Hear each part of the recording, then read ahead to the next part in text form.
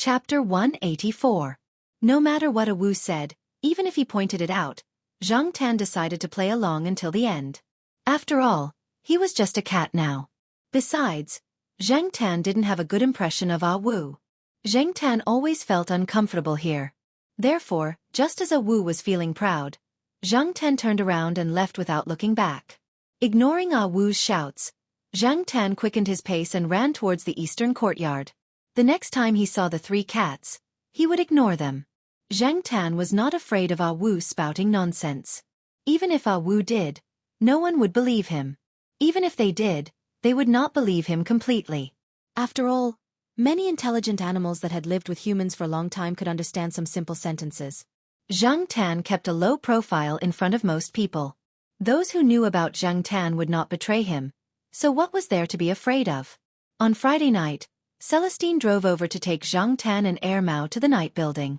Walnut, who hadn't been seen for a long time, happened to be free today. The three of them gathered together, and Zhang Tan hitched a ride. The three of them were very casual, unlike the people Zhang Tan had seen at the birthday banquet last time. They wore masks and acted carefully. When the three of them were peeling peanuts, they very consciously peeled some for Zhang Tan's plate. Therefore, Zhang Tan only needed to sit down and wait to eat. She listened to the live performance outside, and when she was full, she would lie on the sofa and take a nap. However, when Zhang Tan heard Celestine and the other two talking about cat trainers, his sleepiness suddenly disappeared. The conversation started with the case that Walnut had mentioned that was under investigation. In fact, there were some theft cases before the new year, but everyone thought that it was probably because the new year was approaching, and that all the bad guys came out to get some New Year's money. Many people heard about it and didn't really take it to heart. In the past, this kind of thing was common, and Walnut and the others attributed the reason to some people with criminal records. Those people were just fined or thrown in jail for a while after being caught, which was not a big deal. However, after the new year, the number of people reporting cases continued to increase. The number was much higher than the same period in previous years. If it wasn't a coincidence, Walnut Sr. would only think that it was because those who had left a criminal record were getting restless. Cat. Air Mao was so surprised that he dropped the peanuts he was peeling. Yes, there's a bookstore opposite the owner's house. Although it's not big, the owner of the bookstore has some money. Because he hasn't been feeling well recently, he can't be bothered to keep an eye on the people in the store, so he installed some cameras. There's also one at the entrance of the store, but it's not too eye-catching. It's just been installed a few days ago, so many people around don't know about it. One of my men was just lucky at the time. After seeing it, he asked the shop owner for the latest surveillance video. As he spoke, Walnut took out a photo. Zhang Tan leaned forward to take a look. The surveillance footage wasn't very good, and it couldn't be compared to the surveillance cameras of banks and some large companies. However, he could indeed see a blurry figure in this photo. There was an object in front of it, which should be the stolen item. With this size and agility, it could only be a cat. I suppressed this matter and didn't spread it. The owner of the bookstore doesn't know about it either. The image was very short and dark. If you don't look carefully, no one will pay attention to a cat. Walnut Sr. continued to talk about his suspicions. He felt that some of the reported crimes were committed by cats, and even if cats were smart, they wouldn't be like Zhang Tan, unless they were specially trained. When Zhang Tan saw this photo, he immediately thought of Wu. Could it be him? However, the cat in the photo didn't look like one of the three cats, Longan, Lotus Seed, or Babeo. Just as Zhang Tan was puzzled, Walnut Sr. also mentioned Wu's name. It turned out that Wu had accepted a job and came to Chuhua City. Originally, Wu had only planned to stay in Chuhua City for a while and leave after completing the job. He didn't expect to be found by the police. The job he accepted was probably to train the leopard cat. He is indeed one of the suspects. However, although Wu hasn't been cleared of suspicion, he seems to be very interested in this matter and offered to assist in the investigation. Of course, he hasn't been cleared yet, and we haven't really told him about the progress of the investigation. Until now, he is still in Chuhua City. Most of the time we can't find him, and the people who were sent to follow him were also shaken off by him. However, he has been taking 3 cats with him, and they are very distinctive. He only comes out at night, and, after a pause, Walnut Sr. sighed. I don't think it was Wu who instigated the cat theft. He is a bit arrogant and doesn't lack money. I asked someone to investigate his income, and it makes me want to learn how to train cats. The second half of the sentence was obviously a joke. There were many people who trained dogs, but very few who trained cats. Cats had bad tempers. Otherwise, cats were the only domesticated animals that humans hadn't completely conquered. How many years had it been since cats entered human society? As Zhang Tan was thinking, he also paid attention to the conversation between Walnut Sr. and the others. I once asked Wu, and he said that there are indeed some cats who have a hobby of stealing, and they prefer to find some cats with special talents to train and stimulate their strengths. The cat that stole was probably trained by someone who was interested in cat training. That cat trainer called Wu. Doesn't he know the cat trainers in this province? Then he should be considered someone in their circle, Mao Er asked. Walnut Sr. shook his head, and then said with an unnatural expression, I also called the master to ask. Hearing this, Celestine and Mao Er looked at Walnut Sr. with a look that said, You're asking for trouble. The master doesn't seem to have a good impression of cat trainers, and he also said that at most, he is teaching and guiding Mountain, and not trying to force Mountain to correct some of his bad temperaments, Walnut said. That's for sure. Mountain's bad temperament is definitely not trained. Mao Er sneered. Mountain's bad temperament was definitely learned from the people around him in his daily life. Especially the master. Celestine didn't say anything, but when he heard Walnut ask about the master's cat trainers, he curled his lips, probably saying bad things in his heart. Mao Er peeled 2 peanuts and threw them into his mouth. I will pay attention to the surroundings and see which cat is more suspicious, but I don't want to meet that cat called Wu. Recently, Mao Er would take Black Rice out for a walk, but he didn't want the cat trainers to see his cat. He felt that his Black Rice was the kind of cat that Walnut Sr. had said was talented and smart, so he had to protect it well. Cat trainers? Who knew what they would do? Then you can rest assured that Wu won't go to Tsinghua University, at least not in the near future, Walnut Sr. said. Why? This time, even Celestine was curious. Walnut smiled. That fat cat called Depang, its father went to find Wu 2 days ago and warned him not to go near Tsinghua University.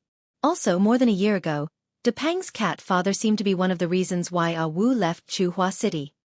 Depang's cat father? Mao Er was confused, and then suddenly understood. Then he began to sigh. These days, cats were more arrogant than people. Because of his father's heavy responsibility, Mao Er had done some research on some of the big shots in the province. When he rented the house in the eastern courtyard, he had done some research on the residents, especially the residents in Building B. Celestine had specially mentioned the fat dragon Li's family. At that time, Mao Er had sighed that this seemingly ordinary courtyard was full of hidden talents, so he often helped Depang's old lady to move things and earn some favor. Zhang Tan was thinking, no wonder he hadn't seen Wu at Tsinghua University since that day. Zhang Tan thought that Wu had given up on provoking him, but now it seemed that it was Depang's cat father's credit. Thinking of this, Zhang Tan couldn't help but sigh in his heart again. This was an era where people relied on their fathers. Even cats joined in. In fact, when Walnut Sr. had heard the reason from Wu, he had also sighed with emotion. These days, many cats were indeed more arrogant than humans. For example, Fatty, and the black cat in front of him, who knew what it was thinking with its head down. After learning the reason why Wu stayed in Tsinghua City from Walnut Sr., Zhang Tan also paid attention to the surroundings to see if there were any strange and suspicious cats. After a comfortable weekend, early on Monday morning, Zhang Tan was picked up from the Jiao family by Xiao Gua. There was a task today. As the vice president of the Green Wings Association, Xiao Gua was to take the pet center's advertising team out to shoot a public service advertisement to help the Green Wings Association feel its existence and increase its influence within the association. Zhang Tan was undoubtedly Xiao Gua's trump card. Today, they chose a place with good scenery that was 30 minutes drive away from Tsinghua University. It was close to a lake. As they had informed the person in charge here, they had surrounded the area in advance. When Zhang Tan arrived, he saw that a lot of things were ready. The public service advertisement to be shot today was to tell people about the dangers of chocolate and some strong stimulants to pets. And there were some difficult scenes, such as pretending to faint, pretending to vomit, and so on. Among the cats, only Zhang Tan could take the lead, and the rest of Xiao Gua's pet center were responsible for acting cute. From Zhang Tan's point of view, these advertisements were very childish and relatively rough, But after all, it was only a pet public service advertisement. People's tolerance for pets on the screen was always much greater than people's. However, adhering to the principle of professionalism, Zhang Tan also added a few scenes of himself twitching a few times during the shooting. It scared the filming crew so much that their faces turned pale and they broke out in a cold sweat. They were afraid that the fake scene would become real, or else Xiao Guo would directly fire them. Everyone knew that boss Xiao Guo regarded this black cat as the fortune cat of the entire pet center. It was not to be provoked or hurt. In general, it was as smooth as usual when shooting advertisements at the pet center, so Zhang Tan's side was quickly finished, and the people responsible for the pet dog side were only 1/3 of the way through.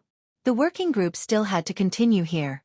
Xiao Guo, the vice president, was very busy. After coming here, there was no sign of him. No one knew who he was negotiating with. The person who was entrusted by Xiao Guo to take care of Zhang Tan was a young man in his early 20s named Charlie. It was a pity that Zhang Tan was not a girl. Charlie was definitely a native, but because of his name, his surname, Charlie, was often mispronounced. He was poached by Xiao Guo from Agricultural University this year. He majored in animal medicine and was about to graduate. Recently, he had been doing an internship at the pet center. Today, he was called over to help. Charlie was in charge of taking care of Zhang Tan. Little Guo had already told Charlie about the things he had to pay attention to. For example, the disposable paper cups used to hold water had to be clean and unused, and the food should not contain cat biscuits or cat food.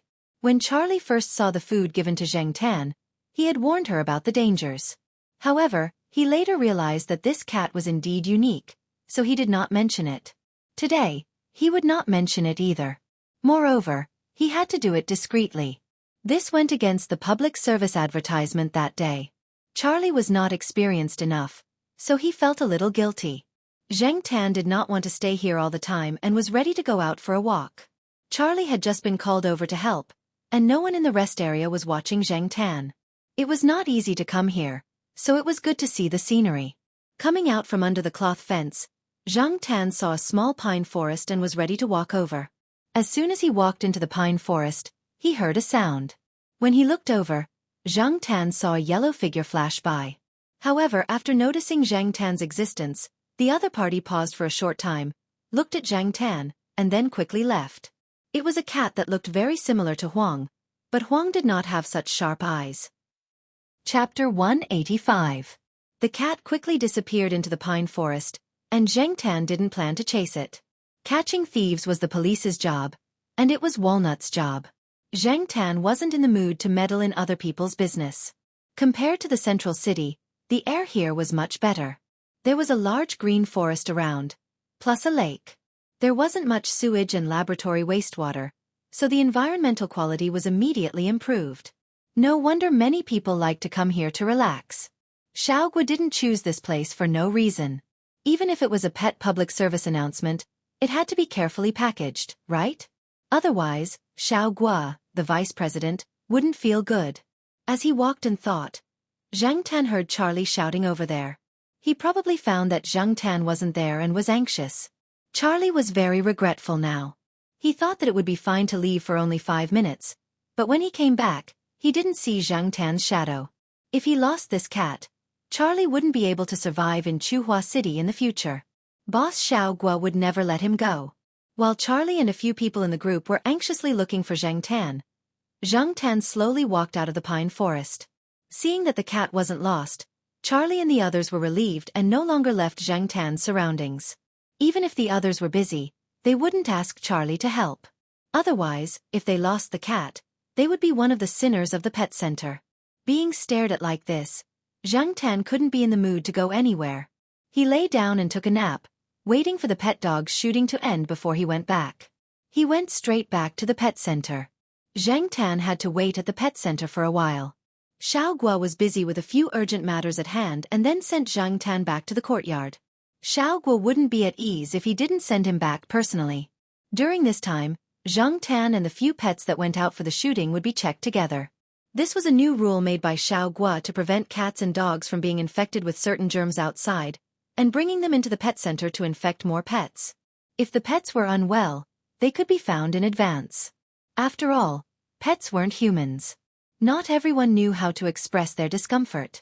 When Zhang Tan was being checked, he saw a familiar face next door. Sahara's dog father had brought it over for an injection. Sahara was probably a little sick. During the injection, it buried its head in its father's arms and whined like a spoiled child. Zhang Tan strongly despised him. F***ck. Wasn't it just poking a needle? Where did the courage that he usually had go? Back in the eastern courtyard, Zhang Tan looked at the wall clock in the living room. It was only 3 o'clock in the afternoon. He turned on the computer and did some research. He found some cat friends on the forum complaining that some cats like to go to other people's houses to pick up things. Someone also posted a video link.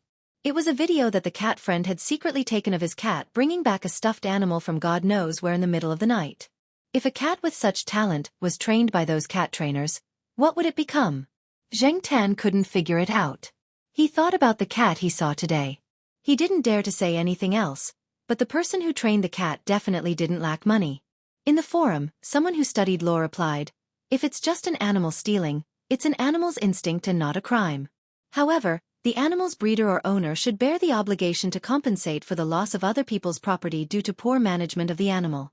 If the animal is professionally trained and steals, it's still not a crime for the animal. However, for the person who instigated the animal, it's a classic case of using the animal as a tool to steal and secretly stealing other people's property. This constitutes theft in the criminal law." There were too many similar discussions. However, in real life, there were more and more people who took advantage of loopholes. However, Zhang Tan was just curious. As long as it didn't happen to him or his Jiao family, Zhang Tan didn't bother to spend too much time on it. After turning off the computer and erasing some of the more obvious traces, Zhang Tan went to the balcony. As soon as he walked out, he heard the bird on the 4th floor singing again. Zhang Tan didn't know why the B***tch bird was so addicted to singing these days, but he really didn't want to suffer here. He really didn't know how the other people in the building endured it. Maybe the old men and women in the building liked this kind of music? Zhang Tan slept outside for a long time and couldn't stay idle at home. In the end, he decided to go out for a walk and pick up little Pomelo when he came back. Zhang Tan hadn't been to the construction site for a long time, so he decided to take a look. He walked past Jiao Yuan's school. The teachers in Jiao Yuan were on the podium talking about the shortcomings of their country's education and criticizing examination-oriented education. Zhang Tan wagged his tail. He was too lazy to listen to these kinds of words. What was the use of just talking about it? He continued to trot forward. The construction site was still surrounded by blue buildings, but the building that was built inside could not be blocked. The progress was not bad. He hoped that this place could be completed soon and Zhang Tan would have another place for entertainment. As he was looking, Zhang Tan suddenly heard someone calling his name. He turned his head and saw Zhong Yan, who he hadn't seen for a while, walking over with a bunch of unknown things in his hands. Zhang Tan didn't expect to meet Zhong Yan at this time today. Looking at the time, it seemed that this child was indeed on his monthly break. Before every break in the 3rd year of high school, there was a mock exam. However, Zhong Yan didn't look like he was under too much pressure. "Hey, why are you here today?" Zhong Yan walked to the side. He had originally planned to rest at the side and didn't expect to see Zhang Tan first. Zhong Yan went into the temporary rest area to get some water. He found a place to sit down, drank 2 mouthfuls of water, and handed another disposable plastic cup to Zhang Tan. Then he talked to Zhang Tan about something. "Do you know, a cat came to the construction site recently. It looks like you and is also completely black. At first, Brother Ning and others thought it was you. They served it with good food and drinks, but in the end, I recognized it." Zhong Yan was quite proud when he talked about this. That black cat usually comes at night and leaves after walking around. Brother Ning and others said that there was probably a mouse at the construction site that attracted the cat. But I think that cat doesn't look like a stray cat. That black cat is very vigilant and fierce. Brother Ning and others were scratched when they played with it. I heard that someone at the construction site wanted to trap the cat and cook it after knowing that it wasn't you, but he didn't succeed. Zhang Tan didn't take it seriously at first. It was just a cat that looked like him. It was no big deal. There were many black cats. However, Zhong Yan's next sentence made Zhang Tan's heart tremble. Speaking of which, something happened at the construction site recently. Several people's wallets were missing. I heard that they were drunk and didn't pay attention. It's estimated that someone took them. Now everyone hides their wallets well. Alas, the construction site is like this. It's very messy. Zhong Yan sighed. Zhang Tan didn't know if he was overthinking. When Zhong Yan talked about this, the first thing that came to his mind was that the black cat was related to the missing wallets. Maybe he was overthinking. After listening to the conversation of Brother Walnut and others that day and seeing a cat steal wallets, Zhang Tan now thought that it might be a cat that stole wallets. Moreover, Zhong Yan just said that a black cat that looked like him often came here. Whether he was overthinking or not, Zhang Tan decided to be careful. That cat looked like him. If it really stole things like the cat he saw in the morning, and it was seen doing bad things, wouldn't he be blamed for it? Zhang Tan absolutely didn't want to be the scapegoat. In order to prevent accidents, Zhang Tan decided to be vigilant of other black cats. Zhong Yan quickly returned to the construction site to work. Zhang Tan also walked back. At the same time, he also paid attention to the cats around him. He didn't find a black cat like him. It probably wasn't time yet, so the cat didn't come out.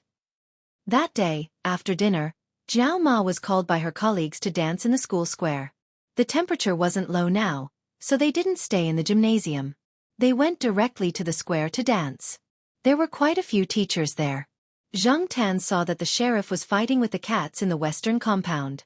He followed them all the way to the square and thought that he might as well go find Jiao Ma later. Although Jiao Ma was on the square, Jiao Ma had acquaintances in the gymnasium. Her bags and cups were all in the cabinet in the gymnasium. Zhang Tan just had to wait at the entrance of the gymnasium. Zhang Tan was about to walk in that direction when suddenly, a shadow ran across the road from not far in front of him. The shadow ran from the left near the square to the green belt on the right. Stopping, Zhang Tan paused for 2 seconds, then turned and followed the shadow. Zhang Tan heard the rustling sound coming from the small forest. It was the sound of something running in the forest and rubbing against the rye grass on the ground. Although it was night time, Zhang Tan could see the situation in the small forest with the help of the surrounding streetlights. However, the growing rye grass and some trees in the forest obstructed Zhang Tan's vision. Fortunately, the trees here were thick enough and the spacing was just right. Therefore, Zhang Tan directly jumped on a tree and ran through the mountain of branches. This skill wasn't practiced for nothing. Intuition was sometimes very accurate. Zhang Tan saw a cat in the ryegrass not far in front of him. The cat raised its head and let Zhang Tan see the wallet in its mouth. However, he couldn't see what color the cat was, so he didn't know if it was the black cat that Zhong Yan mentioned. Zhang Tan didn't expect to encounter this kind of thing again so soon. Although it was none of his business, he didn't want to be slandered. Regardless of whether it was the black cat that looked like him, Zhang Tan decided to beat it up first. Besides, Zhang Tan had taken Chuhua University as his own territory. If he didn't teach it a lesson, Zhang Tan wouldn't be able to say that he was the boss here. The sound of Zhang Tan jumping on the branches was also heard by the cat. It sped up a little, but it didn't seem to be in a hurry. It probably felt that a cat wasn't as threatening as a human. After approaching the cat from above, Zhang Tan jumped down, pounced on it, and directly clawed at it. The cat was slapped to the side and rolled twice. The wallet in its mouth also fell into the ryegrass. After it got up, it angrily growled at Zhang Tan a few times. It seemed like it wanted to fight with him, but it quickly ran away. Zhang Tan wanted to continue chasing, but at this time, the sheriff and the cat from the western compound were fighting all the way here.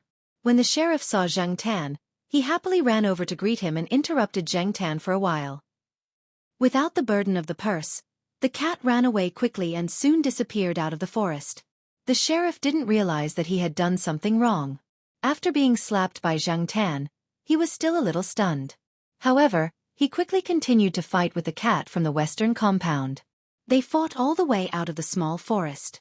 Chapter 186. Zhang Tan was the only one left in the woods. Just as he was about to leave, Zhang Tan remembered that the stolen wallet was still in the grass. He ran over to take a look. Since it was very dark, no one would pay attention to him. Zhang Tan simply stood up, picked up the wallet with his 2 front paws, and slowly walked to the edge of the woods. Zhang Tan didn't want to take the wallet for himself, nor was he interested in opening it to see what was inside. Although he didn't take a closer look at the wallet, he could tell from the fragrance that it was a woman's wallet. As one of the greening plants on campus, Although the effect of the ryegrass was good, Zhang Tan didn't like to move around in the grass. The feeling of the grass scraping against his body was very uncomfortable. Zhang Tan looked around. There weren't many people walking on the path beside the small woods at this time. When Zhang Tan walked to the edge, he happened to see an old man who was guarding the door of the teaching building, holding a radio and humming opera songs as he passed by. When he was wandering around the school, Zhang Tan also identified the gatekeepers of the teaching buildings and departments. Although he didn't know what the old man's character was like, Zhang Tan just wanted to quickly get rid of the wallet in his hand. While the old man was humming and shaking his head and not paying attention, Zhang Tan threw the wallet in the old man's path, then returned to the woods and climbed up a tree to look over there. The old man probably just went out for a walk. After he picked up the wallet, he mumbled something. He looked around and didn't see anyone nearby, so he walked towards the square. Zhang Tan followed not far behind him. He saw the old man walk to the gate of the stadium next to the square. He came to the bulletin board and wrote "Lost and Found" with a pen, then talked to the security guard there. After dealing with the wallet, Zhang Tan squatted on a decorative stone platform at the gate of the stadium. "Hey, what's up with that cat?" The old man pointed at Zhang Tan, wondering why there was a cat sitting there so calmly. It must be known that the square was very lively, and the sound of music could be heard from here. The entrance of the gymnasium was also crowded with students and teachers who came here to exercise and relax, but this cat was not afraid at all. The security guard at the door looked back and said, "It's Ms. Gu's cat. It's waiting for Ms. Gu to finish her dance." This piqued the old man's interest. He pulled the security guard aside and told him about Zhang Tan until Jiao Ma finished her dance and came over to get her bag and cup. Jiao Ma was very proud when she heard other people praise her cat. That night, when she brought Zhang Tan home, the smile on her face never disappeared. Zhang Tan did not take these compliments to heart. He was thinking about the cat. Ever since he found out that the cat thief had put its claws into Tsinghua University, Zhang Tan had been vigilant for the next few days. When he went out in circles, he also paid attention to the cats he did not know. However, the cat that was scratched by him did not appear again. That day, because the weather forecast said that it would rain at night, but he did not know when it would rain, Zhang Tan stayed at home after dinner. However, he felt a little restless. Zhang Tan looked at the darkening sky outside. It seemed to be getting dark earlier than 2 days ago. It was probably because of the weather that the clouds covered the sunset. After enjoying the breeze on the balcony for a while, Zhang Tan returned to the living room. He lay on the sofa and watched cartoons with little Pomelo. Jiao Ma was washing the dishes, and Zhao Yuan was playing on the computer in the room. At around 10 o'clock at night, it started to rain. Soon, the sound of raindrops hitting the window could be heard, and thunder rumbled. Zhang Tan nestled next to little Pomelo and was thinking about something in a daze. His ears twitched, and he heard the sound of the phone ringing in the master bedroom. Who would call in this kind of weather? Did they not know that it was dangerous? Although the buildings here were all equipped with lightning rods, it could not guarantee 100% safety. Because of the thunder and rain outside, Zhang Tan did not hear what Jiao Ma said on the phone.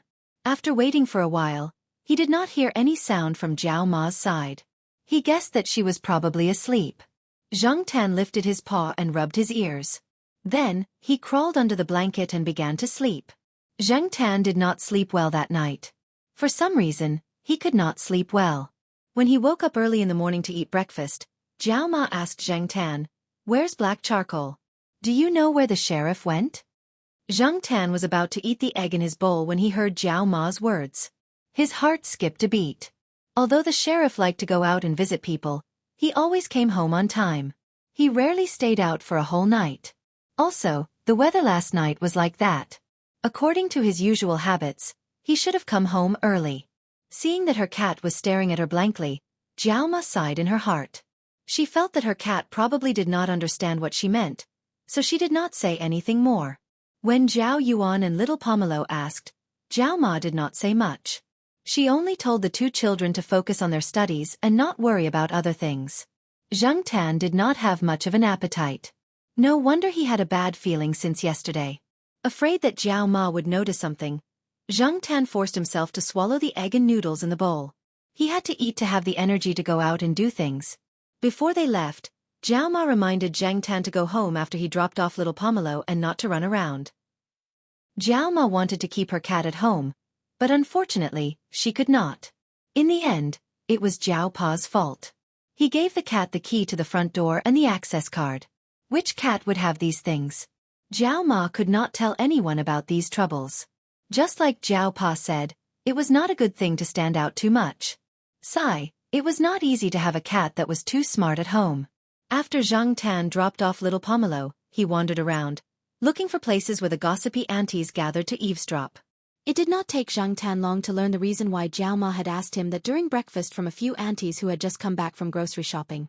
At around 9 o'clock last night, a teacher in the western compound found her cat seriously injured on the side of the road. There were scratches and bites all over its body, and its fur was covered in blood. The teacher turned on the flashlight and found that the blood extended from the side of the road into the forest. It seemed that her cat had crawled out of the forest. She hurriedly sent the cat to the 24-hour outpatient department at the pet center. After checking the injuries and making sure that the cat was not in any danger, the teacher was relieved.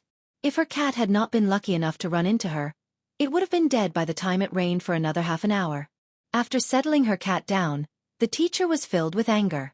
The vet had said that the injuries on her cat were caused by the cat's scratches and bites. Usually, the only cat that was at odds with her cat was the sheriff in the East Courtyard. It was fine if they fought in the past, since both of them had minor injuries, but this time, it was too much. Therefore, the teacher went to the sheriff's house to ask for an explanation. However, the sheriff did not come back, even when it started to rain. Now, the sheriff's owner also realized that something was wrong. It was common for cats to get scratches when they fought outside. The sheriff's owner was used to it, but his cat had always been in good spirits. Even if it went out to play at night, it would come home on time. Usually, at 9 or 10 o'clock, it would bark at the door of the family building, asking the owner to open the door. The peak period for missing cats during Chinese New Year had passed. Because of this, the sheriff's owner did not take it to heart. Who knew that something like this would happen? Everyone guessed that another cat had entered the school. Since the cat's claws were so fierce, it could not be a cat from the school. Otherwise, how could the school have been so quiet before? After learning the whole story, Zhang Tan was also worried. No wonder the sheriff's owner called everywhere to ask for help when it was so late last night. It was said that he even went out in the rain to look for the cat. It was past 12 o'clock, but he could not find the cat. This morning, when the rain stopped, the sheriff did not come back. The sheriff's owner also went to the school security office to ask for the surveillance video. The surveillance cameras in the school were not just for decoration, but the places with cameras were crowded and frequented, not the areas where cats were active. Many people said in private that the sheriff might not be able to come back. Zhang Tan felt that this matter had something to do with the cat that had been scratched by him. When the cat left, it growled and looked at him. He could tell that it was not a kind cat. Moreover, Zhang Tan guessed that there should be more than one cat. If there was only one cat, the cat in the west side courtyard would not have been injured so badly and almost died. The sheriff was still nowhere to be seen. These two cats were considered experts in the east and west side courtyard. Ordinary cats could not do anything to them. The rain last night washed away some of the scents, so it was impossible for Zhang Tan to find any suspicious scents. If the sheriff was only caught by the mastermind of the cat thief, the cat trainer that he had not met yet, he should at least be safe for the time being. Walnut had said that cat trainers would be interested in talented cats. The sheriff was indeed talented. A cat that could roar in the Chihuahua language so fluently was a wonder among cats. But if the cat trainer didn't discover the sheriff's talent and allowed his cat to kill the sheriff, Zhang Tan searched several green forest areas, which were also the places where the sheriff often fought. In a nearby forest where the cat in the west side courtyard was found, Zhang Tan smelled some scents. There were the scents of the sheriff, the cat in the west side courtyard, the cat that he had scratched, and at least 3 other unfamiliar cat scents. Unfortunately, he could not find anything else outside the forest. If only it had not rained last night. After a round of searching, Zhang Tan leaned against a large sycamore tree and panted in frustration. Although the sheriff was just a cat, ever since Zhang Tan had turned into a cat, the 4 scumbags of the east side courtyard could be considered a small group. The sheriff was also regarded by Zhang Tan as an important playmate and a cat brother. Now that her brother was in trouble, Zhang Tan could not stay calm. Her worry overshadowed her anger. Even when she searched through the woods, Zhang Tan's heart was in her throat. She was afraid that she would see a cat with a stiff body in the woods. Scratching his ears in annoyance, Xian swung his tail on a thick branch, making a sound. On the bright side, if the sheriff had not been caught, or if he had not been injured to the point that he could not run, or if he had found a chance to escape when he was attacked, where would he hide? Although the sheriff was not very smart, he was not stupid. The swinging of his tail gradually decreased, and the tip of his tail moved rhythmically. Zhang Tan thought about the possible hiding places of the sheriff. The sheriff was also active in the campus, so he should be familiar with the place. Zhang Tan began to think about the possible hiding places one by one. Suddenly, Zhang Tan thought of a place that the sheriff often went to, the old tiled housing area in the campus. When the weather was good, it was a small gathering place for cats.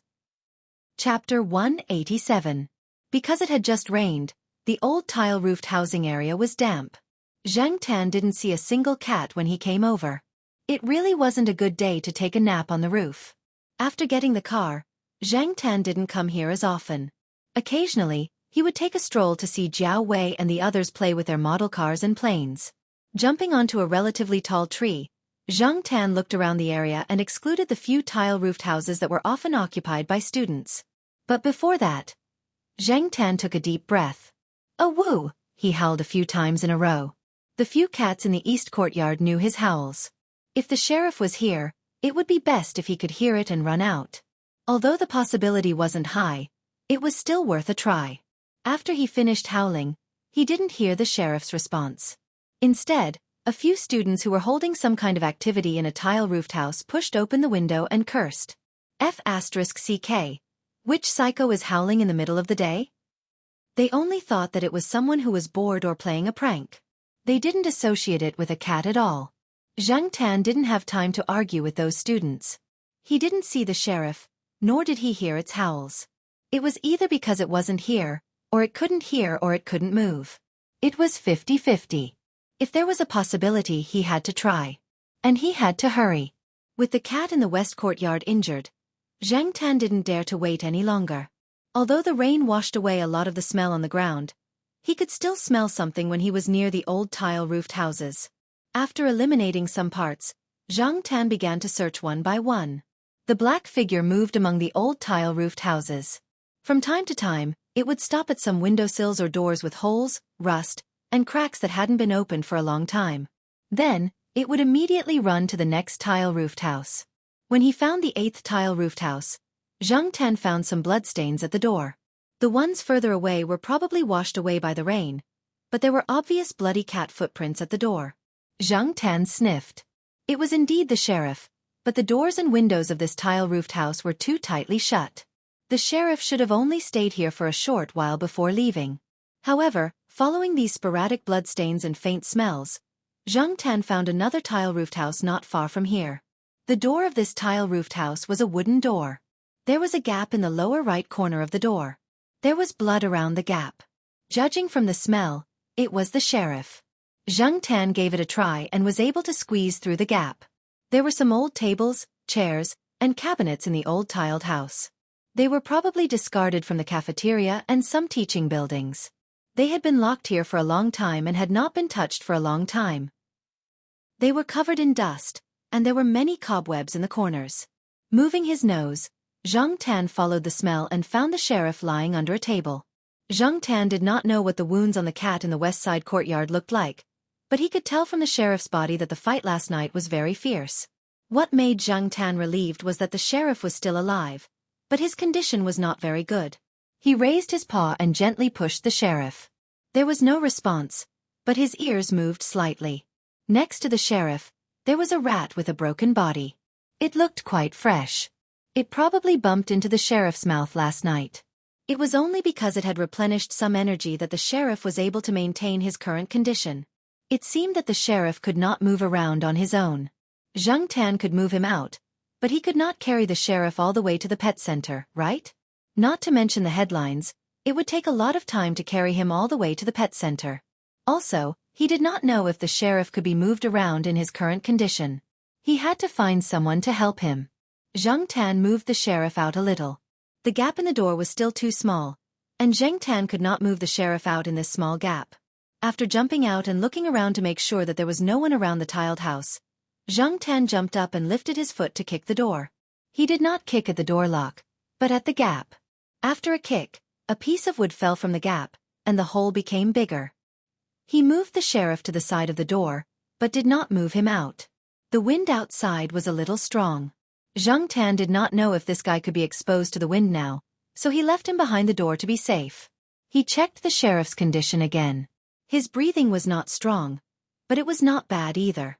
He had just made a slight sound, but he was still not very awake. He still had to hurry and send him to the pet center for treatment. After Zhang Tan came out of the door, he ran to the building of the Institute of Biological Sciences. At this time, Zhao Wei was in class, Zhao Ma was at work, and Mao was not at home. Recently, he had been very active. After thinking about it, the best thing to do was to go to the Institute of Biological Sciences to find a nanny. Xin copied the organized slides into a USB flash drive in Zhao Pa's office. She picked up the printed materials, got up, and was about to go to the conference room. There was a report, and today, the dean came to personally host it. As soon as her hand touched the door, Xin heard the sound of the window opening. She turned around and saw the boss's black cat jump in. Before Associate Professor Zhao went abroad, he had a meeting with his graduate students and told them about some unexpected situations at home. Among the graduate students, Xin was the one who knew Zhang Tan's habits the best.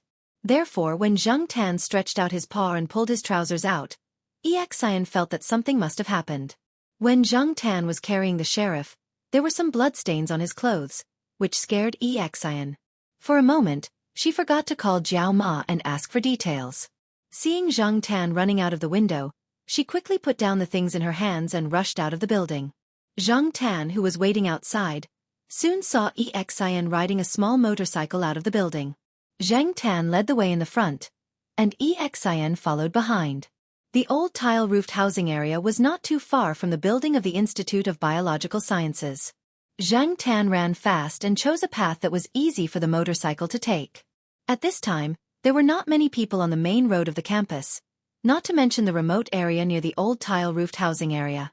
Therefore, Xin rode a little faster. He was also anxious. What if something happened to the 3 members of the Jiao family? But soon, Xin found that the cat was taking him to the old tile-roofed housing area, which he rarely came here. When Zhang Tan pushed the sheriff out of the door, Xin was embarrassed. The sheriff's pants were torn by the cat's claws, and he was absent from the important report hosted by the dean. In the end, it was all because of a cat from an unknown family. When they came out, Xin told the dean that there was an emergency. At that time, the meeting was about to start, so the dean did not ask much. However, after the meeting, the dean would definitely ask in detail. How could he make up a story? He definitely could not tell the truth. He would definitely be criticized. Alas! Anyway, since he was here, he had to save the cat in front of him.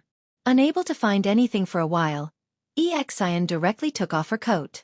Anyway, the coat was not worth much, and it had not been washed for more than 10 days. She wrapped the sheriff up and put him in the trunk of the motorcycle. It was a little crowded, so she had to make do. Zhang Tan jumped on the motorcycle. This time, he just needed to follow them to the pet center. However, when Xin rode to the school gate, he suddenly found that he did not know which way to go to the pet center. He knew that the best pet hospital nearby was the Ming Ming Pet Center, but he had only heard of it and had never been there. Fortunately, there were more taxis coming and going at the school gate. After Xin parked the motorcycle, she held the cat in her arms and stopped a taxi that had just taken a passenger. She opened the door and got in. Zhang Tan also jumped on the car.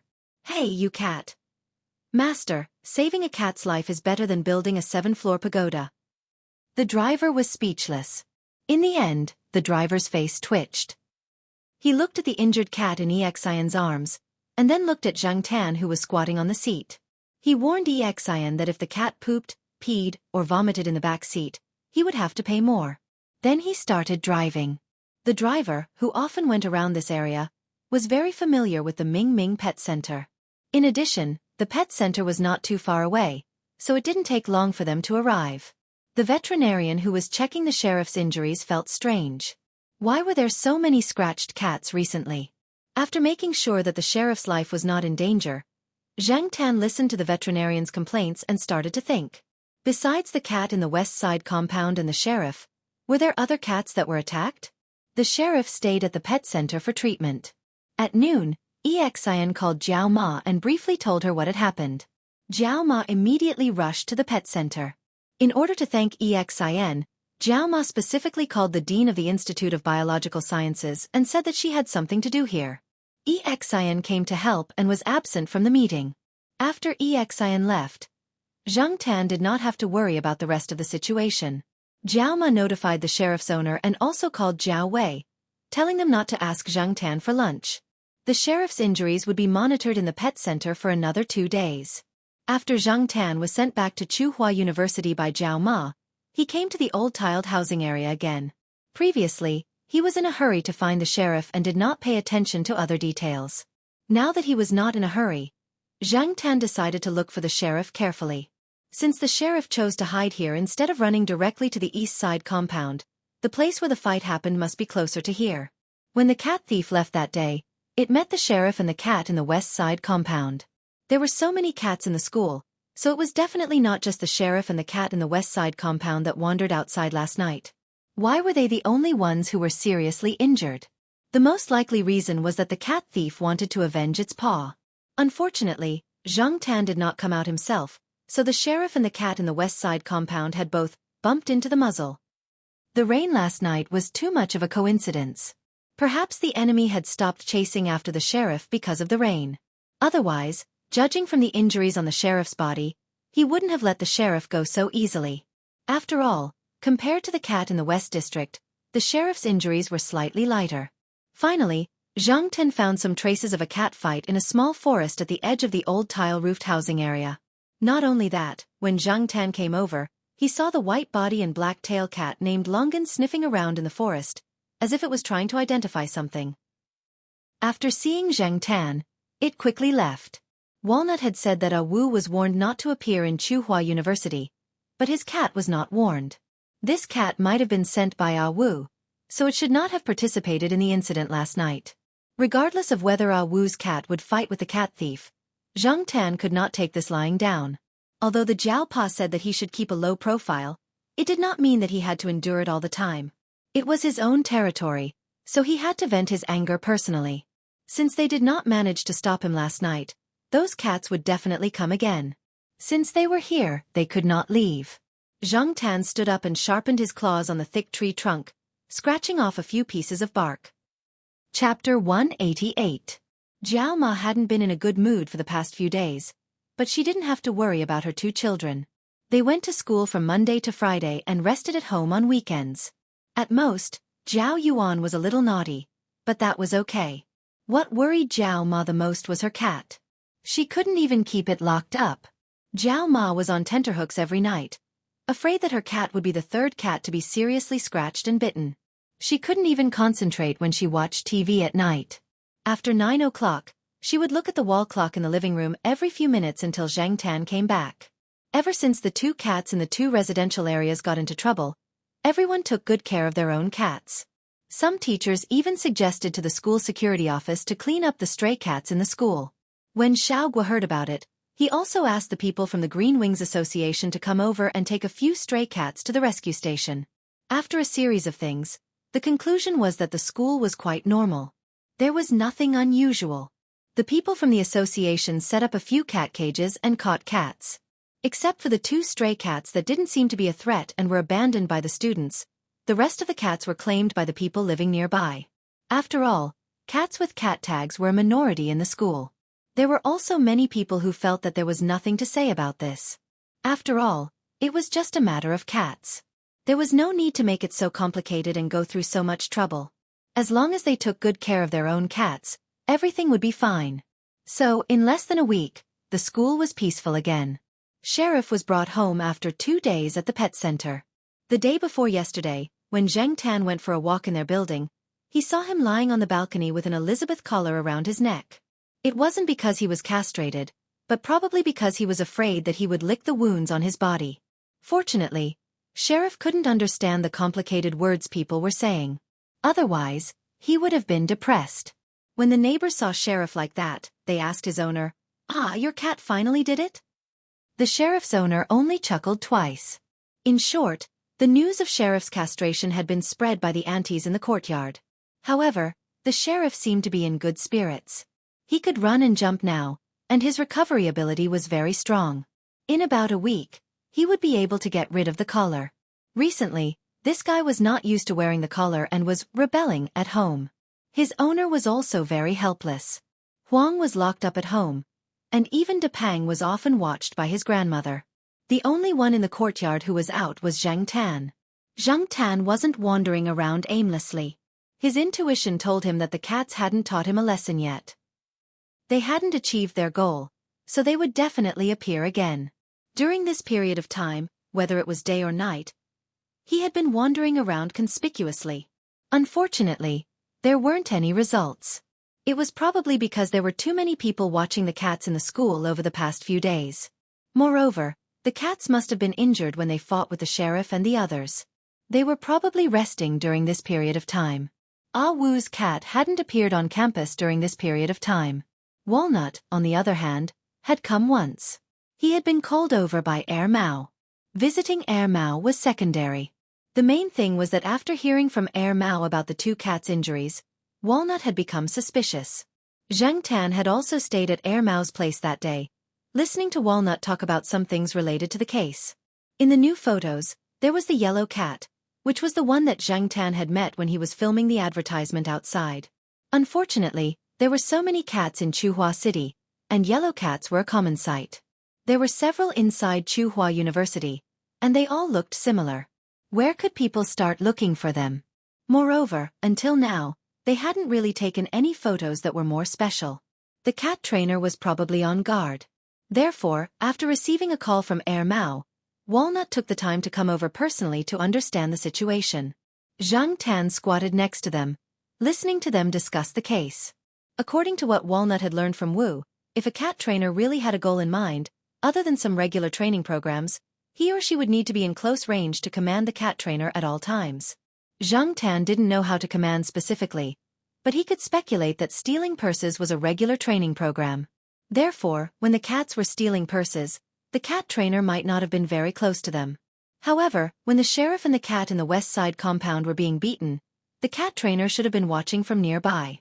It wouldn't be too close, as cats would jump around when fighting, but it should be within 100 meters, right? If he really met the cat trainer, Zhang Tan decided to greet him. On this day, Zhang Tan swaggered to the school square. During the day, there were many students around the square.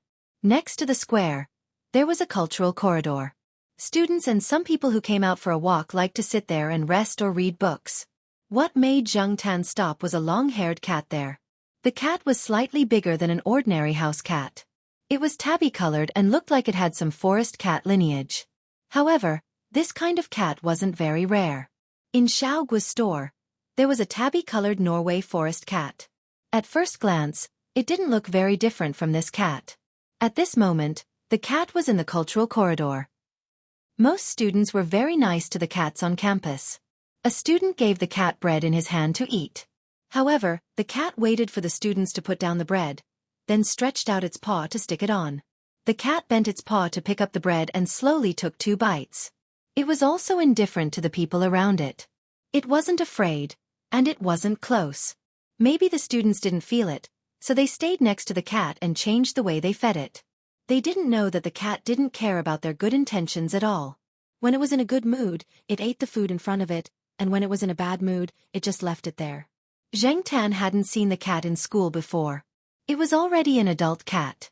The people in the school usually raised cats when they were kittens.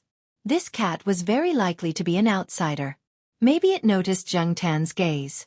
The cat, who was bending its paw to eat the bread, looked at Zhang Tan with cold eyes. After a few seconds, it lowered its head and continued to eat the bread nailed to its paw. However, Zhang Tan knew that the cat must be wary of him. Just now, Zhang Tan could feel the unfriendly message from the cat. If it hadn't been for that look, Zhang Tan would have only been a little suspicious. However, after that look, Zhang Tan was 80% sure that there was something wrong with the cat.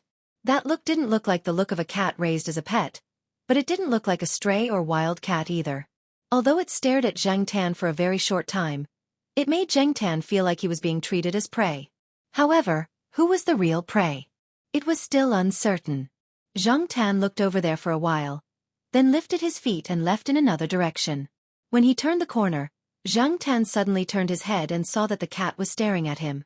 The indifferent look in its eyes was even more obvious than before. It was completely different from the one in Xiao Guo's shop. Zhang Tan raised his chin provocatively in that direction, hooked his tail, and then walked away with his head held high and his chest out. Not long after Zhang Tan left, the cat threw away the piece of ham that it had just nailed to its paw. It turned around and left, ignoring the fawning students. A boy was about to reach out and stop it, but the cat scratched him with its paw, leaving a long bloody mark on his hand. Blood immediately dripped down. Before the boy could angrily kick it, the cat ran away and disappeared from the sight of the students. Zhao family. During dinner, Zhao Ma found that her cat ate a little too much. Was it tired from walking around and using up too much energy? Although Zhao Ma often complained that her family spoiled the cat too much, she still did the same when it was her turn. After she gave Zhang Tan some rice, she scooped 2 big pieces of meat from the soup bowl and put them in Zhang Tan's bowl. It's good to eat more. When you're full, stay at home and sleep. You'll gain weight. Don't always run around outside. Zhao Ma thought it was a good idea, but when she saw the news at night, Zhang Tan opened the door and ran out again. Zhao Ma was so angry that she almost threw the remote control in her hand. Coming out of the building, Zhang Tan hid the necklace on Depang's balcony. Depang was lying on the door leading to the balcony. When it saw Zhang Tan, it raised its head and moved its ears, but it didn't intend to get up. After Zhang Tan left, it rested its chin on its paw and closed its eyes. Only its ears moved slightly, paying attention to the surroundings. Zhang Tan ate so much at night because he wanted to fight at night. He had a feeling that the cat he saw in the school square today would definitely come to find him. He didn't know what would happen, so it was better to store as much energy as possible. Zhang Tan walked along a small path in the area where the sheriff and the others were often active. There were fewer streetlights here, and only sporadic light could be seen through the leaves. The moonlight was blocked by clouds, and the night breeze seemed to carry something different than usual. Zhang Tan's nerves were a little tense. After 2 years of experience, Zhang Tan's intuition had sharpened. Although he didn't really smell anything, he felt that he was being watched. He looked around, and all he could see were trees and bushes. Behind him was the narrow path, and there was no one. Some faint music coming from the square made it seem even quieter. Zhang Tan slowed down his pace and perked up his ears to pay attention to the surroundings. Suddenly, a soft sound came from the bushes in front of him, followed by a few bird calls and the sound of flapping wings. It was similar to the situation when the cat traffickers came out of the cages. The tip of his tail moved, and Zhang Tan looked in that direction for a while. He lifted his feet and walked in that direction. There was a trap there, but he couldn't lure those fellows out even if he didn't go. The sound of flapping wings was getting closer and closer, but Zhang Tan stopped when he was about 10 meters away. He didn't continue forward. The flapping sound came from behind the bushes planted at the edge of the forest. Zhang Tan turned a deaf ear to it, but he was alert to the movements around him. However, other than the sound of flapping wings, the forest was very quiet. If there was someone moving in the forest, it would definitely make a sound when it rubbed against the dense ryegrass. There was only the sound of leaves, but Zhang Tan felt that he was being watched more and more. There was also a sense of danger. When the soft sound came from above, Zhang Tan turned around and ran back. The cat was in the tree. Generally, when cats came down from a high tree, they would be a little timid. They wouldn't be as agile as when they climbed up, so Zhang Tan didn't think that the cat was likely to stay in the tree. However, this cat came down from the tree very quickly, almost in the blink of an eye. Although he didn't see the cat that jumped down from the tree, Zhang Tan was sure that it was the cat he saw in the square today. When Xiao Guo was filming an advertisement, he praised the Norwegian forest cat in the shop. He also said that this kind of cat was almost the only kind of cat that was fearless when it swooped down from the ground from a high place. Unfortunately, the cat in the shop was raised as a pet, so Zhang Tan didn't see how brave the cat was. Now, he deeply felt the sense of oppression brought by this kind of behavior. Regardless of whether other cats were like this or not, at least the one that Zhang Tan was facing now was fierce enough. Even if it was just a normal cat, not a special cat like the Monseigneur, Zhang Tan didn't dare to underestimate it. Zhang Tan ran fast and didn't get directly pounced on by the cat. The reason why he ran was to find a place where he felt safe. Who knew if there were other traps in the forest in front of him? Zhang Tan didn't want to be a fool and fall into it. He would only be at a disadvantage if he did. There was a forest not far from here, and Zhang Tan was very familiar with it. She had walked by it when she went back for dinner this afternoon. At that time, she did not feel any danger. Presumably, no one had set a trap there, so it was best to solve the problem in a place she was familiar with. It was safer than here. The right time, the right place, and the right people. The right place couldn't be ignored. The cat ran very fast, but Zhang Tan was faster. After running into the familiar forest, Zhang Tan directly climbed up the trees and shuttled between the trees. In terms of this skill, Zhang Tan was still very confident that he could beat the cat behind him. Moreover, only one had appeared. What about the others? The cat was probably a little tired from chasing Zhang Tan. It couldn't do anything to him. After it stopped, it opened its mouth and meowed a few times. This kind of cat's meowing was different from ordinary cats. Xiaoguo said that their meowing sounded like singing, but Zhang Tan didn't think it sounded like singing at all. Now, he didn't think it sounded like singing at all. It should be calling for its companions, right? Just right. If all of them appeared, he could solve it together. Just now, Zhang Tan noticed that there were other people around who were paying attention to this place. The cat trainer didn't appear. However, just as this cat stopped meowing, another cat meow came from another direction. The cat under the tree that was preparing to climb the tree paused. Zhang Tan looked at the cat and suddenly seemed to be on high alert. Speaking of which, the meow that came from the distance just now sounded familiar to Zhang Tan, but he couldn't figure it out at the moment. He didn't have much time to think about who it was. At this time, East Side Compound, first floor of Block B, Depang's house. The old lady was wearing reading glasses and reading a book about Kuan opera. Suddenly, she thought of something and shouted, "Depang, bring the slippers on the balcony in." The weather was getting hotter, and the winter slippers were no longer used. The old lady washed the slippers and put them outside to dry. Today, she forgot to put them away. Usually, the old lady often asked Depang to help bring things on the balcony. Depang could still understand a few words that he often heard. After waiting for a while and hearing no movement, the old lady looked up at the balcony. Depang. Chapter 189. Zhang Tan stayed in the tree. The cat below and the cat in the distance with a familiar voice were both calling out, as if they were calling for their companions. Zhang Tan wanted to howl, but he knew that if he howled loudly, the east side courtyard would probably make a scene, so he held it back. He didn't want to provoke the east side courtyard. There were a lot of people there who liked to stir up trouble. If they stirred up trouble, there would be no peace at night.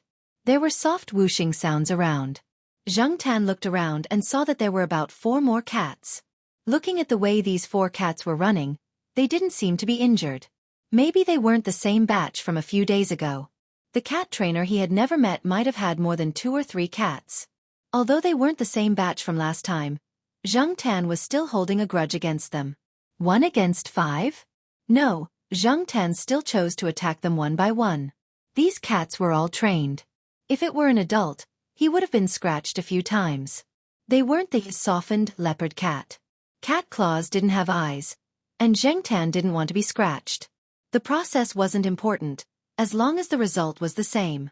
Zhang Tan chose the biggest cat as his first target, which was the one that had chased after him and roared. It gave Zhang Tan the feeling that it was the most dangerous. As for the other 4, he let them follow behind. After summoning its companion, the cat seemed to have become even more ferocious. It climbed up the tree and charged at Zhang Tan. It even bared its fangs at Zhang Tan and growled threateningly. In this originally quiet forest, it seemed to have a strong psychological and imposing pressure. However, Zhang Tan wasn't a real cat, and cats weren't monkeys. Fighting in trees was still very limited. Relatively speaking, Zhang Tan had a lot more advantages than it. Obviously, this cat wasn't used to Zhang Tan's running style of jumping between trees. Although it didn't hesitate as long as the other cats, it didn't have much experience and didn't land accurately. Zhang Tan took advantage of this and found an opportunity to kick it. As expected, the cat was kicked down. There were more branches below. The cat hooked onto a branch as a cushion before landing in the grass on the ground. After being kicked by Zhang Tan, it was not bad to have such a reaction. Before it could even stand firm on the ground, Zhang Tan had already jumped down from the tree and swiped at it with his claws. Then, it scratched off a claw. Therefore, a creature with thick and long hair like this was like wearing soft armor. It could always reduce the opponent's attack power by a lot. Because of this, Zhang Tan couldn't scratch this cat like he did to the leopard cat. Since claws couldn't solve the problem well, he would just use his fists. Although he didn't use his full strength, Zhang Tan still held back a little in order to prevent his secrets from being exposed. Even so, 2 slaps and 1 kick were quite a blow to the cat that had just fallen from the tree. Zhang Tan saw that the cat's leg seemed to be injured. It was either sprained or fractured. Generally, when one suffered such injuries, one shouldn't move at will, especially when it was fractured. However, this guy still looked so fierce. It opened its mouth and growled, its ears pressed back, and its body expanded when its fur stood up.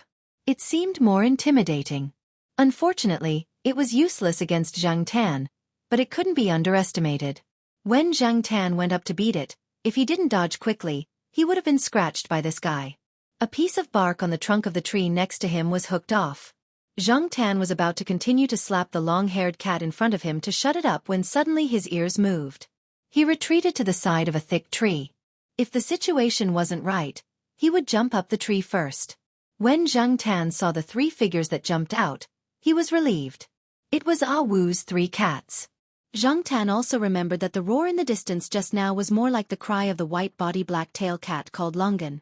A cat jumped down from a tree behind Zhang Tan and pounced at her. Just as Zhang Tan was about to turn around and slap it, a figure jumped out from the bushes. With an agility that did not match its size, it jumped up and pinned the cat behind Zhang Tan to the ground. The cat screamed, "Oh!" under the weight. Depang, this guy, usually looked lazy and kind, but when he was fierce, he was definitely stronger than the sheriff. Zhang Tan always knew this. But he didn't expect Depang to come here at this time. The old lady must have told him not to run around. If the old lady found out that this fatty ran out, he didn't know how anxious she would be. After this incident, Depang would probably be punished to squat on instant noodles when he went back. Depang ran here probably because he heard Longan's roar, but Zhang Tan was still very touched that he could come over. It could be seen that Depang wasn't in the camp of Longan and the other 2 cats.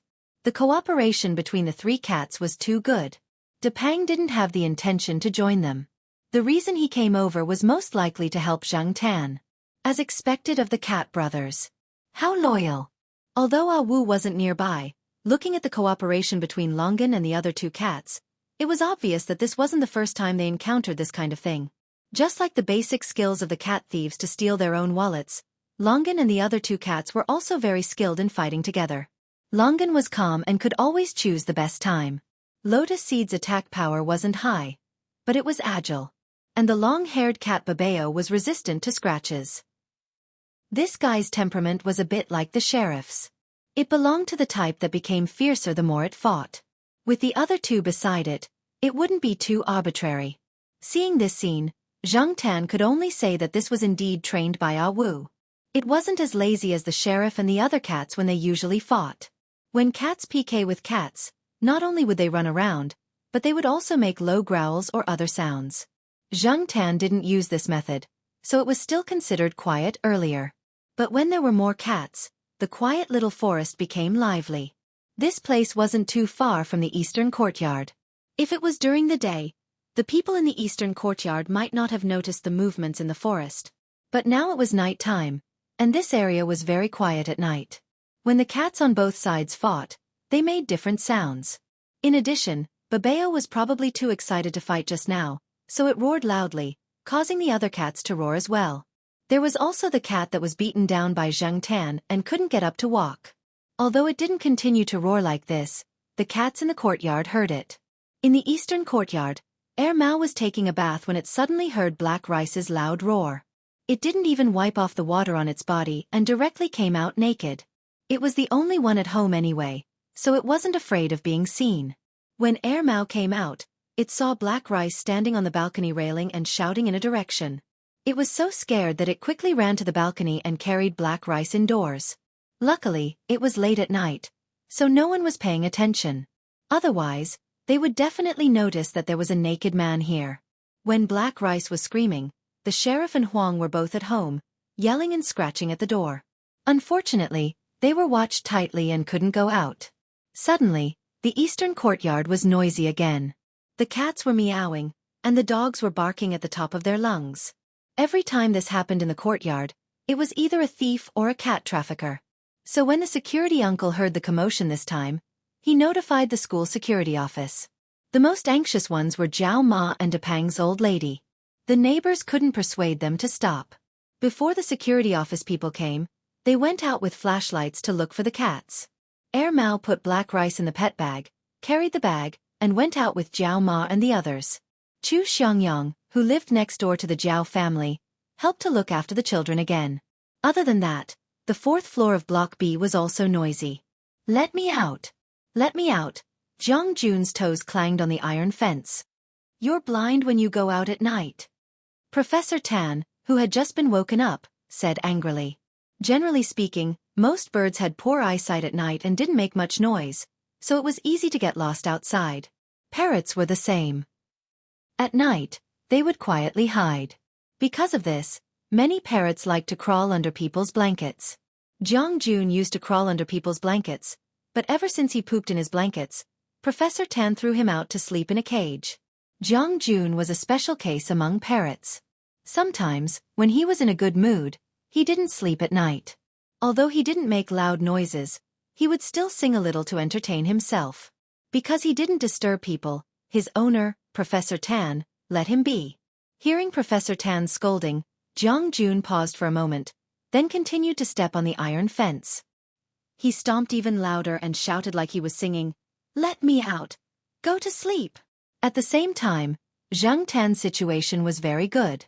Although Zhang Tan could deal with these cats by himself, since he had a helper, Zhang Tan could spare some time to find the cat trainer earlier. Another reason why Zhang Tan chose this small forest was that the terrain and the layout of the forest made it convenient for him to find the cat trainer behind the scenes. At this time, the cat trainer was hiding behind a statue and observing with night vision goggles. He wasn't having a good time recently. The police were watching him closely, and there was another cat trainer, Wu, waiting behind him. It wasn't easy to hear that Wu wasn't allowed to get close to Tsinghua University, so he chose to attack Tsinghua University. He didn't expect to fail here. Last time, he didn't send out Boss, and was seriously injured. This time, he decided to take revenge and replaced a group of healthy cats with Boss leading the team. But he didn't expect that in a university. There were so many cats that were good at fighting. Shouldn't the cats in this kind of campus be more docile? But the fact was, last time, the 4 cats that he had trained could only be said to have won a Pyrrhic victory against the 2 cats. This time, the boss was defeated at the beginning, and the cats that came later weren't gentle characters. Plus, Wu's 3 cats were here.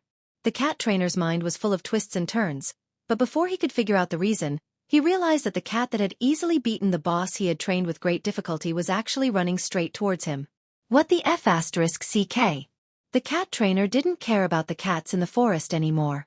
He turned around and ran. His own cat in the forest was being beaten up, so it couldn't spare time to help him. Plus, he had trained cats for many years, so of course, he could tell which cats were easy to mess with and which weren't. Against this cat, it was better to run first. While Zhang Tan was chasing the cat trainer, Mao took the old lady and Zhao Ma to the small forest according to Black Rice's reaction. Depang heard the old lady call his name, and bit the cat that was being pressed down by him again. Then, it ran out of the forest and jumped into the old lady's arms. The old lady's hands trembled as she asked Mao to use the flashlight to check on her cat's condition. Depang's mouth was still stuck with cat fur from an unknown cat. Anyway, judging from the color, it didn't belong to Depang. The light wasn't good, so the small injuries weren't easy to see, but she didn't see any major injuries. The old lady was relieved. Chapter 190. Zhang Tan actually heard the shouts of the Jiao Ma and the others, but he didn't stop. It wasn't easy to catch this cat trainer, and he couldn't let all his efforts go to waste. Although the cat trainer looked a little embarrassed and was surprised by Zhang Tan's sudden pursuit, Zhang Tan could tell from the cat trainer's escape route that this guy was fully prepared and had a good understanding of the layout of the surrounding area. He wasn't just running around with his head in a mess. This guy ran very fast and didn't look very strong. Zhang Tan didn't expect him to run so fast and react so quickly. Almost as soon as Zhang Tan rushed over, the guy turned around and slipped away, jumping over railings and some obstacles with ease. Zhang Tan chased after him, but he didn't let down his guard. The guy's running route wasn't the main road of the campus, and there were no cameras installed in these places. No wonder the people in the school security office didn't find any clues from the surveillance cameras. The cat trainer glanced back when he jumped over a fence. With the help of a nearby street lamp, he saw the black shadow that was chasing after him. He cursed in his heart. Although he wasn't caught, the cat kept chasing after him. In all his years of cat training, he had never seen a cat with such strong endurance. F***CK. Fortunately, he was prepared. The cat trainer looked at a small forest in front of him and made a few strange sounds from his mouth. The sounds weren't loud and sounded like some kind of insect chirping. Zhang Tan could hear it clearly, and he had heard this sound in the forest before. It was just that at that time, the sounds of the cats were mixed together and Zhang Tan didn't pay special attention to it. Whoosh, whoosh, whoosh. Four figures rushed out of the forest. This was the cat trainer's backup plan. To be on the safe side, in addition to the few cats that were fighting in the forest, he had brought 2 healthy cats and 2 cats that weren't seriously injured last time. They had stayed here to ambush, and now they had become the cat trainer's helpers for his escape. Zhang Tan wasn't afraid of the uninjured boss, let alone these cats. But now, Zhang Tan's main target was the cat trainer, so he didn't care about these cats for the time being. When the 4 figures rushed over from the front, Zhang Tan jumped over the cat in front and knocked away the second one that was blocking the way. As for the 2 behind, Zhang Tan had already left them behind. When the cat trainer looked behind him to see how the interception was going, he happened to see Zhang Tan forcefully knocking away the cat that was blocking the way. He almost spat out blood. Was this really King cat and not a combat dog? Which cat would use such a violent method in such a situation? Originally, the cat trainer just hoped that his cat could delay Zhang Tan for a while so that he had a chance to get rid of the chase, but he didn't expect that it didn't have any effect at all. At the thought of this fierce cat, the cat trainer endured the discomfort and continued to run. However, this cat trainer wasn't familiar with the surroundings, and he didn't have the good night vision of a cat. When he was crossing a lawn, he tripped over a raised area. He didn't sprain his ankle, but after a few seconds, when he was ready to speed up again, a strong force suddenly hit him from behind. He fell directly to the ground, his chin hitting the ground. Although it was grass, it wasn't a good feeling, and his head was a little dizzy. The cat trainer shook his head, got up, and reached into his pants to take out the stun baton. Before he could find the target, he was kicked in the back and fell forward again. However, because he had changed direction when he got up to find the target, this time he fell and hit the landscape stone next to him. Hitting a stone wasn't like hitting the grass, not to mention hitting the landscape stone. His head, which was already a little dizzy, suddenly became more dizzy.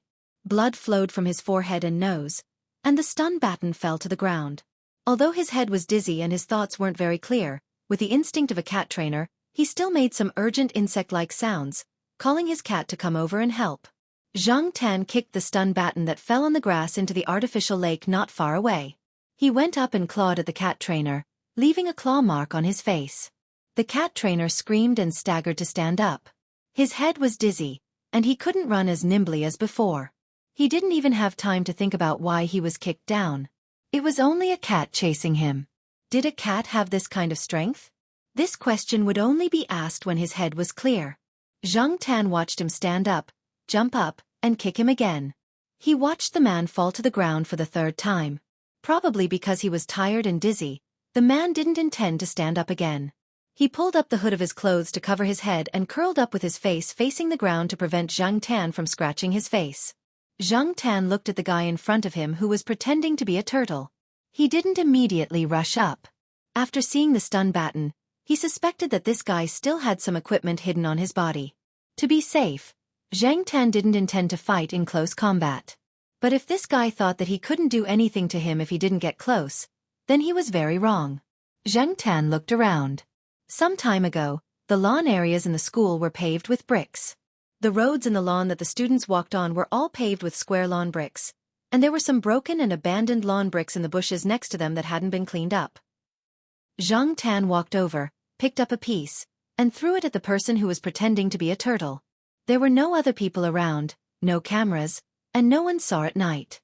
Zhang Tan stood upright on his 2 hind legs, and then used his 2 front paws to hold the lawn bricks and throw them at the person. A cat came over and attacked Zhang Tan, but Zhang Tan whipped it to the side. Then Zhang Tan continued to hold the brick and throw it at the person. At first, the person was screaming in pain, but later, he stopped screaming.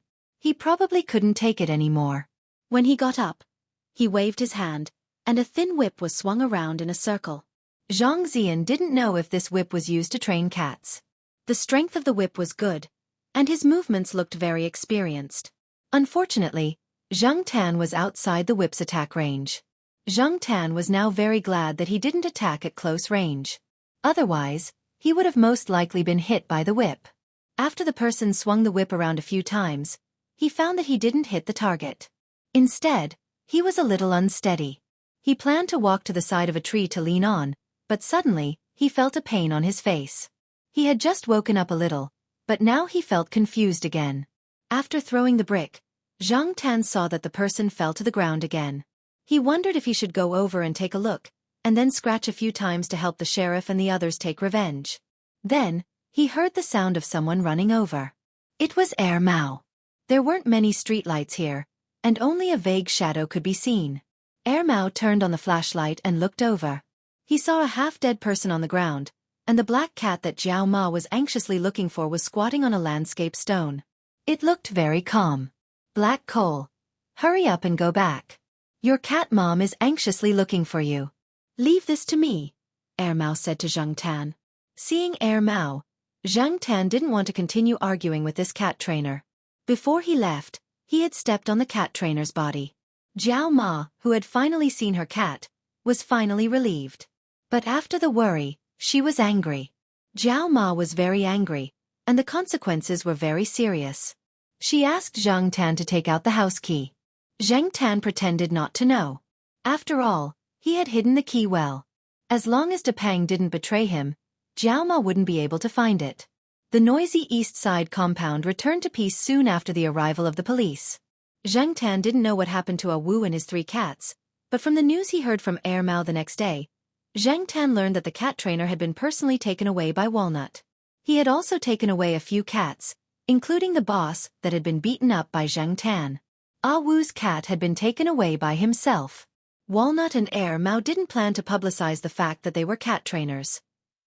Otherwise, not only the cats in the school, but also all the cats in Chuhua City would be hated by people, especially those who had their wallets stolen. It didn't matter if they had been stolen by a cat or not, they would all vent their anger on the cat. There would also be people who were hostile to cats who would pour all kinds of dirty water on the cat. Walnut and Mao didn't want people to think of a thief when they first saw a cat. Also, the cat-friendly event hadn't been held for long. Now that it was exposed, it would be a slap in the face. It was better to keep it a secret. They had also discussed with the school's higher-ups. They wouldn't make the incident public. They would just say that they had caught a thief in the middle of the night. It was true that they had caught a thief, so it wasn't considered hiding the truth. They didn't go against their conscience. Zhang Tan stayed at home. He didn't go out that day, and he wouldn't go out for the next few days. At most, he would wander around the building, at least for the time being. Zhang Tan didn't hand over the door key, so he consciously stayed at home to reflect on his mistakes. When Jiao Ma calmed down one day, Zhang Tan would go out for a walk. When he was sunbathing on the balcony, Zhang Tan saw a familiar car parked in the compound. It belonged to Depang's cat father. It seemed that Depang should be at home eating instant noodles. The old lady couldn't bear it, so only the cat father came to supervise. Zhang Tan thought about it. What would happen if Jiao Pa was at home? In the end, he couldn't think of the most likely scenario. Jiao Pa was too unpredictable. He couldn't be compared to ordinary people. What angered Zhang Tan the most was that little Pomelo wouldn't let him sleep on the bed. For the past 2 days, Zhang Tan had been sleeping on the cat tree. The more he thought about it, the angrier he became. Zhang Tan fished out a small piece of soil from the flower pot next to him and threw it towards the 4th floor. It hit the iron net. General, who was listless and thinking about something, heard the noise. It immediately flapped its wings and ran over, looking left and right. Zhang Tan wasn't in the mood to pay attention to the bird. After rolling around on the balcony, he decided to go online and read some gossip. This time, Zhang Tan didn't go to the pet forum. Instead, he went to Tsinghua University's forum. The most popular posts were all about the incident. The cat was gone, and so was the cat trainer, but people's discussion didn't stop. In fact, it was getting weirder and weirder. The aunties in the East Courtyard had exaggerated the story and spread it out, saying that the cats and dogs in the courtyard had helped to catch the thief this time. With the previous experience, this time the story was even more exaggerated. However, most people outside the courtyard only took it as a joke and did not take it seriously. In contrast, the students' discussion this time was unusually popular. That night, the cats in the forest fought and ran in a wider area.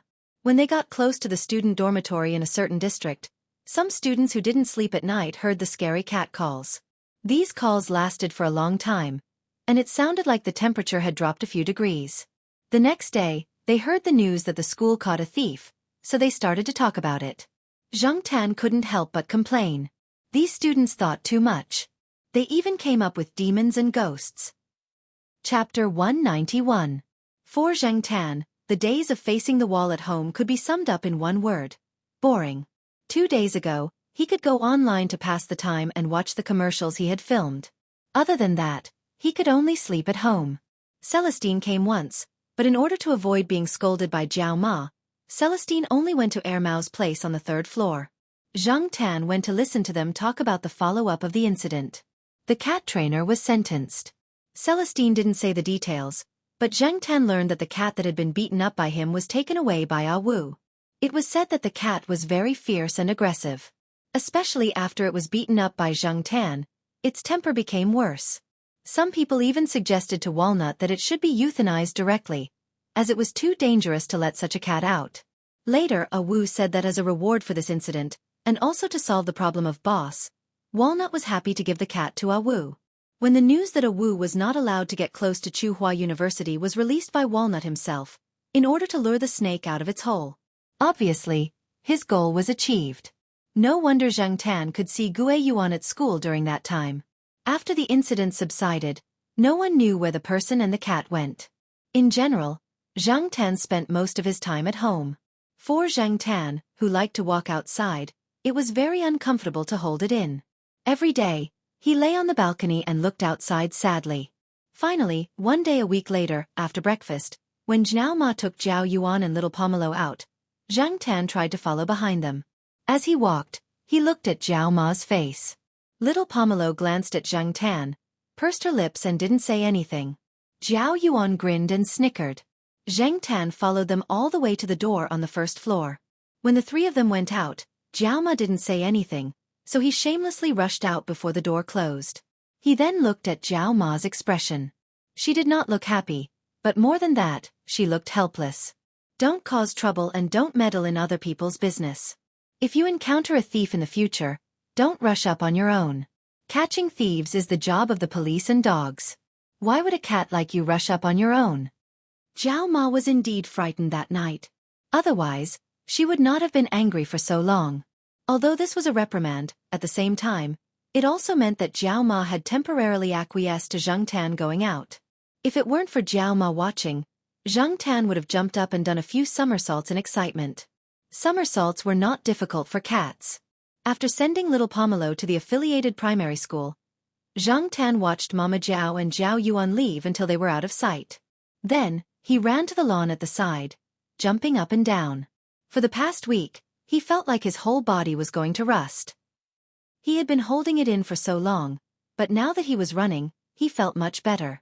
After flirting with a few gray magpies, Zhang Tan walked along the flower bed. When he arrived at the teacher activity center, he heard a familiar voice. Zhang Tan jumped onto a windowsill and looked inside. He saw the B*TCH bird standing on a towel rack, swaying its head and singing kunku opera with the retired teachers. No wonder this bird's accent was weird and it always sang opera. It was learning from these old men and women. De Pang's grandmother was also inside. De Pang was squatting next to her. General would occasionally run up to her and flirt with her, but he would be slapped away. Zhang Tan did not understand the opera and was not interested in it. He didn't go too far in the morning. He walked around the school and decided to go outside in the afternoon. Some people wanted to go further after being locked up for a long time. Zhang Tan belonged to this category. He chose the old street where Jiao Yuan School was located. The furthest he walked along this road was around Uncle Lame's house. Today, Zhang Tan decided to go further. The pace of the city's construction was speeding up. After not seeing it for a while, Zhang Tan felt that there were some changes. When he arrived at Uncle Lame's old neighborhood, Zhang Tan thought for a moment. He jumped over the wall and came to the front of the building. Swish! At the familiar window, the window was pulled open. An unfamiliar face appeared and there was some conversation. There were also some potted plants on the balcony, not the cardboard boxes from before. This place must have been sold to someone else. Since he didn't know anyone, Zhang Tan didn't stay any longer. He walked out of the neighborhood and walked forward according to his plan. The further he walked, the more obvious the difference between the old street and the old street. Whether it was the shops or the wall, there was a vitality of the new era. When there was no wall, Zhang Tan walked along the side. Occasionally, people would look at him, but most people were in a hurry and didn't bother to pay attention to a cat that didn't look special. After walking for a while, Zhang Tan saw a bridge in front of him. There were a lot of pedestrians on both sides of the street. There was no path that satisfied Zhang Tan, so Zhang Tan didn't want to go any further. However, he didn't want to turn around and go back immediately, so he decided to walk on the bridge. Ignoring the sounds of cats around him, Zhang Tan walked up the stairs by himself. There were fruit sellers at the corner of the stairs. Some people were bargaining. When he came to the bridge, Zhang Tan looked around. It was quite rich. Other than a few fruit sellers, there were also people selling cakes and small toys. Were there no law enforcement officers here? Standing on the bridge, there was an endless stream of traffic below him. On one side of the bridge, there was a street full of old buildings. Many of the buildings would be marked with the word, demolished. On the other side, there was a more colorful and prosperous world. The tall modern buildings showed the atmosphere of a metropolis. Looking away, Zhang Tan looked around the bridge. Finally, his eyes fell on the middle of the bridge. There was an old man with white hair, wearing old grayish-blue clothes, sitting on a simple folding stool. His back was leaning against the railing. Next to him was a cane for the blind. Above his head was a large black umbrella. The handle of the umbrella was open to block the sun. The handle of the umbrella was tied to the railing. The old man was holding an arrow in his arms. Next to his feet was a small wooden box. Inside the box were some coins and small bills. A performer? And a blind one? While Zhang Tan was looking around, the people around him were also looking at the black cat curiously. They had been selling things on the bridge for some time. This was the first time they saw a cat walking up alone. It didn't seem to be afraid of people at all. It was very calm and didn't pay attention to the teasing of passers-by. Originally, some people were just looking at the black cat curiously. Then they started to call out to the passers-by who wanted to buy things. However, when they saw the black cat walking towards the blind old man in the middle, some people couldn't help but stop shouting and pay attention to the old man. Zhang Tan was purely curious. He had heard some things from Mao and the others. For example, there were some popular scammers. Many people pretended to be blind and pitiful to gain sympathy from people. The money they earned in a day was not necessarily less than some office workers.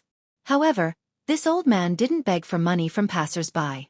Second, he didn't write on the ground or write on the cushion to make people sympathize with him. Third, Zhang Tan felt that this person was a bit strange, but he couldn't tell what was strange. Was this person really blind? Zhang Tan walked closer and stopped half a meter away from the old man. He squatted and tilted his head to look at the man who was sitting there with his eyes closed as if he had fallen asleep.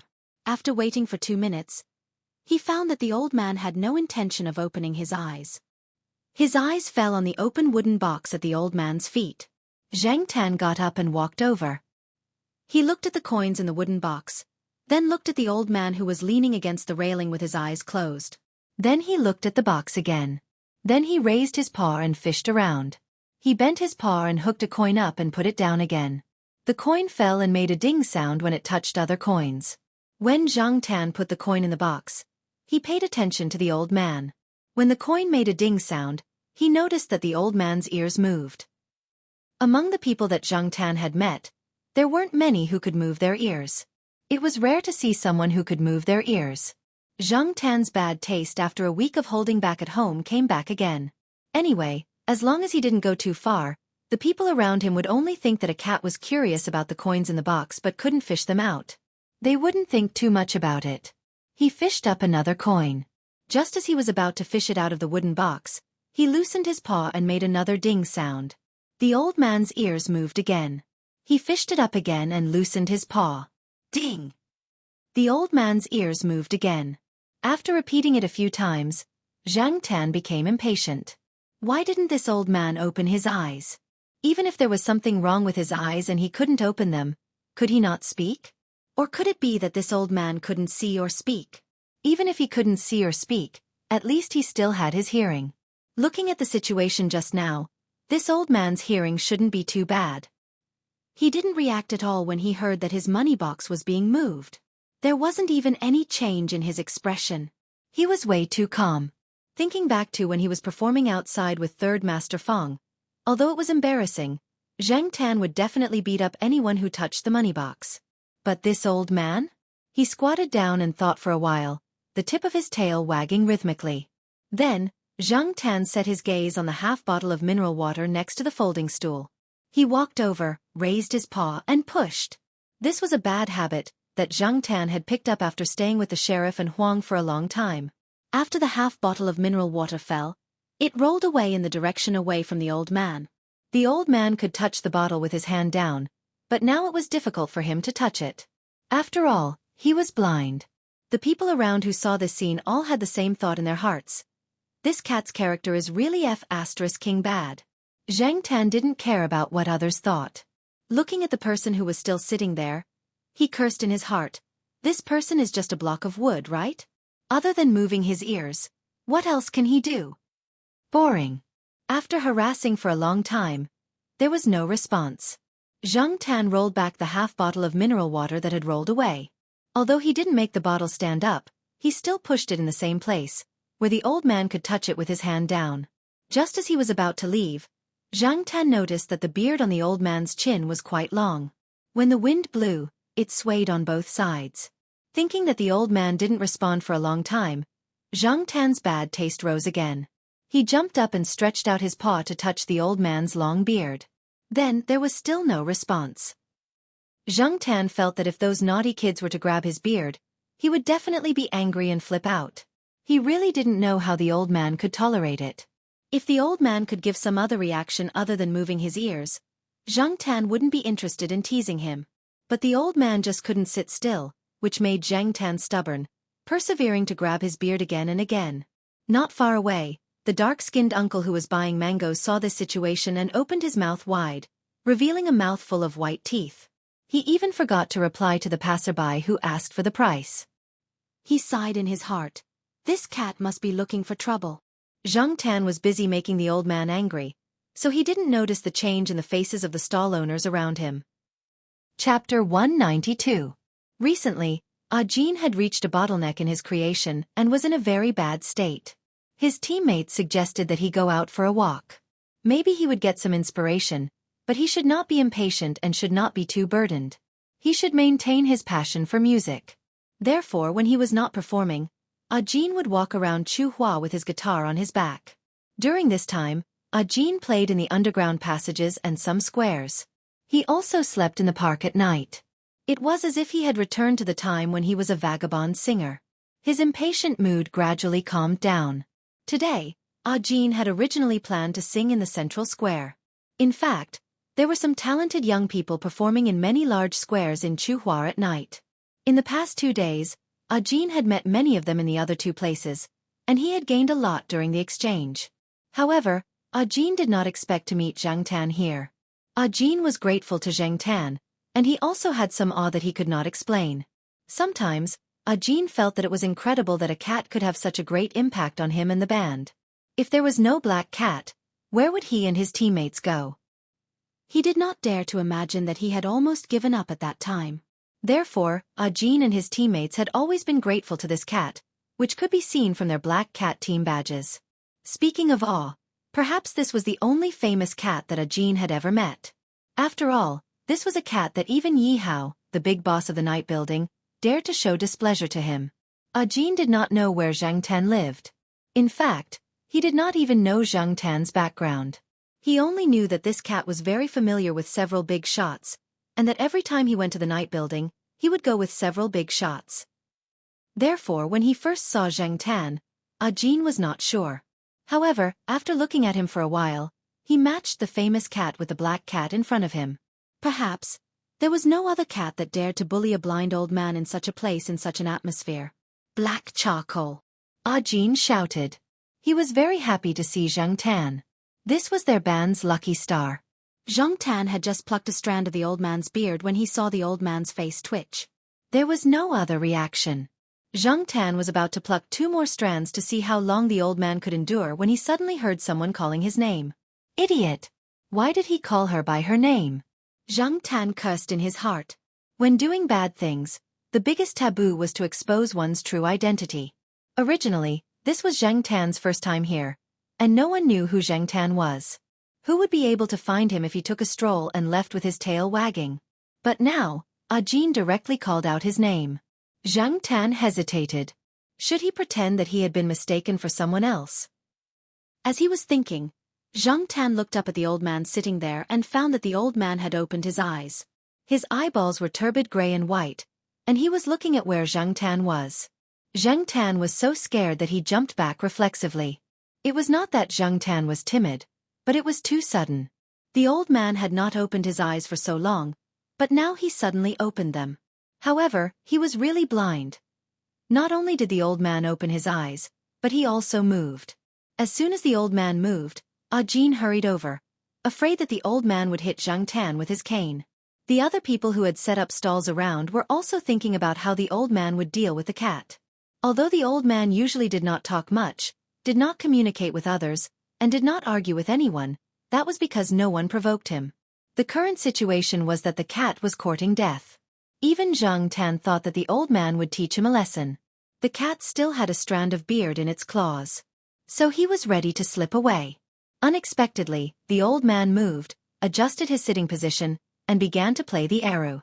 Zhang Tan had seen the old woman in Zhao Pa's hometown play the arrow. Now that he heard the old man play it, he felt that he should not be inferior to the old woman. Moreover, the old man was blind. It was too rare. At the same time, Zhang Tan had to admit that the old man had a good temper. He was still in the mood to play the arrow even though he was pulling his beard. Although Ajin did not know much about the arrow, he was very sensitive to music. Ajin felt that the old man did not seem to be angry. Instead, he sounded like he was in a good mood. There were many people who played the arrow, and most of them had a sad and cold feeling. But now, the arrow tune played by the old man made people feel like they were on a sunset dam. Unknowingly, the tension just now had relaxed a lot. Ajin judged the old man's mood by the arrow tune, while Zhang Tan felt whether the old man had any malicious intentions through his intuition. Since the old man was not going to pursue the matter, Zhang Tan could not continue to bully the blind man. Moreover, Ajin was here. If he continued to cause trouble, more information would be inadvertently revealed by the idiot Ajin. Since he did not intend to continue to bully the old man, Zhang Tan simply squatted beside him and listened to the old man play the arrow. Ajin was not going to leave immediately. He stood beside Zhang Tan and leaned against the railing, listening to the old man play the arrow. Ajin could see that the old man was an expert in playing the arrow. He was no worse than the teachers in the music academy. Listening to him for a while could also be good for his own composition.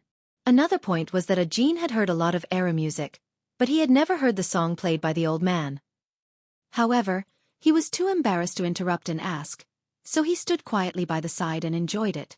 The people who set up stalls around had long been used to the old man playing the arrow. Seeing that there was no fun to watch, they began to busy themselves with their own stalls. For them, a cat was not as attractive as money. Speaking of money, Zhang Tan now understood why the old man had so much money in his wooden box. If one played the arrow well, passers-by would be willing to listen to it and like it. In addition, they sympathized with the old man, so they would give some money. Although most of the money was small change, it was enough to earn a lot in a day. For an old man, it was more than enough for his living expenses, and there was still money left to enjoy other things. In fact, there were more people giving money today than usual, and part of it was because of Zhang Tan's cat. This was also the reason why some performers liked to take children or animals with them. When it was almost dark, Zhang Tan got up and was ready to go back to pick up little Pomelo. Black charcoal, are you ready to go? Ajin was immersed in the tune of the eru. When the sound of the eru stopped, he realized that the black cat, who had been squatting next to him, had walked to the side and was ready to go down the overpass. Carrying the guitar on his back, Ajin was ready to follow Zhang Tan all the way. Anyway, he did not have an absolute destination now. Moreover, he was very curious about Zhang Tan's address. Where did this cat live? What kind of place did it live in? Why did it come here alone? Zhang Tan knew that Ajin was following him, but he did not pay attention to him. When passing by a stall selling food, Ajin stopped Zhang Tan. Black charcoal, I'll treat you to chicken fillet. Ajin remembered that this cat seemed to have a wide range of food. This was also a way to express his gratitude. It was rare to see Zhang Tan alone. In the past, when Ajin saw Zhang Tan was with Celestine and Yihao, so Ajin did not dare to interrupt. Speaking of meat, Zhang Tan was indeed a little hungry now. Anyway, he was not in a hurry. There was still half an hour before little Pomelo's school ended, so it was not too late to go back after eating. Seeing that Zhang Tan had stopped, Ajin knew that this cat should have agreed, so he happily walked to the stall. 2 servings. Before he finished speaking, Ajin froze. He dug in his pockets and patted his trouser pockets. After searching for a long time, he looked at Zhang Tan with a depressed face. Black charcoal, have you seen my wallet and phone? Zhang Tan. Idiot! You don't even know that your phone and wallet have been stolen. On the other side, on the overpass, after Zhang Tan and Ajin left, the old man did not play the eru anymore. He just sat there quietly with his eyes closed, returning to his previous state. It was not until the sun set that the old man folded the low stool and put it in the wooden box with money. The wooden box was not big, but it was just enough to accommodate the folded low stool. The old man untied the big black umbrella tied to the railing and tidied up everything unhurriedly. Every movement was not fast, but very smooth. The people around were not surprised. If someone repeated the same thing every day, day after day, he could also do this. For a blind person, there was no difference between day and night, but the old man was very regular every day. He appeared with the morning sun and disappeared with the evening sun. Moreover, his position on the overpass was always fixed. No vendor who came to set up a stall on the overpass would take his place. There would even be an empty space around him. When there were many vendors, even if other places were crowded, there would be an empty space around the old man. If there were new vendors, they would be told by other vendors not to take up the space there. Moreover, after the old man left, the vendors on the overpass would pack up and leave as soon as possible even if their business was good. They had to change places to continue their business. If one day they came to the overpass and did not see the old man, they would not set up a stall there. Instead, they would choose to sell in other places until the old man appeared on the overpass again. This was a rule that the vendors on the overpass had learned for a long time. When the blind old man was there, no one would come to the overpass to drive them away. This was one of the reasons why everyone treated the blind old man with a special attitude. As for the other reason, these vendors had only heard about it. They had not seen it with their own eyes, so they could not make a conclusion. In any case, they would never offend the blind old man. Sometimes, they would give some fruits or other food to the blind old man. When they gave it to the blind old man, they did not look like they were giving alms. Instead, they were very careful. The old man held his cane and walked on the sidewalk unhurriedly. His pair of turbid black and white eyes did not open. If they were open, it would probably scare some people. The sky quickly darkened and the neon lights flashed. People who were ready to start their nightlife walked past the old man, chatting and laughing. They looked at the old man with sympathy and disdain. This was not directed at the old man, but at a blind person like the old man. Suddenly, a person rushed from behind, snatched the wooden box from the old man's hand, and ran away. This person walked past the overpass in the evening and saw the money in the old man's wooden box. At the time, there were too many people, so he did not take action. He did not care because he had more fat prey. Now that he saw it, it would be a waste if he did not take it. After all, there were a few hundred yuan inside. When the people around the old man saw this, most of them did not want to meddle. Some hot-blooded youths wanted to intervene, but in the blink of an eye, the person who snatched the box disappeared into the crowd. They could only sympathize with the blind old man. Unlike the people around him, the old man's face was very calm. He did not show any anger or sadness because the box was snatched. He only paused when the box was snatched and then continued to walk forward, as if he did not hear the discussion around him. After walking for a while, he turned into a narrow and long alley with few lights. The noise of the city at night seemed to suddenly disappear. It was like a different world from the bustling street outside the alley. The old man still walked forward unhurriedly. Not far ahead, there was a person sitting next to him. After seeing the old man, that person immediately got up and rushed over, kneeling in front of the old man. This person was the one who snatched the old man's wooden box. At the moment, he looked very embarrassed. He was beaten black and blue, and there were probably other injuries on his body. After kneeling in front of the old man, he lifted the old man's wooden box with both hands. He was shaking like a sieve, and even his voice was trembling badly. Little newcomer. I don't know. The old man did not stop because of the person in front of him. His face was still calm, and he did not say a word. He reached out to take the box and continued to walk forward, leaving the person who was kneeling on the ground and had not finished speaking. Chapter 193. The next day, when Zhang Tan went to Zhao Wei's small restaurant for lunch, he saw Ah Jin standing under a tree at the door. Yesterday, Ah Jin had lost his mobile phone and wallet, but he didn't immediately contact his acquaintances.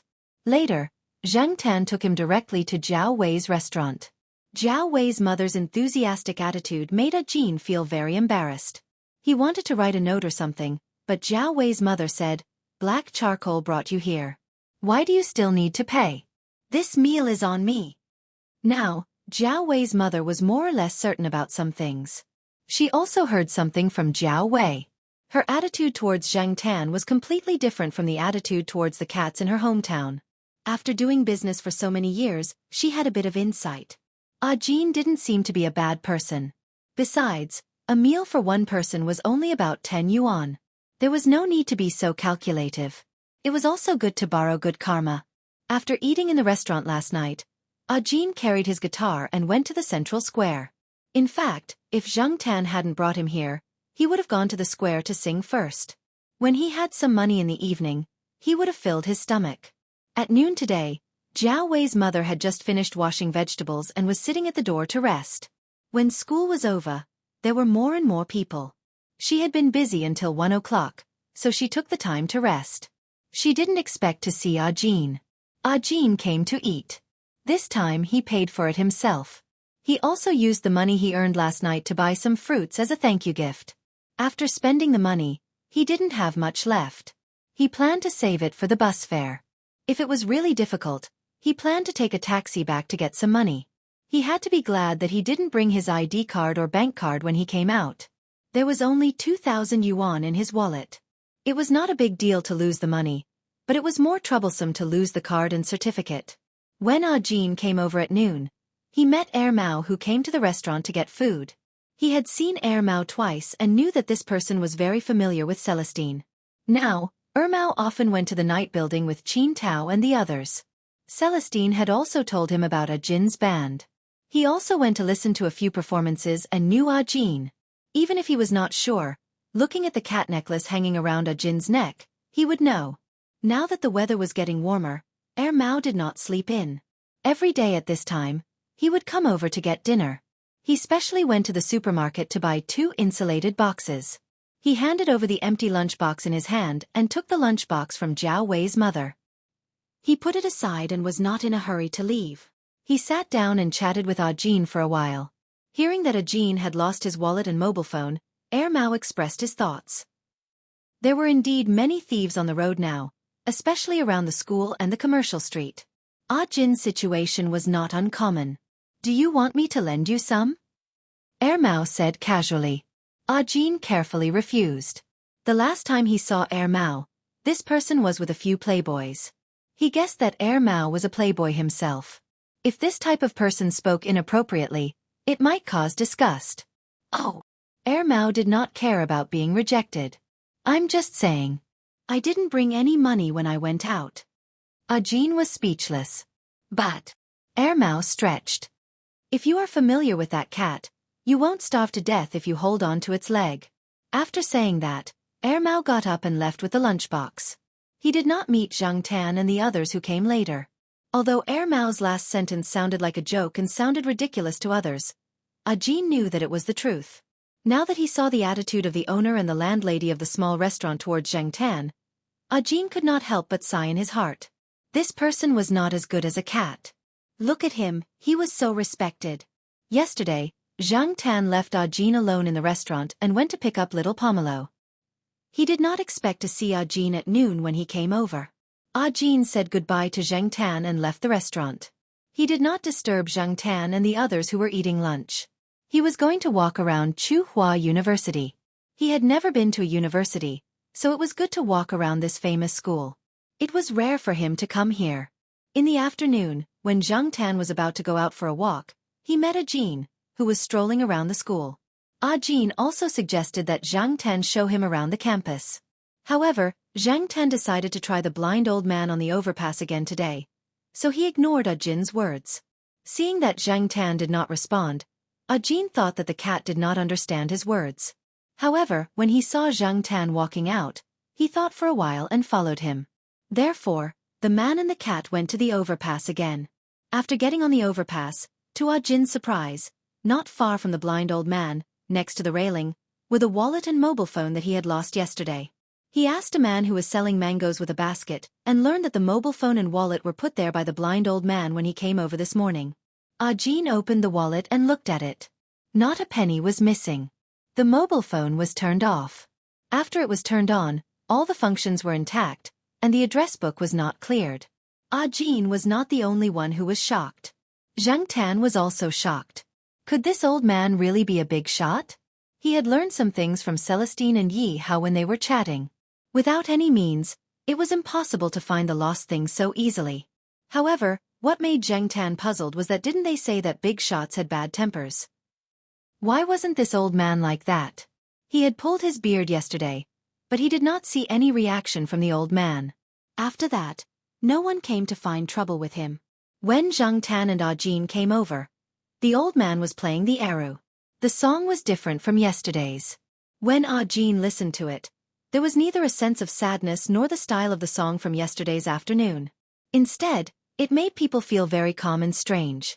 At this time, the weather and environment should make people feel tired or irritated. Of course, for Zhang Tan, who did not know how to appreciate it, it was a different story. He still felt what he should feel. Ajin did not interrupt the old man. He was going to wait for the old man to finish playing the song before thanking him. He walked to the side and leaned against the railing to listen to the old man play the arrow. Ajin admired this blind old man. Although Ajin thought that he had honed some skills, it was obviously not enough. If he played and sang here by himself, he would inevitably be affected by the ear-piercing beeping of the cars coming and going under the overpass. Some impatient drivers would frequently honk or press the horn for a long time. Those who did not have such a mentality would probably be blocked by the horn after singing the first line while playing and singing. To put it simply, it was just a matter of mentality. However, it was not easy to do what the blind old man did. It was very difficult to maintain one's original state of mind and calm down. Of course, even if he could withstand the noisy horns under the overpass, Ajin would not play the guitar here. Although he did not quite understand why the surrounding peddlers treated the old man specially, he would not steal business here. This time, Ajin would not play here because of the old man's return of his wallet and mobile phone. Zhang Tan did not know how to appreciate music. He walked to the old man and looked up to observe the old man's expression. It was still the same as yesterday. His eyes were closed, and there was no emotion on his face. Therefore, the long beard that swayed with the breeze was relatively conspicuous. However, after all, he had some scruples. Zhang Tan decided to wait and see first. He did not pull out the beard for the time being. He squatted next to the wooden box that was already filled with some coins and change. Since he had nothing to do, he began to count how much the old man had earned today. While he was counting the money with his head down, a shadow suddenly shrouded him. Zhang Tan looked up at the person standing in front of him. To be exact, the person was standing in front of the old man. His expression was slightly exaggerated and arrogant. Beside him was a young woman who was wearing revealing clothes and had an eye-catching figure. Some of the surrounding people's eyes fell on the woman's towering chest and her pair of long white legs. "Good job," the man said. Then he took out his wallet and took out a brand new 100 yuan note from it and threw it casually. Zhang Tan looked at the money that fell on the ground. It was not half a meter away from the wooden box, but it was at least 40 centimeters, right? He looked up at the man in front of him again. The man did not seem to have any intention of picking up the money and putting it into the wooden box. Instead, he was waiting expectantly, probably to see who would come to pick up the money at this time. This kind of behavior was insulting. Some of the people who saw this scene planned to watch a good show. Although some of them could not stand it, they did not do anything. They did not want to offend this kind of person who was obviously not short of money. Jin looked and wondered if he should come forward. Anyway, he had encountered this kind of shameful thing when he was a vagrant singer, so he was somewhat immune to it. However, when Jin took a step forward, he saw the black cat squatting next to the wooden box walk over and pull back the brand new 100 yuan note that was about to be blown away by the wind. Then it put it into the wooden box with its two front paws. After putting it in, it stretched out its paws and pushed the coin on top of the note to prevent it from being blown away by the wind. During the whole process, in addition to paying attention to the development of the matter in front of him, Jin also felt that there was a slight change in the song played by the blind old man. It changed from calm to austere, and then to gratification. However, when he listened to it again, Jin felt that there was no difference from before. Could the same song have such a change? Jin was doubtful. He did not know if it was an illusion. From the time the man in front of him threw the money to now, the old man did not stop playing the eru, as if he did not know all this. The man did not expect such a scene. He took out another 100 yuan note from his wallet and threw it on the ground. Zhang Tan continued to repeat the previous action. After putting the money into the wooden box, Zhang Tan looked at the man in front of him. "If you dare to throw it, I will dare to pick it up. Anyway, I am just a cat now. I am not afraid of being embarrassed." Moreover, the old man's harvest today was not good. Although he did not count the money, Zhang Tan roughly estimated that there were about 80 yuan. The man in front of him threw 100 yuan. It would be a waste if he did not pick it up. Zhang Tan had seen a lot of people like him who were stupid but had a lot of money. Zhang Tan used to do such stupid things. Now that he thought about it, he could not bear to look back on the past. After the man threw 500 yuan bills, the woman next to him finally couldn't take it anymore. She tugged and whispered a few words in his ear. Only then did the man put his wallet back into his pocket with a face full of displeasure and hurriedly left. Ha! It was unknown who started to laugh, but the surrounding peddlers all started to laugh. "Hey, it's good to have a cat." Zhang Tan ignored the discussion around him. He looked back at the old man, but he still did not see any change in the old man's expression. When it was almost time, Zhang Tan left the overpass. Jin followed him. He still had his wallet today. He bought the chicken fillet that he did not buy yesterday.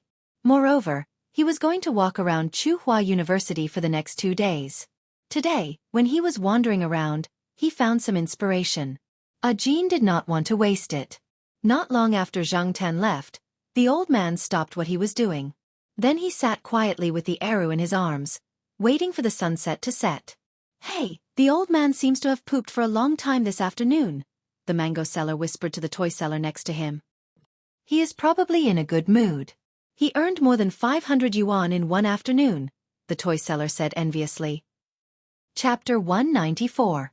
He felt that it was not easy for Jin to find inspiration while carrying a guitar. When Zhang Tan met Jin on campus again, he took Jin to the arched doorway formed by the bamboo. However, when they arrived, there was already someone sitting there playing a guitar. Zhang Tan looked at the person. The person was slightly plump, and there was an eggplant printed on his t-shirt. His face looked quite tender, and he was probably a freshman. Seeing Jin carrying a guitar, the person called Jin over to talk. When his gaze fell on Zhang Tan, the person's face stiffened, but he did not say anything. Zhang Tan, who was about to walk away, thought for a moment, then walked to the side and jumped onto a tree to listen to the conversation between the two. This person was called Zhang Qian, and those who knew him called him Eggplant. He was a freshman in the school's guitar association. The Guitar Association held a school performance in May and October every year, but not everyone had the chance to go on stage. Recently, the association was selecting people to go on stage. Xianxia planned to practice more and strive for the opportunity to perform on stage. However, compared to Ajin, Xianxia was still a little inexperienced in playing the guitar. "Brother, you're not bad," Xianxia praised. He was a little regretful when he heard that Ajin was not from his school. Otherwise, he could have joined the association. He also heard that Ajin had played in the square and the underground passage. With a face full of admiration, he said, "In the past, every time I saw those street artists playing the guitar, I couldn't help but want to stay beside them. My classmates even thought that I was embarrassing. Speaking of which, most of those people played quite well, and the sound in the underground passage was especially good." After sighing with emotion, Zhang Qian talked about his guitar history. "At first, I couldn't hold the strings, but after the callus, it was much better. The process was still a little painful, but men can't be afraid of pain. Be more ruthless to yourself. If you don't practice like this, you won't be able to play the guitar." Zhang Qian raised his hand to show off the callus he had painstakingly practiced. Zhang Tan glanced over. This little fatty was really easy to satisfy. After a while, Zhang Qian and Ajin exchanged phone numbers and asked Ajin to come to Tsinghua University next week when he was free. When the time came, he would take Ajin to see the Guitar Association's performance.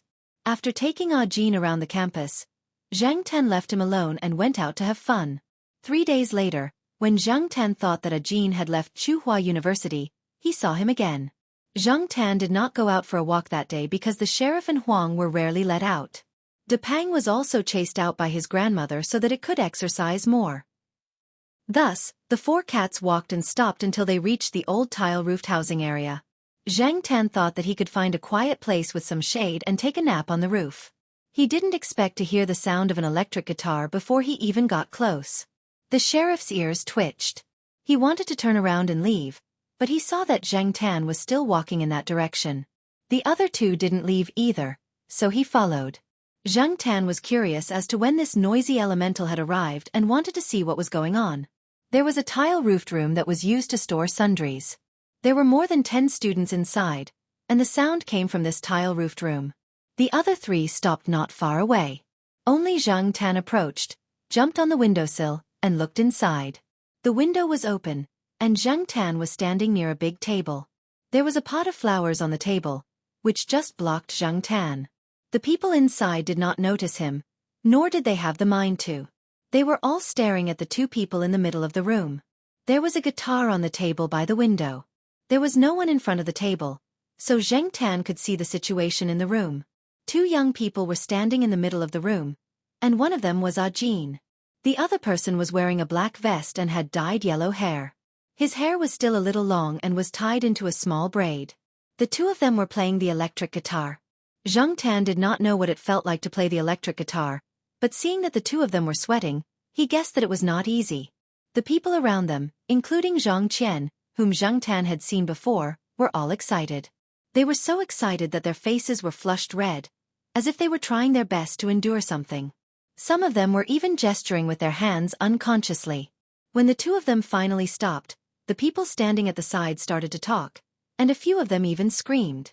Sure enough, outsiders could only watch the show. Although Zhang Tan felt that the 2 of them were very good at playing the guitar, he was not as excited as the others. However, the 2 of them were really *king fast when playing the guitar. "President, it's him, right?" a tall girl with a ponytail said. The braided man in the vest who had played the guitar with Ajin nodded. He said a few more words to Ajin and received a call. He asked Ajin, Zhang Qian, and 2 other people to stay here and help look after things. They had to leave for a while. The original training place of the Guitar Association was being renovated by the school, so they had to move temporarily. They applied to the school for a house in the old tiled housing area as a temporary gathering place. When the time came, they would move back when the renovation was done. Listening to the 4 people who stayed in the room, Zhang Tan found out that it was about the performance of the Guitar Association next week. The opening song they had prepared was a double guitar canon. Unfortunately, the guitarist who had worked with the president of the association had injured his fingers and had to be replaced. However, the association could not find a satisfactory candidate, so they had to settle for the next best thing, which was to find external help. Zhang Qian contacted Ajin. 7 external help from other schools' guitar association and Ajin had been selected. After a while of playing the guitar, the decision-makers of the association had finally decided on Ajin. Hearing that Ajin had been chosen, Xianxia was very happy. In contrast, Ajin was much calmer. He knew that this would be the result after listening to the others play.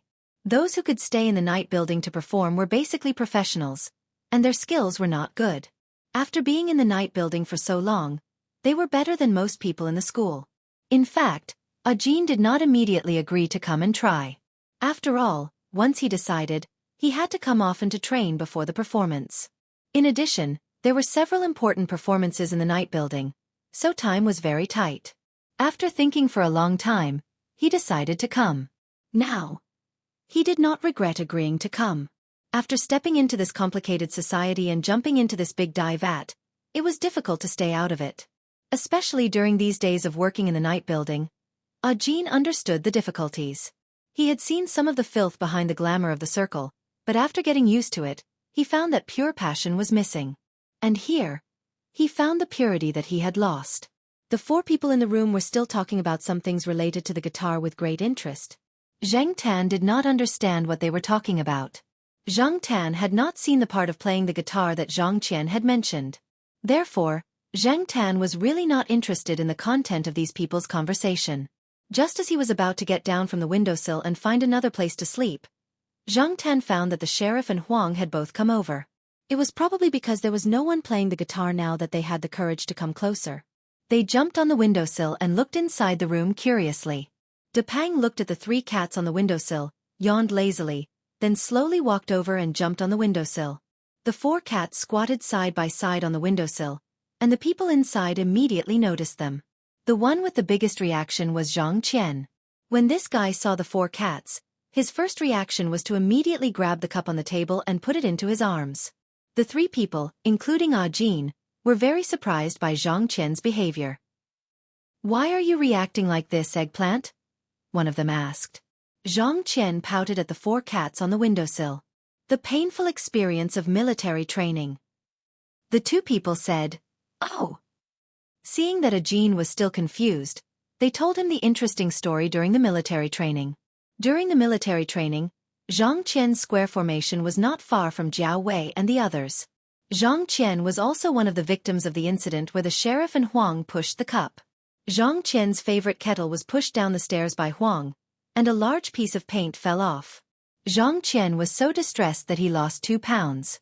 While the two people were talking, the sheriff, who had been locked up at home for so long, was full of energy and had even more cheap hands. He stepped on the big table from the windowsill and came to the guitar placed there. The three people in the room looked at Ajin. The guitar was Ajin's. He had played it when he came to this tile-roofed house. After that, he played the electric guitar, so he temporarily put the guitar here without putting it in a bag. He had 3 guitars, and this one was the cheapest among them. It was more common and was similar to the ones used by some students in the association. He did not dare to carry the expensive ones around, but even so, it did not mean that he did not care. However, looking at the black cat squatting on the windowsill, Ajin hesitated for a moment. If Zhang Tan were not here, Ajin would have rushed to protect the guitar. Zhang Tan did not stop the sheriff. He was more curious about what the sheriff would do next. The 4 people in the room did not make a sound. They all stared at the sheriff. For a moment, compared to the white-hot atmosphere of the electric guitar 10 minutes ago, it was really in line with the silence of the old tile-roofed house area. The sheriff tilted his head in front of the guitar and looked at it. His tail swayed slowly, and then he raised his paw to hook a metal string on the guitar.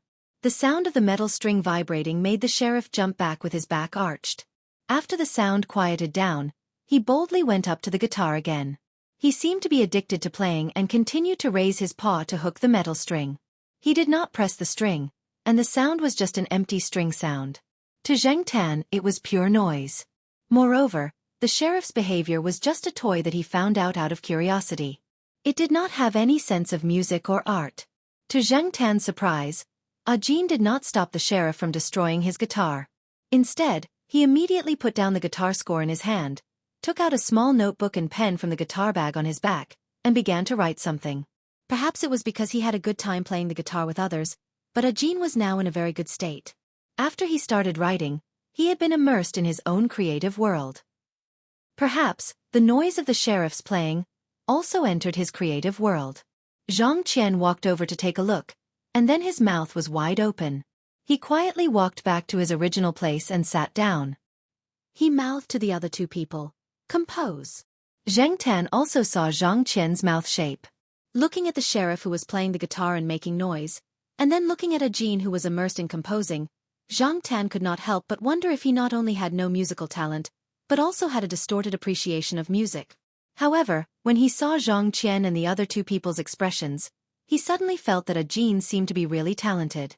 Otherwise, how could he get inspiration from the sheriff's noisy playing? Someone once said that cats were the poets of the city's melancholy. They were born to be maverick wandering artists. Zhang Tan had never thought so, but now it seemed that it might be true. It was just that he did not understand the art of cats. Chapter 195. Zhang Qian and the others gathered there, admiring Ajin for being able to compose under such circumstances.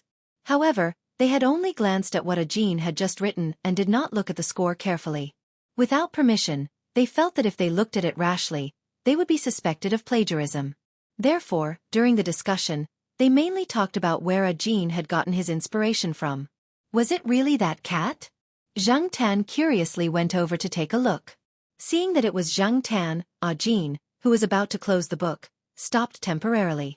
He even handed the book to Zhang Tan so that Zhang Tan could read it. Zhang Qian and the others saw this and did not understand Ajin's behavior. Why was he so nice to a cat? However, they could not say anything. After all, they were not familiar with each other and did not need to care about everything. Zhang Tan looked at it. Other than the name of the song, he did not understand anything else. He only knew that it was a simplified score that he had seen in a primary school music book. After looking at it, Zhang Tan lost interest and returned to the windowsill. "Ajin, do you like to use simplified scores when composing?" a student asked. He was used to looking at guitar hexagons and had more contact with staves. He did not know how to react when he suddenly saw simplified scores. After all, many people felt that staves were more professional and presentable. As for guitar hexagons used to record fingering, because of the association itself, they used them more often. "Yes, because I did not go to university. I did not receive any professional education in the beginning. I learned guitar skills from a small, unknown band. Later on I studied more on my own. When I was trying to compose, I used simplified scores. Later on, I learned all kinds of things, but I am still more used to simplified scores." Ajin did not hide the fact that he had not gone to university. After entering the night building, there were some classes arranged there to improve his professionalism. However, Ajin was more used to using simplified scores, which he had the most contact with. Basically, he used simplified scores when composing. Many people in the Guitar Association now knew that Ajin was not a member of the Guitar Association of other schools, but they only knew that he was in a professional band. As for the details, they did not know. Moreover, there were too many small, unknown bands in Chuhua. Seeing Ajin's age, other people thought that he was a member of a small band that was unknown and would disband at any time. Therefore, they did not investigate further. Zheng Tan did not know much about music scores. However, other than simple music scores, staff scores, and guitar scores, Zheng Tan had once seen a fat old lady writing music scores. However, it was filled with words such as close, 4, 1, up, ruler, work, fan, 6, 5, B, and so on. Zhang Tan still did not know how to evaluate Ajin's song about cats. There were many people in the world who evaluated cats and analyzed them. However, from the cats that Zhang Tan had met, many people thought too deeply about themselves and did not look at things from the perspective of cats. Even Zhang Tan now found it difficult to understand the thoughts of the sheriff, De Pang, and Huang. Just like Jiao Pa once said, scientifically speaking, you can't use human thinking to interpret cat thinking. Zhang Tan was only using human thinking. No matter what, Zhang Tan was still looking forward to Ajin's cat's fantasy. He hoped to hear it the next time he went to the night building. However, after this, it would probably still need to be modified. After that, he still had to consider the arrangement and lyrics. He probably would not be able to hear it in the near future. As for the Guitar Association school performance in May, Zhang Tan was a little interested in watching it. Unfortunately, it was at night. If Zhang Tan was still grounded by Jiao Ma at night, it would be hard to say. Not only Zhang Tan, but the other 3 cats were also grounded at night. It was already a mercy to be released during the day. In the following week, Zhang Tan's performance was not bad in Jiao Ma's eyes. He stayed at home every night and did not go out. He also came back on time during the day and did not cause any trouble. Zhang Tan was really well behaved during this time. At least, he thought that he was quite well behaved. After going to the construction site to see the progress, he went to the overpass to help the old man gain popularity. When Zhang Tan was there, the old man's wooden box would have more money. Sometimes, people were not as attractive as animals. Zhang Tan was mainly curious about the old man's identity. However, after staying for more than a week, she did not see any underlings. It was true that the surrounding peddlers were in awe of this old man. The day of the Guitar Association's performance was Friday. Zhang Tan left the overpass earlier than usual. He was going to the school's main sports field to take a look. Zhang Tan decided to go out that night. It was Zhao Yuan who suggested that they go to the Guitar Association's performance that night. Xianxia, Su En, and the others discussed contacting the children in the courtyard to go to the performance that night. For boys, the guitar was more attractive. There were also people from the West District, including little Pomelo's classmates. Zhang Tan was prepared to go out with them that night. That way, the chances of Jiao Ma agreeing to it would be higher. In fact, the Guitar Association's performance was not very attractive to Zhang Tan. After all, it was just a performance by amateur students. Zhang Tan had seen many professional performances at the night building. Therefore, Zhang Tan's main purpose for going out with Zhao Yuan and the others was not to watch the performance. He wanted to start something. As the saying went, if there was a first there would be a second, and if there was a second there would be a third. After going out that night, the opportunity to go out at night would be closer. Zhang Tan found it rather boring to watch soap operas with Jiao Ma every night. As for the Guitar Association's performance, from a layman's point of view, Zhang Tan felt that those people had indeed spent a lot of effort on it. Even if their skills were lacking, the students watching the performance on the sports field did not care.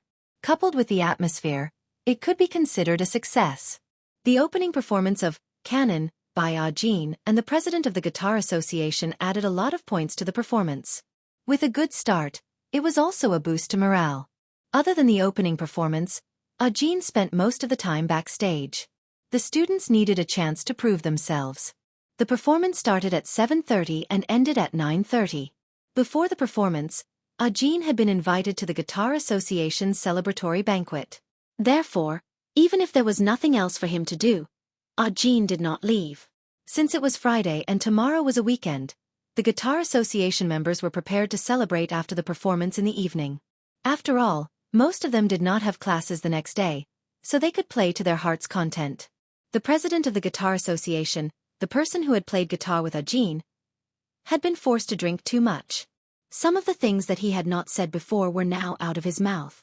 Ajin, when you were at the night building, did you often see those masters? Ajin was surprised. He had not mentioned this before. He did not expect to be recognized. Not many people in the Guitar Association knew about the night building. When those who had some understanding of the night building heard the president's words, they looked at Ajin differently. That was the night building. The people who could perform there were definitely skilled. They were definitely not small bands that could disband at any time. Moreover, many of them had great potential. They could even sign a contract with some companies and release records. Who knew when they would become popular? Yes, that's true. The East Palace of the night building often has masters performing there. Some world-class masters will also perform there. However, the East Palace is not easy to enter, Ajin said. A person who had been going to the night building recently could not help but say, the night building has 4 districts, the East, West, North, and South Palaces. Of course, it's difficult to enter the East Palace. The level of consumption there is not something we can afford. Moreover, I heard that there are often some well-known people in the circle among the audience there. They are real experts. At this point, the person's face was full of yearning. However, he immediately looked at Ajin. What's the name of your band? Did you perform recently? I don't know if I missed it. I played there every night last week. These words sounded like he was doubting the authenticity of Ajin's performance at the night building. Ajin did not care. When he was about to answer, the president of the association spoke first. He pointed at the necklace Ajin was wearing. New boy, I remember this is the team emblem. Ajin understood. As expected, he had guessed it based on the team emblem. We're performing in the South District now, Ajin said. The South District? So it's an expert. No wonder I didn't see it. I've always been in the North District, the person said in surprise. The resident singer in the North District was at the bottom of the night building's 4 districts. At the same time, it was also the place with the lowest consumption. However, he did not expect Ajin, who was about the same age as them, to be able to enter the South District, which was of a higher level than the North District.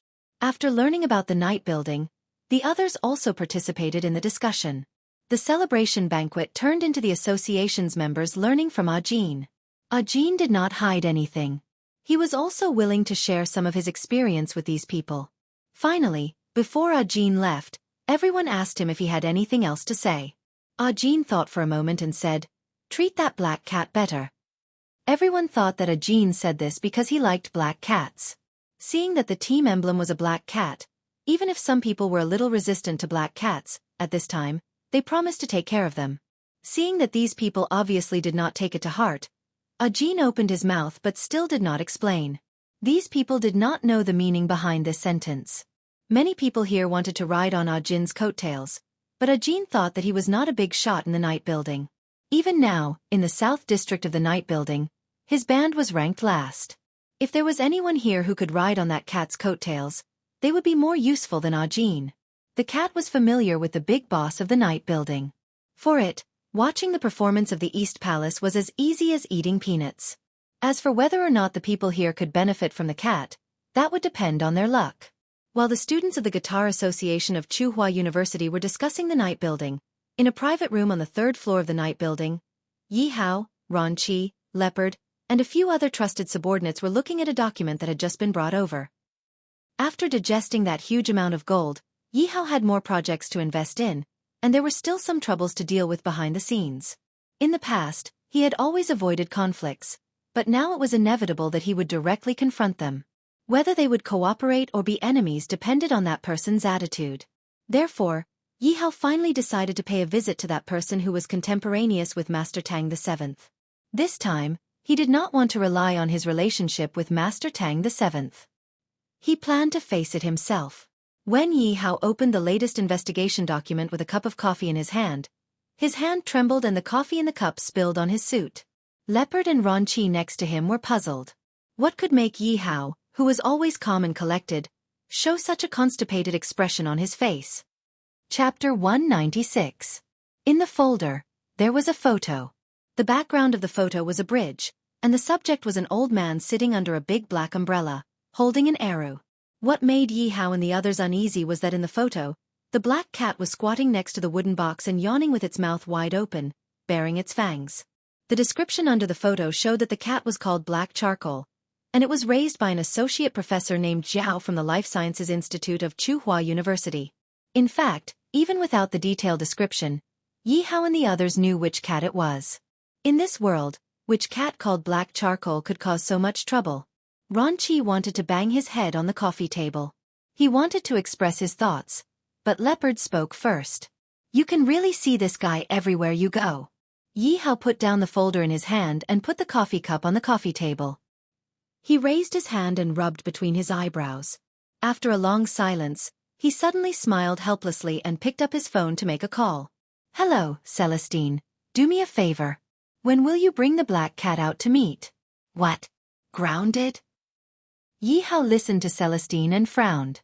F***ck, if he had known, he would have sent someone to find out who the cat trainer was and deal with it secretly, so that he wouldn't have caused so much trouble at Tsinghua University. If the black cat was grounded, when would it be able to come out to talk? After knowing the reason why Yi Hao wanted to find the cat, Celestine decided to go to Tsinghua University to try. The cat trainer incident had happened a long time ago, and the people in the school compound didn't know much about it. They wouldn't keep the cat at home forever, right?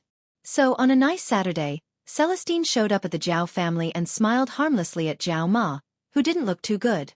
Although Zhao Ma wasn't too happy about it, she still agreed to let Celestine take Zhang Ten out to play when she saw the look of anticipation in his eyes. Sigh, it was not easy to be cooped up at home for a period of time, but the moment he went out, he became wild again. Wei Ling heaved a sigh of relief when he heard Mama Jiao's agreement.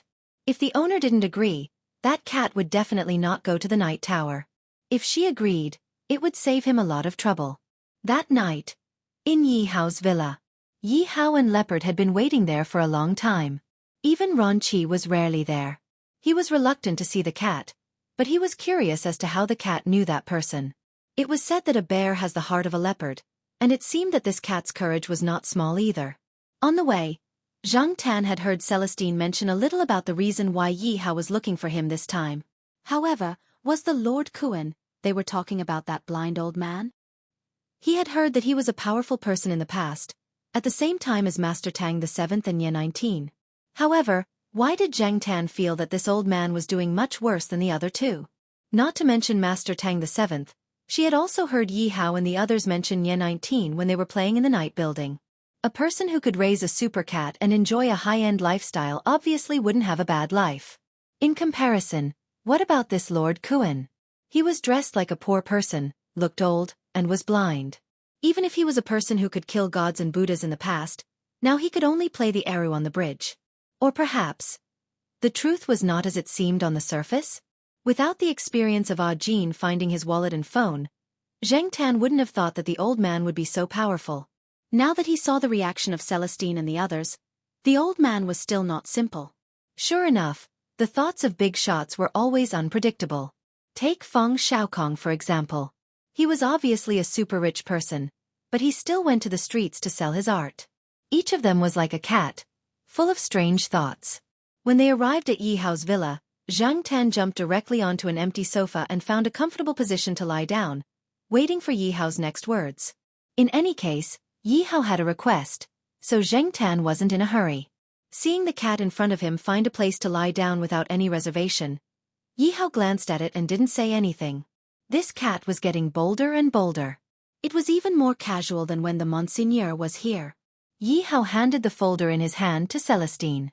Some of the confidential information had been taken out and shown to Celestine the recent results of Lord Kuan's investigation. The hall was very quiet. Only the sound of Celestine flipping through the materials and Yi Hao drinking coffee could be heard.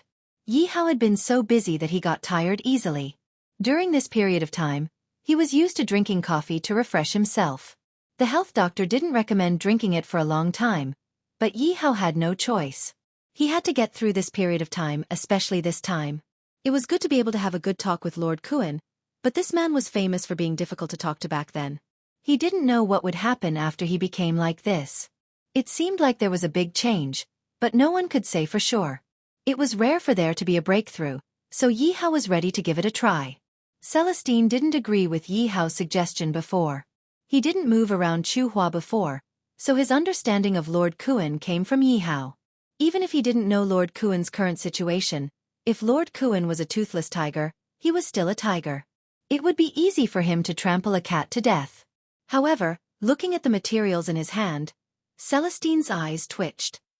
He finally understood why Yi Hao had this idea.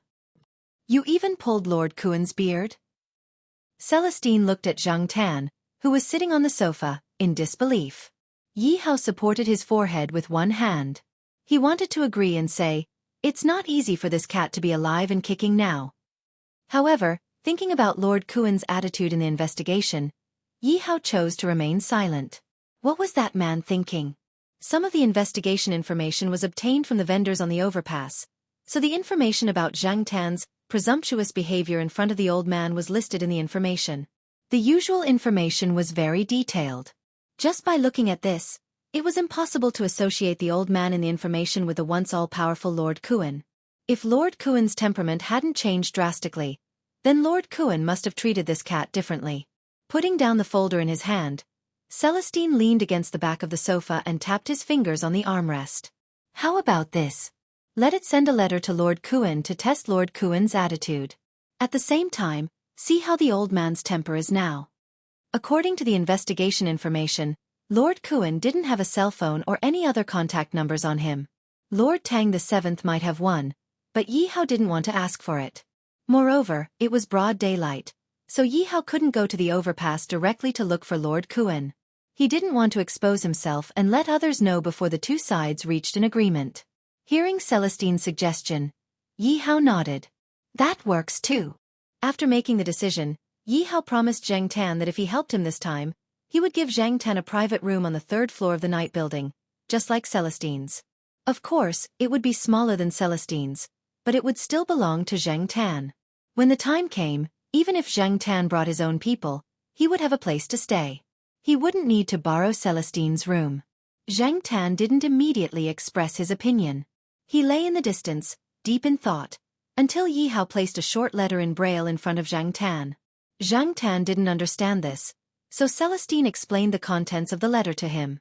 It was a letter of visit and didn't say anything else. Feeling that it wasn't a big deal, Zhang Tan expressed his opinion. Thus, at around 3 o'clock on Sunday afternoon, Zhang Tan arrived at the Xianxia as usual. Celestine followed behind him and watched from a short distance to prevent any accidents from happening. Yi Hao and a few others were watching the progress of the battle from a building. Zhang Tan was also a little nervous. He put the bank card-sized envelope in his mouth on Mr. Kuen's lap. Zhang Tan only reluctantly held the envelope in his mouth after Celestine and Yi Hao repeatedly assured him that it was clean. There was no other way. His intermittent mysophobia was acting up. The old man looked like he was about to play the arrow. After Zhang Tan put down the letter, he opened the envelope and touched the words on it. Then he put the letter in his pocket and hugged the arrow. He didn't play it and just sat there with his eyes closed as if he was asleep. Zhang Tan didn't feel that the old man had any ill intentions towards him, so he boldly went to the wooden box to see how the old man's business was today. With one look, Zhang Tan realized that something was wrong. F***ck, there were actually game coins. Which little bastard threw them in? Zhang Tan raised his paw and flipped through the box. He realized that there were quite a lot of game coins inside. No wonder he felt that there were more coins inside today. They were all fakes. Some of the game coins looked like 1 yuan coins, while others looked like 50-cent coins.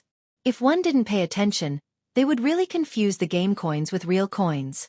No wonder Jiao Yuan complained at home that day that someone used game coins to buy steamed buns at school. The steamed buns seller didn't even realize it. Without hesitation, Zhang Tan reached out his paw and fished out the game coins one by one and threw them out of the wooden box. For a moment, the game coins clinked as they fell to the ground. The bridge, especially the place where the old man was sitting, was paved with anti-slip materials. The game coins that were thrown out didn't roll far. They basically landed near where Elder Kuen was sitting. The surrounding peddlers didn't dare to go over to take a look. Today's weather was too good. At this moment, the sun was shining brightly. Many people came and went in a hurry with umbrellas and sun hats. They didn't pay attention to other details and just thought that the cat was playing. Cats, after all, were also annoying? Even if someone noticed the game coins on the ground, they would just smile and walk away. Therefore, for a moment, no one pointed out the actual situation. When the old man, who was leaning against the railing, heard the sound of the game coins falling to the ground, his ears twitched. The stiffness on his face relaxed slightly, but it was hard for others to notice. Zhang Tan, on the other hand, was happily fishing out the game coins. He rummaged through the wooden box loudly. Celestine, who was standing not far away, and Yi Hao, who was nervously watching from a building, didn't see that the game coins were very similar to coins. They didn't even think about it. When they saw Zhang Tan's behavior, they almost vomited blood. "Boss, is that cat looking for trouble again?" Leopard stood behind Yi Hao and said with a wooden face. What if the old man was in a bad mood and wanted to accept a visit, but changed his mind at the last minute and rejected it? Leopard felt a headache just thinking about it. Yi Hao's face twisted. He was now regretting it. Should he not have asked the cat to do this? Not only did he not get any benefits, but he also made him hate him? Celestine squatted at the corner of the bridge and scratched his head in distress. He looked at the cat, who was happily fishing for the coins, and felt a stomachache. There must be something wrong with the breakfast he had this morning. "Young man, do you want some sponge cake?" The auntie selling sponge cake looked at Celestine with a smile. The golden tooth in her mouth shone brightly under the sunlight. Celestine. His stomach hurt even more. Compared to Celestine and Yi Hao's conflicted feelings, Master Kuen, who was sitting there, adjusted his posture and played the arrow. Chapter 197. Yi Hao's conflicted mood improved a little when a 10-year-old child passed by. Walking past all these people, only the child mentioned the important point of, "Those are game coins on the ground." What really reassured Yi Hao was the phone call he received that night. Yi Hao had given a number in the Braille letter. That night, when Yi Hao was reading a report, he received a call from a stranger. The person was probably Master Kuen's subordinate. He gave the time and place, and his tone was monotonous. Yi Hao couldn't tell what the other party's attitude was. However, to be able to get a reply and agree to visit was a good sign. The two parties agreed to meet in the afternoon 2 days later. Yi Hao cleared the time on that day and didn't go out. He discussed the meeting with a few of his confidants in the afternoon. They didn't dare to go over unprepared. What if they couldn't come back? The other party wasn't someone to be trifled with. On the second day of delivering the letter, Zhang Tan did the same as before. He strolled around the campus in the morning and ran over to the bridge in the afternoon. He was still very curious about the old man that even Yi Hao was afraid of. The reason Zhang Tan still had the guts to come over after knowing the old man's identity was mainly because Master Kuen didn't show any ill intentions. Sometimes, Zhang Tan couldn't help but wonder if his presence was too weak. Or maybe the other party just didn't want to be serious with him and let him do whatever he wanted. He had heard people say that when the forest was big, there would be all kinds of birds. When the girl was beautiful, there would be all kinds of suitors. When the power was big, there would be all kinds of people around you. Therefore, one of the characteristics of a big shot was that he could accommodate all kinds of people.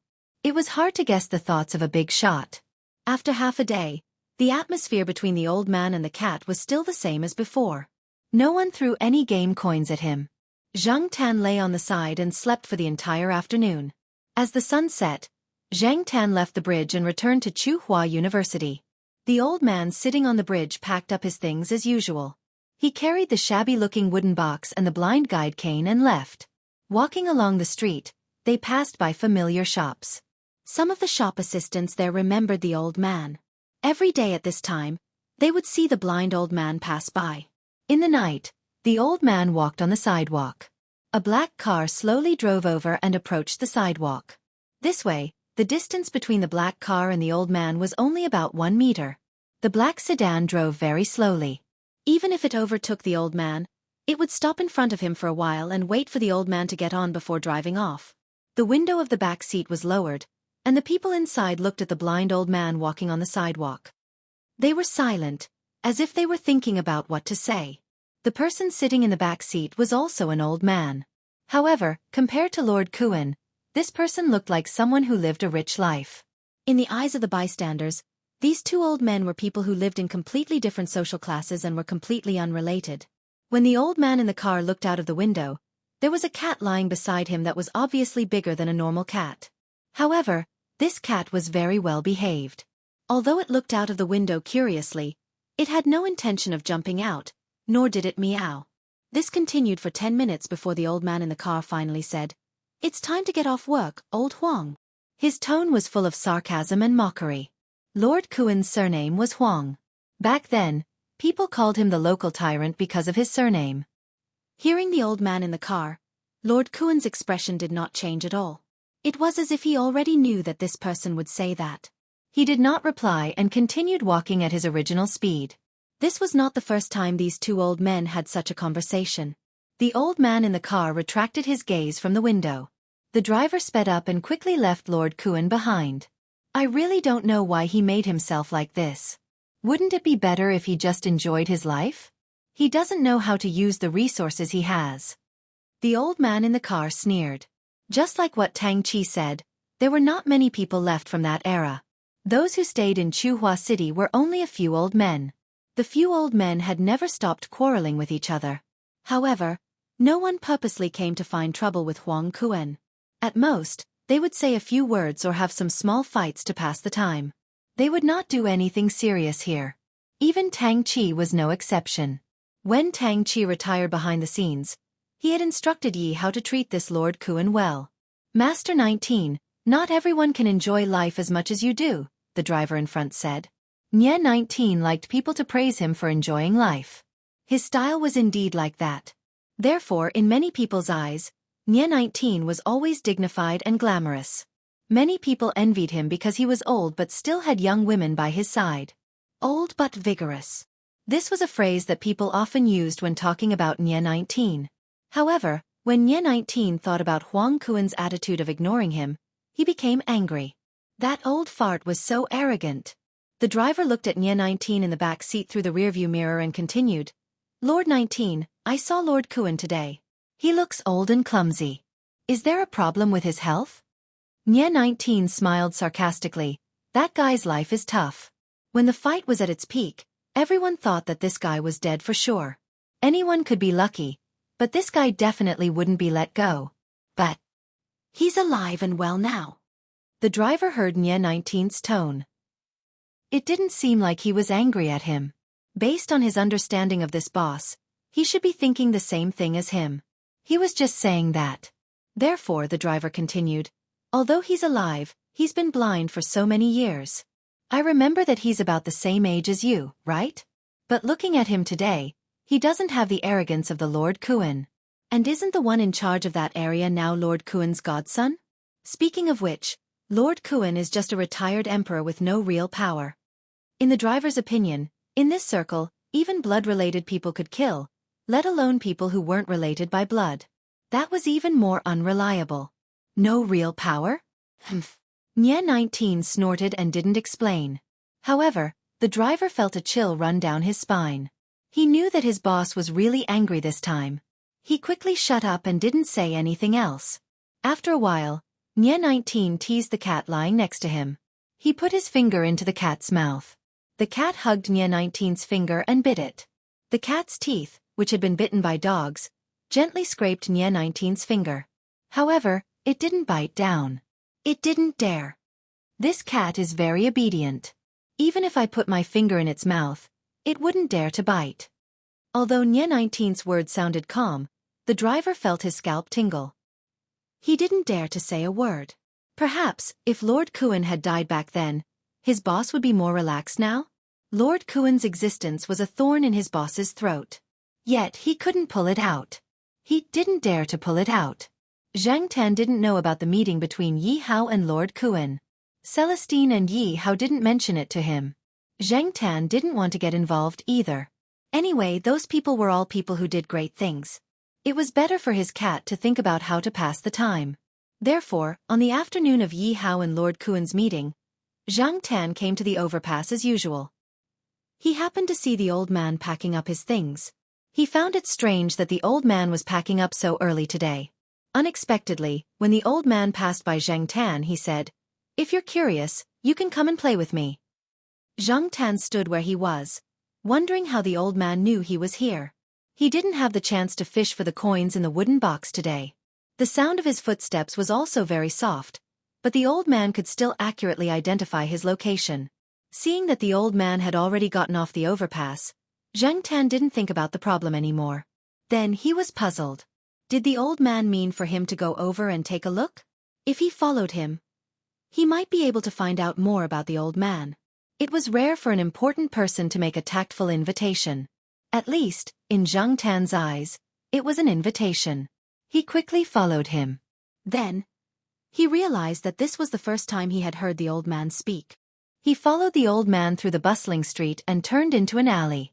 After walking for a while, they arrived in front of a house. Without the old man knocking, the door was open from the inside. Zhang Tan saw a young man with a very serious expression. He was respectful to the old man. However, when his gaze swept past Zhang Tan, he didn't seem surprised to see a cat here. He only paused for a moment before following the old man inside. Zhang Tan looked around and followed him in. The outside of the house looked very shabby. He didn't expect the inside to be okay. It was just okay, nothing special. Some rich and powerful old men liked the layout of the house with a classical charm, while some old men liked the modern style. However, Zhang Tan didn't know which style it belonged to.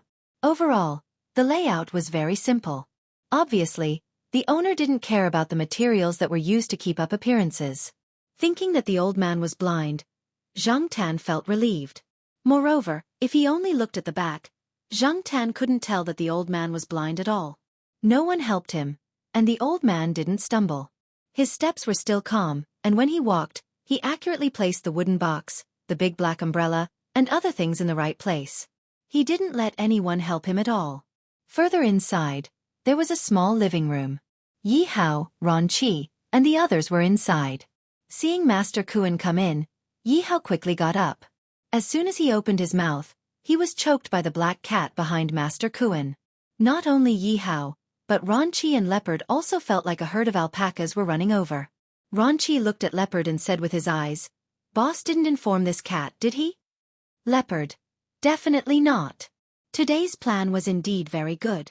They had considered many ways to deal with different situations. They even analyzed various psychological tactics in depth. However, no one had considered this cat. In Ron Qi's opinion, cats were always an uncertain factor, let alone this cat. Who knew what would happen with this cat present? What did Master Kuan mean by this? Zhang Tan looked at the expressions of Yi Hao and the others. He pulled his ears and walked to the side. "Dislike my ass. Do you think I care?" They chatted among themselves. Zhang Tan didn't want to join them. He planned to find a place to lie down. He was a little tired from walking all the way here. When he came, Zhang Tan thought of many possibilities. However, when he really came, he didn't feel the pressure he expected. He also didn't feel any malice or danger around him. Although he couldn't let his guard down, at least he was mentally more relaxed. Zhang Tan saw a wooden table by the window. It was more than 3 meters away from them. There was also a vase with rich bamboo. It was perfect for lying down and sleeping. Therefore he got up and jumped. Chapter 198. Ron Qi had been using the corner of his eye to look over there, wondering why Elder Kuan had brought the cat over. The next moment, he noticed the situation over at the table. His heart also swayed along with the vase on the table. Only when the vase stabilized did he let out a sigh of relief. Yi Hao, of course, also noticed it, but he didn't show it on his face. In Yi Hao's mind, cats were not human beings after all, nor were they well-trained warriors. They would not listen to you and restrict your words and actions. Perhaps they would bark wildly when they shouldn't, or mess around with things they shouldn't do, which would cause a planned and arranged thing to collapse directly. If it were other cats, it might be a small problem, but Yi Hao knew how capable this black cat was from the day he met it. Yi Hao took a deep breath and sorted out his emotions. He continued to talk about the cooperation with Elder Kuan. It was said that the first spurt of energy, the second spurt of energy, and the third spurt of energy. It wasn't easy to be fully prepared to face Huang Kuan, who used to be a big shot, so he couldn't appear weak. He had a few projects under his control, such as the small commercial plaza near Tsinghua University that was under construction. When the time came, he would definitely come into contact with the people here. It would be better to discuss it in advance before things went wrong. That way, it would be easier for everyone to resolve any problems. Conflicts of interest were always the most important conflicts. However, how to distribute the benefits was the reason why Yi Hao was sitting there under pressure. However, just as Yi Hao was talking about the distribution of benefits and was about to start psychological warfare, there was a shattering sound. The somewhat tense atmosphere was fiercely impacted. The veins on Yi Hao's forehead popped. He forced himself to remain calm on the surface, but he was already cursing in his heart. Can't this damn cat know its place? Zhang Tan looked at the broken vase and the mess on the table. He then looked at the expressions of the people over there. Other than Elder Kuan, the others, including Yi Hao and the people around Elder Kuan, couldn't help but have some other emotions in their eyes even if they didn't show it on their faces. He pulled his ears and jumped down from the table. It was better to find another place to lie down. The atmosphere here was not suitable. Zhang Tan really didn't do it on purpose. He was lying on the side and was about to fall asleep. Then, a green bean fly came out of nowhere and kept buzzing in his ear. When Zhang Tan raised his paw to chase it away, he used a little too much force. Plus, he was stronger than the average cat, so he didn't restrain himself and knocked the vase down. Zhang Tan tried walking around, but he didn't see anyone stopping him. Lord Kuan didn't say anything either, so he walked out of the hall. At this moment, the person standing behind Elder Kuan also walked out and followed behind Zhang Tan. Ron Qi and Leopard quickly looked at each other. They couldn't help but worry. Although they didn't like the cat causing trouble here, they didn't want anything to happen to the cat. Not only was the cat familiar with Celestine, Air Mao, and Fong San, but it had also helped them a few times. This time, they were the ones who had dragged the cat into this matter. Lord Kuan. Yi Hao was obviously afraid that Lord Kuan would really send someone to kill the cat silently. He was about to say something, but just as he opened his mouth, Lord Kuan raised his hand and stopped him. He picked up the teacup and drank some water. He started to talk about his opinion on the distribution of benefits proposed by Yi Hao. He didn't want to listen to Yi Hao at all. The broken vase and bamboo were lying on the ground, but Lord Kuan didn't ask anyone to clean it up. Zhang Tan, who was walking out of the hall, heard someone following behind him. He turned around and saw that it was the person who opened the door. This person had been following Lord Kuan since he entered the house. Was he following him now to spy on him?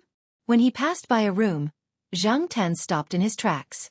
The door of the room was ajar. It seemed to be a study. Zhang Tan tried to take 2 steps in. Seeing that the person behind him didn't have any intention of stopping him, he walked in. The study wasn't much smaller than the living room. There were some paintings hanging on the wall. There was a long table by the side with some gypsum carvings on the table. There were also some in the corner. The gypsum carvings were of different sizes. The taller ones were about 1 meter, such as the ones in the corner, while the shorter ones were only about 20 centimeters tall. There were people and animals carved out. Compared to those masters, there was no doubt that there was a gap. However, if these were carved by a blind old man, then it was rare. Moreover, no one mentioned that Lord Kuan was a sculptor. Even a person with normal eyes might not be able to carve as good as Lord Kuan. After looking at the gypsum carvings one by one, Zhang Tan's gaze landed on the paintings hanging on the wall. Zhang Tan had seen some ink paintings at Professor Lan's house. Other than fiddling with flowers and plants, Old Man Lan also painted ink paintings. His paintings were quite elegant. Even if he didn't know much about painting, Zhang Tan could tell that Lord Kuan's painting was far from Old Man Lan's. However, he couldn't be too harsh on a blind person's painting. However, overall it looked good. Zhang Tan admired it from the bottom of his heart. There was a piece of calligraphy beside the painting. Relatively speaking, the calligraphy was much better than the painting. It was also very imposing. There was once when Zhang Tan went to Professor Lan's house. The old man was practicing calligraphy. When he saw Zhang Tan, he became addicted to teaching again and talked about calligraphy. He remembered that Old Man Lan said that a work without momentum would be dull and lacking in spirit. Those with momentum would have the momentum of wind and clouds when splashing the ink. Those with momentum would have the momentum of wind when splashing the ink. Zhang Tan didn't know much about art, but he felt that the calligraphy in front of him definitely reached the standard that Old Man Lan had mentioned. However, Zhang Tan looked at the words, 13 gangsters, written on it and wondered what Lord Kuan meant by writing these words. Didn't people usually write mottos or proverbs with positive meanings? Or did they write words like endure or kill to show off a little? He looked at the other calligraphy and paintings in the study and connected them to Lord Kuan. Although he didn't know what kind of person the old man was, Zhang Tan heard from the Jiao Pa that a big shot was not arrogant because of his broad vision. He knew that there were mountains beyond mountains and buildings beyond buildings. Because of his rich experience, he knew that a moment of pride wouldn't be able to control the ups and downs of others. A real big shot wasn't without enemies. In a head-on confrontation, he wouldn't hesitate to put his opponent to death. However, he would be humble behind his back and know the beauty of evil. Regardless of how glorious or evil Lord Kuan was in the past, just based on the things that Zhang Tan saw, this old man really didn't live a good life. People said that blind artists had broken free from the shackles of being unable to see with their naked eyes, and could use other extraordinary methods to see objects. Other than having a solid foundation and the ability to conceive ideas in their minds, it was very likely that they had special abilities to be able to achieve such amazing achievements. Zhang Tan didn't know if the old man had special abilities, but now he seemed to understand why the old man walked so steadily, unlike some of the blind people that Zhang Tan had seen before who walked carefully and often stumbled. The person behind Zhang Tan didn't make a sound. If he hadn't heard this person respectfully greet Lord Kuan when he first entered the room, Zhang Tan would have thought that this guy was mute. When they returned to the living room again, Yi Hao and Lord Kuan were almost done talking, and the atmosphere had eased a lot. Seeing that Zhang Tan was fine, Yi Hao and the others heaved a sigh of relief. When they left, Yi Hao said that he would send Zhang Tan back to Tsinghua University, and Lord Kuan agreed. After Yi Hao and Zhang Tan left, the person who had followed Zhang Tan out of the living room walked to Lord Kuan's side. After that cat went in today, He told Lord Kuan in detail about Zhang Tan's every move in the study. I don't think that cat is with Yi Hao and the others, the person said. Yes. Lord Kuan went silent after that. But the people around him knew that Lord Kuan already knew that this would be the result. As for why Lord Kuan paid attention to that cat, it seemed that after knowing that Nye 19 had a cat, Lord Kuan usually paid attention to the cats around him. Although he couldn't see, he could detect some things with his extremely sharp hearing and perception. For example, when the cats saw Lord Kuan, they would run far away. Even if they didn't run, they would never approach him. Even trained cats would show a strong sense of vigilance. The old man had already restrained himself. This afternoon, when Lord Kuan came back, there was a person feeding a cat at the entrance of a barbecue shop. The cat cried out for food, but when Lord Kuan passed by, the cat ran away without making a sound. Nye 19's cat also arched its back and growled when it saw Lord Kuan, as if it was facing a great enemy. Therefore, when Elder Kuan first noticed a cat approaching on the overpass, his first thought was, this cat is either stupid or extremely bold. But later, Lord Kuan knew that wasn't the case. It was rare to have such a cat. When Zhang Tan went back in Yi Hao's car, he thought that Yi Hao would scold him for breaking the vase in the living room. He didn't expect that Yi Hao would only say that the night building would open a single room for Zhang Tan. Yi Hao was in a good mood after finishing something that had been weighing on his mind for a long time. Moreover, after leaving Lord Kuan's place, Yi Hao thought a lot and analyzed every detail. Maybe it was because of this cat's antics that he could be so successful? Maybe. Originally, Tsinghua University wasn't too far away from here, but Yi Hao still asked someone to drive the car to the side door closest to the eastern courtyard. He also told Zhang Tan that when he followed Celestine to the night building, he might be able to see his small single room. When Zhang Tan entered the courtyard, he saw that it was already past 5 o'clock at the gate.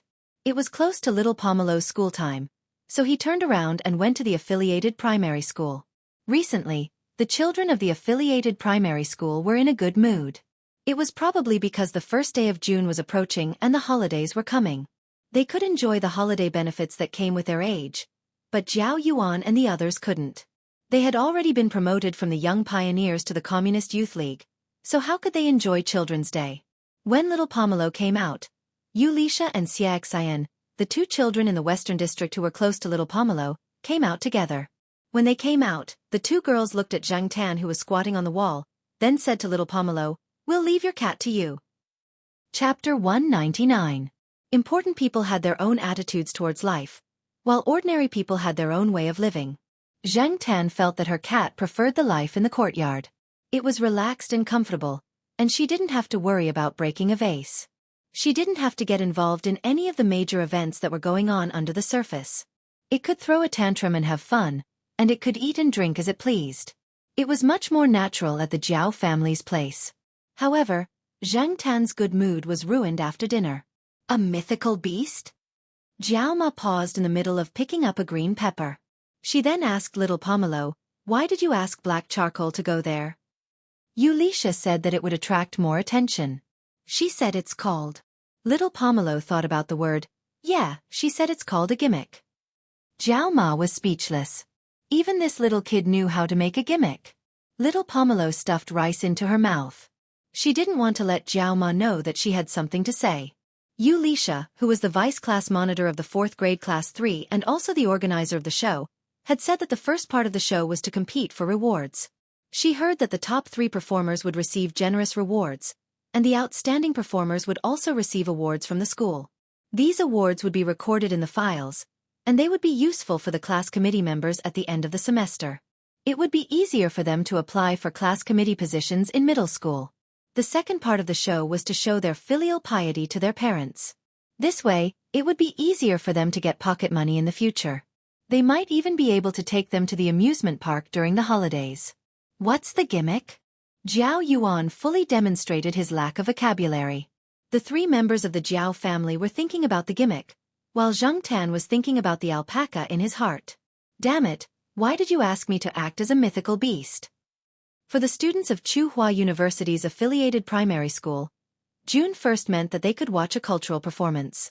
In the past, it was basically just each class having fun on their own. That was to say, on the afternoon before the June 1st holiday, they would play in their respective classes and sing to show their talents. The school would also give out small biscuits and the like for the children to have fun. Later, one of the parents in the education department suggested that they use Tsinghua University's auditorium for a cultural performance. After all, the auditorium had nothing to do with the university students on June 1st. If it was empty, they could borrow some resources. At the same time, they could also improve the children's teamwork and aesthetic appeal. That was why they went to Tsinghua University's auditorium to perform during the Children's Day holiday. When Xianxia suggested that there should be a performance, all the students in Class 3 of the 4th grade were very supportive because all the classes with performances could go to the auditorium to watch the performance. After all, there were limited seats in the auditorium. Many parents would also go there. If there weren't enough seats, the classes with no performances could just watch the performance in their own class. After all, every class had a television and the school's radio station would broadcast it live. According to little Pomelo's explanation, Class 3 of the 4th grade was prepared to go all out this time. Those who were good at crafting started to make some simple props, while those who knew how to play musical instruments started to practice. The story they were going to perform was a story written by Xianxia herself. A filial son traveled through mountains and rivers to save his bedridden mother. He went through all kinds of hardships, passed through all kinds of obstacles, and defeated all kinds of monsters. In the end, he obtained a snow lotus from a mythical beast on a snowy mountain and went back to cure his mother. Zhang Tan felt that this story was very familiar. He felt that many TV dramas, movies, and even one of his commercials used this story. However, when it was a children's performance, the audience didn't care about the story. They just wanted to see their own children perform. The story was secondary. They just wanted to see it for the fun of it. Before they decided to let Zhang Tan play the mythical beast, Class 3 of the 4th grade had rehearsed many times. The props were almost done and they even had a pre-show. After all, there were too many classes who signed up for the performance. The auditorium's performance time was limited, so they had to eliminate a batch of students. There was no ranking for the pre-show. Only the last class who could perform in the auditorium were notified. From the pre-show, it could be seen that there were too many outstanding performances and there was too much competition. Just like little Pomelo said, they had to use something different. Thus, Zhang Tan was on the list.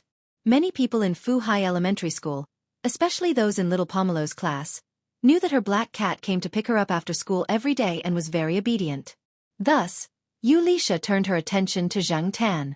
Little Pomelo actually didn't agree to let Zhang Tan go, but there were too many classmates who came to persuade her. Xianxia and Xianxia had mentioned it many times in front of her. Only then did she decide to ask Zhang Tan's opinion. If Zhang Tan didn't want to go, she would reject it tomorrow. Although playing the role of the mythical beast didn't make Zhang Tan happy, he didn't want to make things difficult for little Pomelo. In class, Xianxia and Xianxia had helped little Pomelo a lot. Zhang Tan wanted to help this time as a way of thanking her. Moreover, this child didn't like to talk and was easily alienated from others. If this went well, little Pomelo could mix better in class. The next day, at about 10 o'clock in the morning, Zhang Tan didn't go to other places and went directly to Fu Hai Elementary School. Little Pomelo and the others' last class in the morning was physical education. Because of the performance, Xianxia asked their physical education teacher to let them prepare for the performance during this class. The physical education teacher also knew about the performance and didn't think much about it and agreed. Little Pomelo and the others rehearsed in a corner of the field. Fu Hai Elementary School wasn't big, so Zhang Tan was familiar with it. He didn't go through the front door, but went outside near the field and then climbed over the wall to see them. When the rehearsal was about to start, Zhang Tan saw that they were standing in a formation with Xianxia directing. More than 10 children held a piece of paper in front of their chest. On the paper were the names of the characters they were going to play. Little Pomelo was one of them. Zhang Tan looked at the paper that little Pomelo was holding. It was written Redbud. The other children standing there were holding papers with the names of plants written on them. These children were the background characters who didn't need to say a word after going on stage. Thinking about it, little Pomelo usually gave people the impression that she was too serious and cold. She wasn't good with words. If she was going to act, this kind of character was more suitable. Zhang Tan wondered what would happen if they put on props. When the time came, they would have to put on props. Now, they only used paper to replace props for rehearsals. They were afraid that they would break the props and leave them for the performance in the auditorium. A student saw Zhang Tan standing on the wall and pointed at Zhang Tan and said to little Pomelo, "Gu Yuzi, your mythical beast is here." A mythical beast is here? Quite punctual. The others echoed. Zhang Tan. You guys are mythical beasts. Your whole family are mythical beasts. He pulled his ears unhappily and didn't jump down the wall. He just stood there and watched the children rehearse. The performance time for each performance was about 20 minutes. So if there was too much content, it had to be compressed. The main character was the class sports committee member. This child's appearance wasn't the most outstanding in the class, and his acting skills were mediocre, but his advantage was that he could somersault. Moreover, Zhang Tan watched their performance. Every time he made a move, he would somersault first. He didn't know if this was the gimmick that Xianxia mentioned. The scope was to attract people's attention. There were also a few who acted as the villain monsters. They were so engrossed that they were even more energetic than the main character. Zhang Tan originally thought that these children would be more repulsed by the villain role, but now it seemed that they were enjoying it. When it was almost over, Zhang Tan, the mythical beast, was about to appear. Xianxia pulled a weed out of nowhere and handed it to Zhang Tan. Last night, little Pomelo told Zhang Tan what to do, so Zhang Tan knew what to do next. Therefore he jumped down the wall, held the poor weed between his claws, and waited for the main character to come and take it. In the last scene, the main character fed the elixir to his bedridden mother. Before this, Zhang Tan had been curious as to who would play the role of the mother, and whether or not the teacher would make a cameo appearance. Now, she saw the child holding the elixir, and walking to Xianxia with an excited expression. "Your illness can be cured." Zhang Tan. After class, Xianxia, Xianxia, and little Pomelo slowly walked to the school gate. They were discussing what they needed to prepare so that they could work overtime together at night. Zhang Tan ran to the school gate and squatted on top of the wall. He didn't want to squeeze with the other students. Just as he was thinking about why Xianxia was so troublesome and walked like a turtle, Zhang Tan suddenly saw a person standing not far away. His first thought was that this person was up to no good. A thief? No, that's not it. Zhang Tan observed that the person's eyes were fixed on the children. Zhang Tan felt that the person looked at the children differently than others. Perhaps the children didn't feel it, and the parents didn't notice it either. However, Zhang Tan's intuition told him that this person was up to no good. When the person inadvertently saw Zhang Tan squatting on top of the wall, Zhang Tan bared his fangs at him. When little Pomelo came out and Zhang Tan looked again, the person was no longer there. He probably left. In the afternoon, Zhang Tan sent little Pomelo to the affiliated primary school as usual. When they were about to reach the school, Zhang Tan saw a person standing at the intersection. It was the person he saw in the morning after school.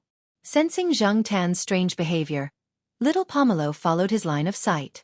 At the same time, the person also looked over.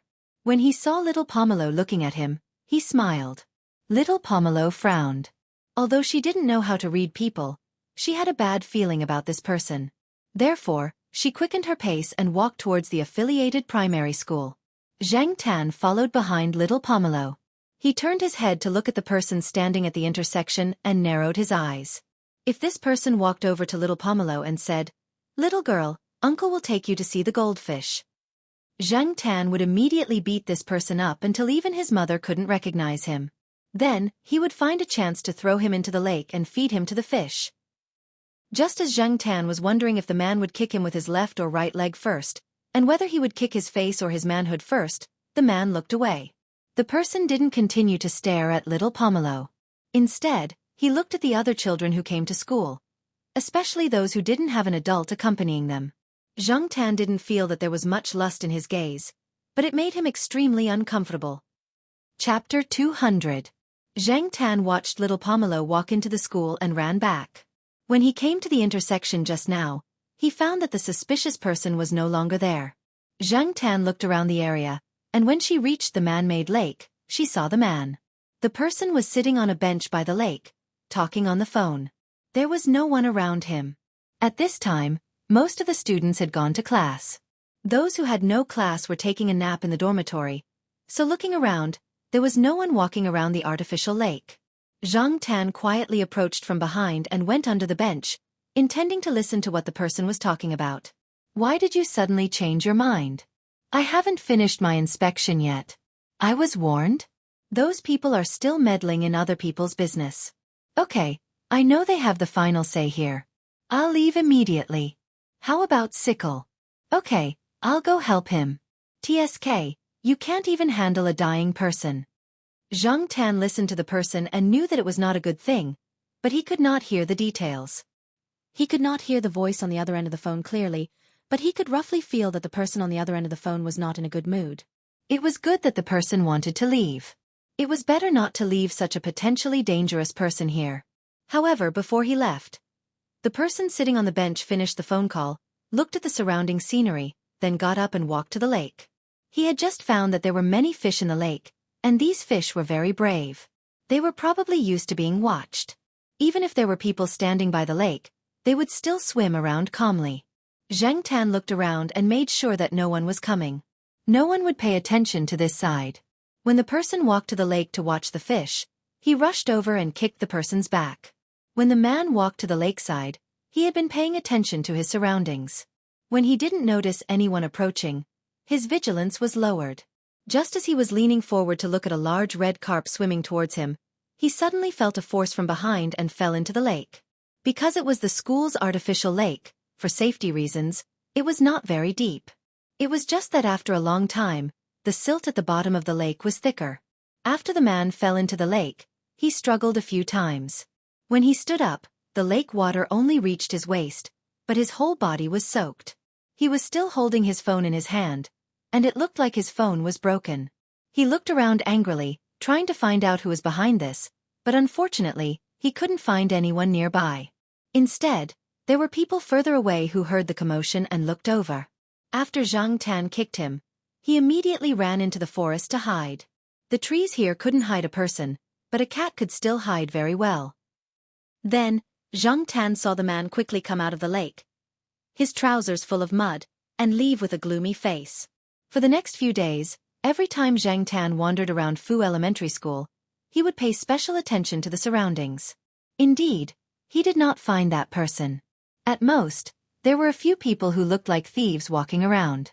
That was a common occurrence, so Zhang Tan did not pay much attention to it. Compared to that person, Zhang Tan felt that thieves were less of a threat. Because he had seen human traffickers before, Zhang Tan felt that the man was different from human traffickers. He did not know what kind of business he was involved in, but he was sure that he was not a good person. The night before the performance in the auditorium, Zhang Tan was lying on the sofa, thinking about what would happen the next day. The performance started at 2 in the afternoon, and Zhao Ma had already asked for leave. Jiao Yuan had a small test, so Zhao Ma rejected his request. However, Zhao Ma borrowed a DV from Chu Xiangyang, who lived next door. She wanted to film the performance and show it to Jiao Yuan. Although Fu Elementary School also had its own live broadcast, it was only on a general level. Zhao Ma only wanted to film little Pomelo and Zhang Tan.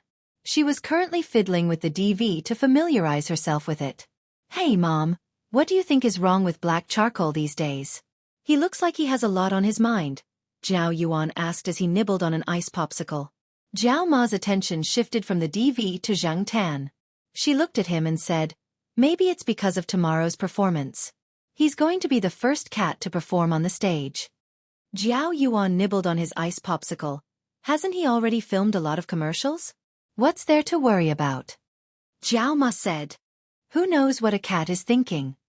Zhang Tan listened to their conversation, but his ears moved.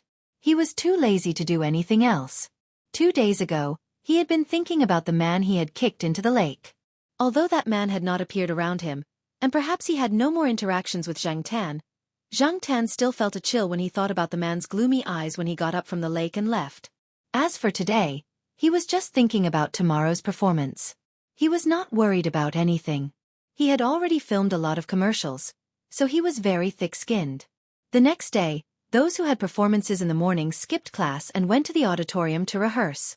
They wanted to get used to the stage in advance, and they also wanted to do a preview. Usually, when they rehearsed, they didn't notice anything, but when they put on the props, the feeling came immediately. Many of the props were made by the students themselves. At most, their parents helped them. The parents of the students who were standing on the sidelines were watching from below. They held the boxes of instruments in their hands and looked at their children with smiles on their faces. They were proud of their children. Generally speaking, the preview was good. No one made any mistakes. The overall feeling was okay.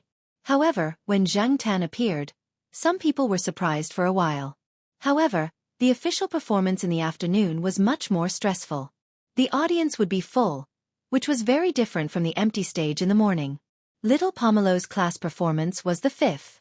Among the first 5 performances, 4 of them were singing and dancing. Their performance was the first drama. She didn't know if the club would give them more money. The people who had changed their clothes sat in the dressing room.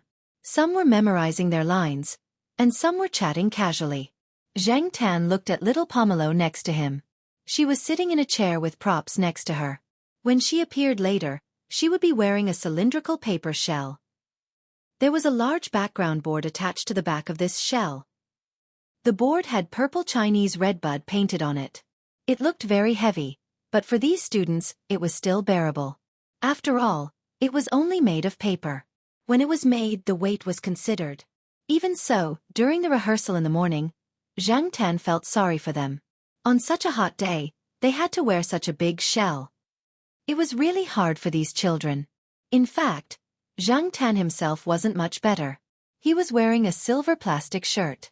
When he appeared later, he would have to wear a stupid mask. He didn't know if the mythical beast in these children's hearts was this stupid image. Little Pomelo, who was sitting there quietly, had a slightly serious expression. She pursed her lips and held the hem of her shirt tightly. After all, it was her first time on stage. Moreover, it was a performance in the auditorium. Even if she was just standing in the background, there was still psychological pressure. Previously, there was a first-grade child who cried before going on stage. Her makeup was ruined by crying. Later, she didn't change it and just went on stage with that face. Zhang Tan walked over and patted her hand, indicating that she didn't need to be too nervous. Little Pomelo's expression softened. She let go of the hem of her shirt and tidied up the stupid shirt on Zhang Tan's body. Feeling that little Pomelo's mentality was adjusted well, Zhang Tan looked at the other students in the room. Especially the protagonist sitting in the corner, the sports committee member. The child didn't feel nervous at all. He crossed his legs and picked his nose while reading his lines. Zhang Tan looked at this guy who was digging happily. After picking his nose, he looked around. Seeing that no one was paying attention to him, he rubbed the finger he used to pick his nose on the sword, and continued to dig. Zhang Tan. This kid is actually rubbing his nose on the sword. Damn it, I can't let little Pomelo touch that sword. At this moment, the door opened. The chief planner Xianxia, who had gone out to observe, strode in. The others quickly asked about the performances in front of them. The scores and rankings would be announced after all the performances. Even if they didn't know the rankings now, they should be able to see the general situation. It's just so. Xianxia briefly explained the first 3 performances. Now that the 4th performance was in progress, it was their turn next. The 5th grade's performance of the peacock dance was pretty good. Xianxia said. What's so good about it? They all have makeup like snakes. Xianxia said disdainfully. Zhang Tan glanced at Xianxia. This girl was just jealous. Because she had to play the protagonist's mother, Xianxia couldn't wear heavy makeup. She also had to wear a silver wig and use a walking stick to act as a sickly old lady. In fact, Zhang Tan felt that she could play the protagonist's grandmother. While Xianxia was being jealous, the sports committee member who was picking his nose bumped into the muzzle of the gun. You're actually picking your nose. Disgusting. Xianxia said with a look of disgust. The sports committee member who was caught didn't feel embarrassed at all. Didn't you read XXX magazine? 1/4 of the people pick their nose once a day, 1/5 of the people pick their nose 5 times a day, and 1/4 of the people are suspected of suffering from nose-picking obsessive-compulsive disorder. They spend up to 15 minutes picking their nose every day. What's with that expression? Don't look down on me. To be honest, we all ate boogers when we were babies. But I have a question. Why is booger salty? Zhang Tan, the surrounding students. Just as everyone looked embarrassed, and some of them were thinking, a young but steady and serious voice sounded. Because there is a layer of lush cilia and mucus attached to the nasal cavity. They can intercept harmful substances in the air. Mucus is mainly composed of mucin and inorganic salts, and the latter's main components are potassium and sodium. They taste salty, so it's obvious that booger is also salty. The surrounding students. Zhang Tan looked at little Pomelo, who still had a slightly serious expression on her face, and talked with the alpaca for a while. Then he thought, does Zhao Pa at home subscribe to too many popular science magazines? It sounds so profound. The sports committee member nodded and wanted to ask some more questions, but Xianxia hit him with a prop crutch. Hurry up and memorize the lines. Don't forget them and talk nonsense. It's almost our turn. It's just a few lines. Besides, these kinds of lines can be freely expressed at the last minute. The sports committee member didn't care. Because of the sports committee member's interruption, everyone's nervous mood eased a little. In addition, when they entered the arena, the head teacher who was waiting there cheered them on and promised to give them a few bonus books. This also raised the morale of these easily satisfied children. In just 20 minutes, the applause and laughter did not stop, especially the protagonist's student. The applause from the audience made this child seem like he was injected with chicken blood. Originally, he only needed to do one somersault before making a move, but when he was excited, he did several somersaults in succession. There were even parents who shouted, "Good!" There was also a student who played the villain monster in a dinosaur suit. Before he fell to the ground, he improvised a little and died more skillfully. It was probably because he saw Ultraman beat up the little monster. The judges sitting in the front row laughed. They are all promising talents. After Zhang Tan appeared, it also triggered a discussion. Hey, there's an animal too. Is it a monkey or a cat? I think it's a cat. Its tail is black, and it has cat ears. Jiao Ma, who was sitting in the audience, was even happier. She said to a few parents who she knew, that mythical animal is also my family. Chapter 201. As expected, little Pomelo's class won first place in the program. There were 3 programs in first place: a song and dance, a skit, and little Pomelo's drama. The judges gave a very high evaluation. This program trained the students' hands-on skills and teamwork. From the props to the background music, everything was done by the students. It also fully demonstrated filial piety, bravery, and harmony between humans and animals. Such comments directly increased the program's score. Harmony between humans and animals was obviously referring to Zhang Tan's performance in the program. Zhang Tan blushed as he listened to the praises. Those people were getting more and more exaggerated. That little girl Xianxia really catered to his interests. She knew that the school wanted to use a program as a role model. In the end, her class's program really became a model representative. The awards and the school's June 1st gift pack of food made the group of children very excited. In addition, it was June 1st tomorrow, and the students of the affiliated primary school would have a day off. It would be strange if they were in a bad mood. After the afternoon performance, they returned to the courtyard. Some parents who sat further away from Jiao Ma in the auditorium saw Jiao Ma with little Pomelo and Zhang Tan. They asked Jiao Ma, "Hey, the one who acted as the mythological beast was your family's black charcoal, right?" This kind of question never stopped. From the moment Zhang Tan left the auditorium until now, his ears were pulled like an airplane. Looking at him, one could tell that he was in a very bad mood. Zhang Tan didn't know if the people in the courtyard who were familiar with Zhang Tan would see him and say, "Look, mythological beast." Damn, just thinking about it made his mood worse. In order to avoid being called mythological beast, Zhang Tan didn't leave the building the next day, which was June 1st. It was a Wednesday. Jiao Yuan had to go to school and Jiao Ma had to go to work. Xianxia rented a CD and asked Xianxia and little Pomelo to watch an idol drama together. Only Zhang Tan was at home.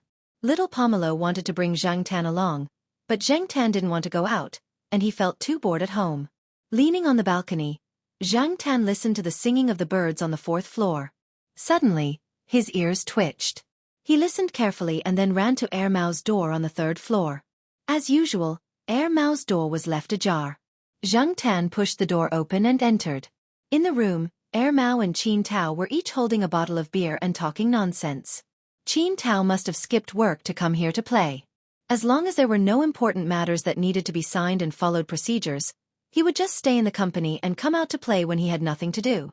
Seeing Zhang Tan come in, Qin Tao asked Air Mao, Why didn't this guy go out for a walk today? Don't you usually run around outside at this time? Maybe he's afraid of being called a divine beast. Mao Er laughed. Tell me about it. Qin Tao was very curious about this name. Mao told him what happened yesterday. Qin Tao also laughed. Isn't it good to be called that? Why are you shy? Shy my ass. Zhang Tan should be glad that the term divine beast was still more proper at this time. Qin Tao sat on the chair and crossed his leg. The leg that was crossed was not wearing a shoe. Zhang Tan looked at the shoe on the ground and then looked at the balcony 2 steps away. He raised his paw and hooked the leather shoe and threw it out. The leather shoe drew an arc in the air and then went over the railing of the balcony and fell down. Mao was speechless. F***ck. Qin Tao jumped to the edge of the balcony and looked down. His leather shoe was already lying on the ground below the building. Stepping on the slippers, he ran down to pick up the shoe. Qin Tao complained, cats are all narrow-minded. He was a little short on funds recently. Some time ago, he was scolded by his father for not doing his job properly and even had his pocket money deducted.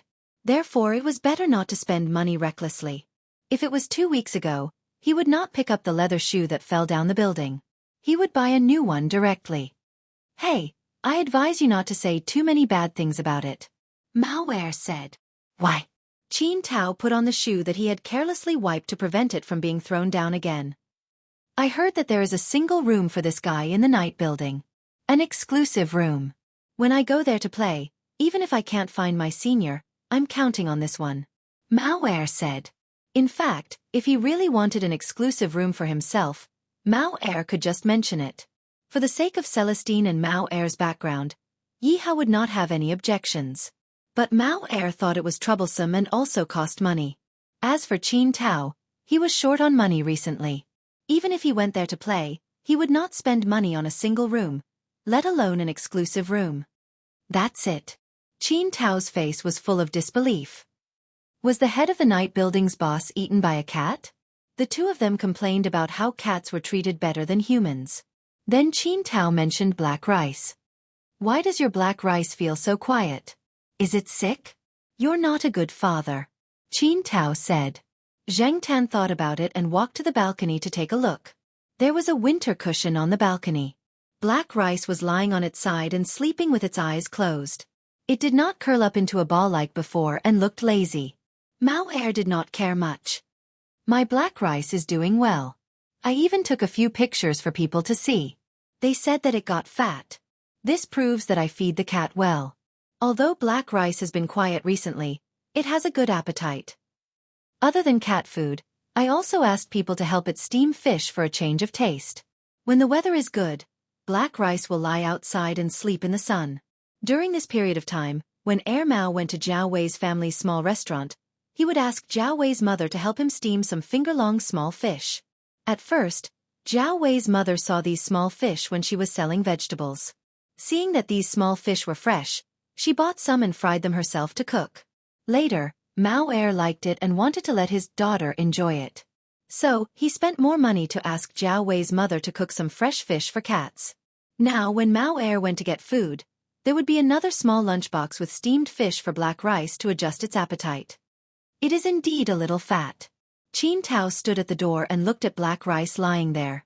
He thought about it and said in a joking tone, "Don't tell me it has kittens?" Bullshit. Mao Er was angry.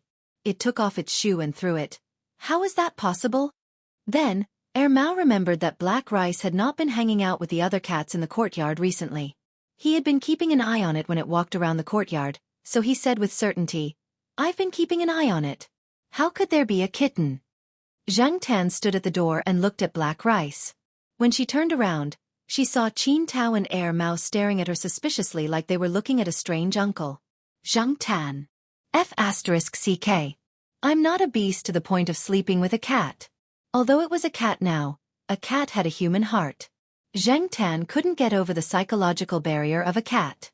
It wasn't bad to fantasize about big-breasted girls. Zhang Tan originally wanted to listen to the two gossip, but now he didn't have the mood to stay. He decided to come here less in the future. Otherwise, if anything happened in the future, he would be blamed for it and it would be hard to explain. When he went out, Zhang Tan saw the automatic feeding machine in the living room. Mao Er was a lazy guy. It ate black rice whenever it wanted. It wasn't strange that it got fat. However, Zhang Tan still felt that something was wrong. 2 days later, after dinner, Zhang Tan was lying on the sofa with Jiao Ma watching a melodramatic soap opera. Mao Er came over. After a simple conversation with Jiao Ma, it found an excuse to drag Zhang Tan away. Zhang Tan was still a little confused. When he went downstairs, he felt that Mao Er, who was walking in front of him, was emitting a dark and oppressive aura. When they reached the 3rd floor and entered the house, Mao Er squatted down facing Zhang Tan. It gritted its teeth and said, "Tell me the truth, you really didn't." Mao Er scratched its head. "Black rice has kittens. Are they yours?" Zhang Tan. F***ck. She really did have them. If yes, waggle your tail. If no, waggle your tail sideways. Zhang Tan decisively wagged his tail sideways. He wagged his tail sideways a few times. F***ck. This water can't be poured on me. It's not you. Mao Er frowned and stared at Zhang Tan.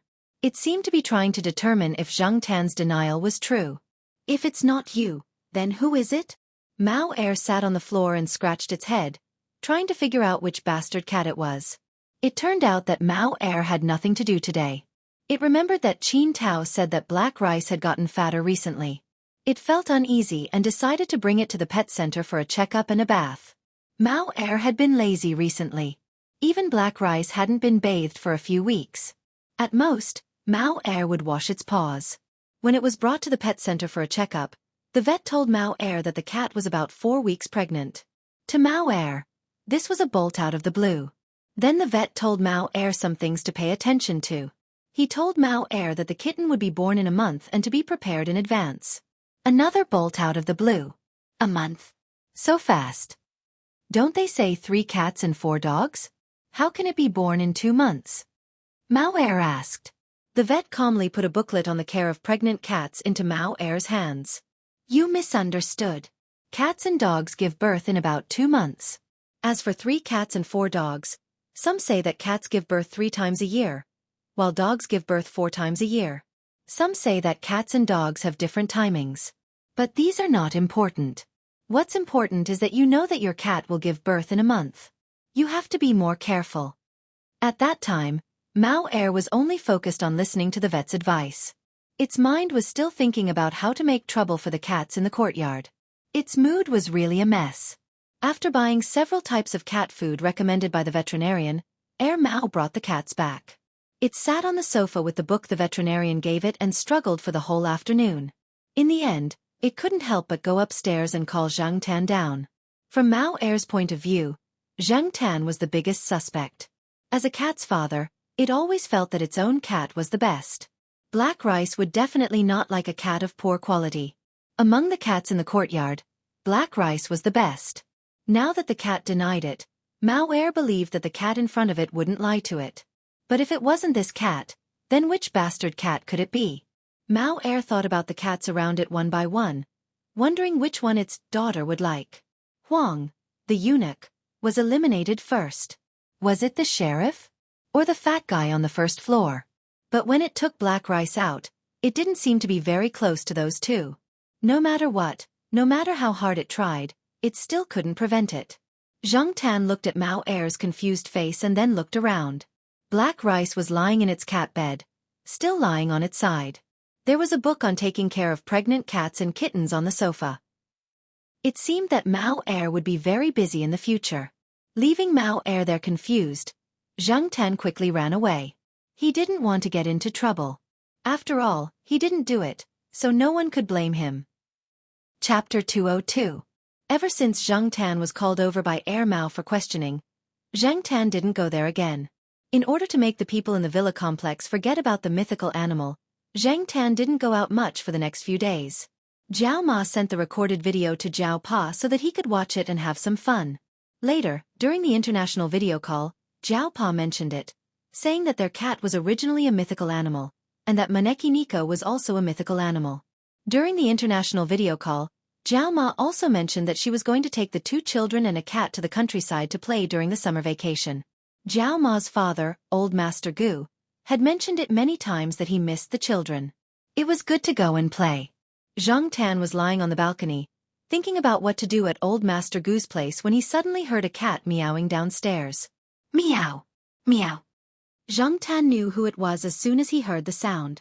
However, this guy hadn't come over for a long time. Where was he going to pick a fight today? Peanut Candy was now an adult and was obviously one size bigger than Zhang Tan. It was usually the king of the pet center. Other than its mother, this guy wasn't afraid of anyone. However, in front of Zhang Tan, Peanut Candy still retained some of its childhood habits. From a human's point of view, Peanut Candy treated Zhang Tan as an elder. As for other cats, this guy didn't give them any face at all. Zhang Tan was about to go downstairs to see who this guy was going to pick a fight with when he heard a cat meowing from the balcony on the 3rd floor. The two cats were meowing at each other. Zhang Tan felt that something was wrong. He stuck his head out from the balcony and looked down. Black Rice, who had been lazy for the past few days, was sticking its head out of the balcony and meowing downstairs. Zhang Tan looked at the cat's head on the 3rd floor and then at Peanut Candy, who was meowing excitedly downstairs. F***CK. It can't be. When did these two hook up? Not only did Zhang Tan understand, but Air Mao also figured it out. A month ago, there was a salon at the pet center. Air Mao took Black Rice to the pet center for a bath and participated in the salon. He even successfully hit on a pretty girl.